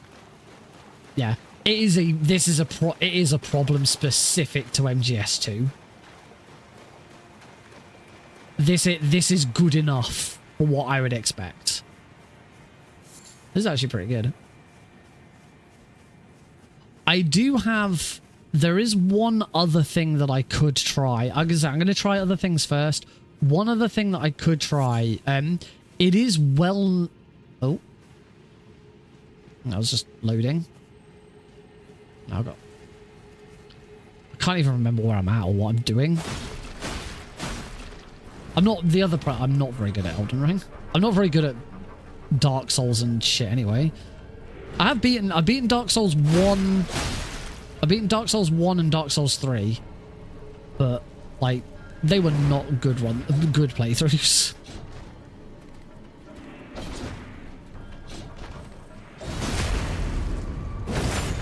Yeah. Like, considering... Oh, and I'm dead. Considering MGS2 was almost unplayable, And Elden Ring, okay, there's a bit of slowdown because stuff's going on, but this is not bad. This is not MGS2 levels of bad. The only other thing I could try, but I am reluctant to because as we're seeing, it seems to be an MGS2 problem. It's well known that AMD is not the best for streaming. I could instead stream X264. I could stream using the processor instead and stream via software rather than hardware. That would be a short-term solution because Twitch is soon to introduce X265 or HEVC streaming. There's currently a beta for it for Twitch and NVENC, NVIDIA users. Eventually, it should come to AMD as well. And you can't stream HEVC X265 via a processor. It has to be done via a GPU. But that could also fix it. But as I said, this is a little bit choppy, but I would expect that anyway, because I'm doing a lot with OBS and I'm doing Elden Ring is a tough game. There's a lot going on, but this is a hell of a lot better than some freaking bugs on the floor in MGS2. So it's clearly an MGS2 problem. On Thursday, we will do it. On Thursday, the first thing I will do. In fact, no, I can't really because I've got to be streaming to do it. Disable the IG. Okie dokie. I will have a look at disabling the iGPU in the BIOS. I don't know what I'm doing now. I don't actually remember like where I'd come down here, wherever down here is. I last played this like a couple of months ago. I'm gonna die again. I don't know how many souls I had. Anyway, let's get out of here before I just die. Quick, no, just return to desktop. Ooh, that was interesting. I returned to the desktop instantly, but the stream like got a loading screen. I didn't get to see that. Cool. I will try disabling the iGPU. I don't use it for anything else, so that might help. I will see if I can find this plugin. And I say on Thursday, I will just start up the stream, start up MGS2. I won't touch MGS1. I won't touch MGS3. We'll just start up the stream from a fresh boot and go straight to that area and see what happens. Because I still strongly think it's got something to do with MGS2 and 3 being open at the same time. But who knows? We will find out. That is going to be it for today's stream. This went on a lot longer than I was expecting, but thank you all so much for sticking around. Thank you all so much for sticking around, troubleshooting, helping me out with this. If you're on YouTube, apologies that this has been very spotty today and you kind of keep losing the stream and coming back. This is weird. It's not something I've really dealt with before. I mean, eventually I realized there were going to be bottlenecks of stuff, but not with Metal Gear Solid freaking 2. But no, that Elden Ring showcase there is very reassuring.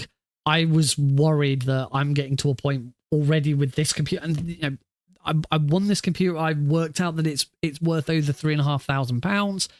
Like, if this can't bloody do a multi stream and play a game, what will? It's not a problem with the computer. Hellfrog is still fine. Hellfrog doesn't have any problems. Good Hellfrog. It is a combination of me now doing so much more stuff with OBS, and we'll try and figure that out, and MGS2 just being fucking shit. MGS2 has always been... they've always been bad. The Master Collection was rushed. It's not been well optimized. We will have to see. Have to see what we can do. But one thing I can do right now is we can go to here. We can go to here and we can click this. Click this button. And we can have our cute little ocean back. It's like with Sunshine for Switch. Change. Oh. We'll figure it out. I'll get there. Even if I have to create a different setup just to do the trilogy. And oh my god, we've still got all 5 games to do back to back. Yeah, I'll figure it out. Hopefully before Thursday, and we'll see what happens.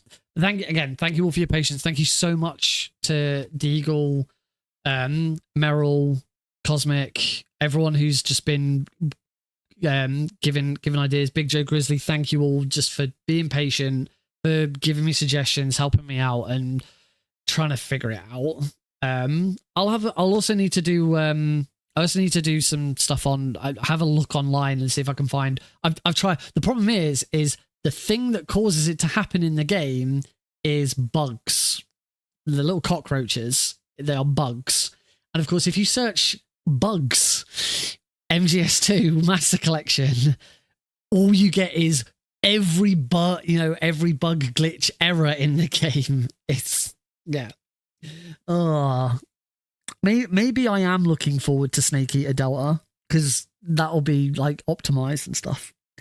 I should really, really, really go to bed because it's now 10 to 1 in the morning. I didn't sleep very well last night.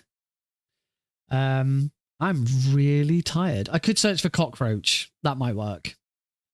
Yeah. I'll see what I can do before Thursday. If you are not already, if you'd like to, I'll probably discuss findings and stuff on Discord. So if you would like to be informed about what I find, or if you'd like to continue the chat about different things that people have come up with, then head on over to the Discord server, and that will give you all the information that you need. And there's other cool stuff going on there. But for now, until Thursday, have a great evening. Have a great couple of days, and sadly, I have not phone number behind my Discord account. Oh, is that a requirement I have? I'll change that. If that's the only thing holding you back, I could change that. Community settings, safety setup.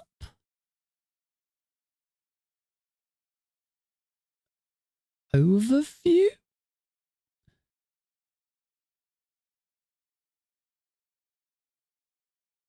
Members? I don't know. I don't know where I change it.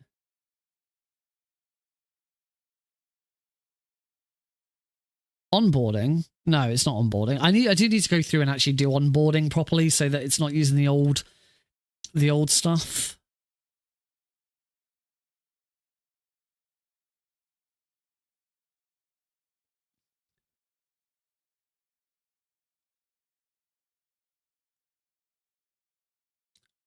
No, I don't know where it. Okay, cool. Oh yeah, there you are. I see you. Wave to say hi. Hi, Sergeant Eagle. Yeah, I must have. Yeah, it must have changed at some point because I can't see a setting for it. Cool. All right. There y'all. It's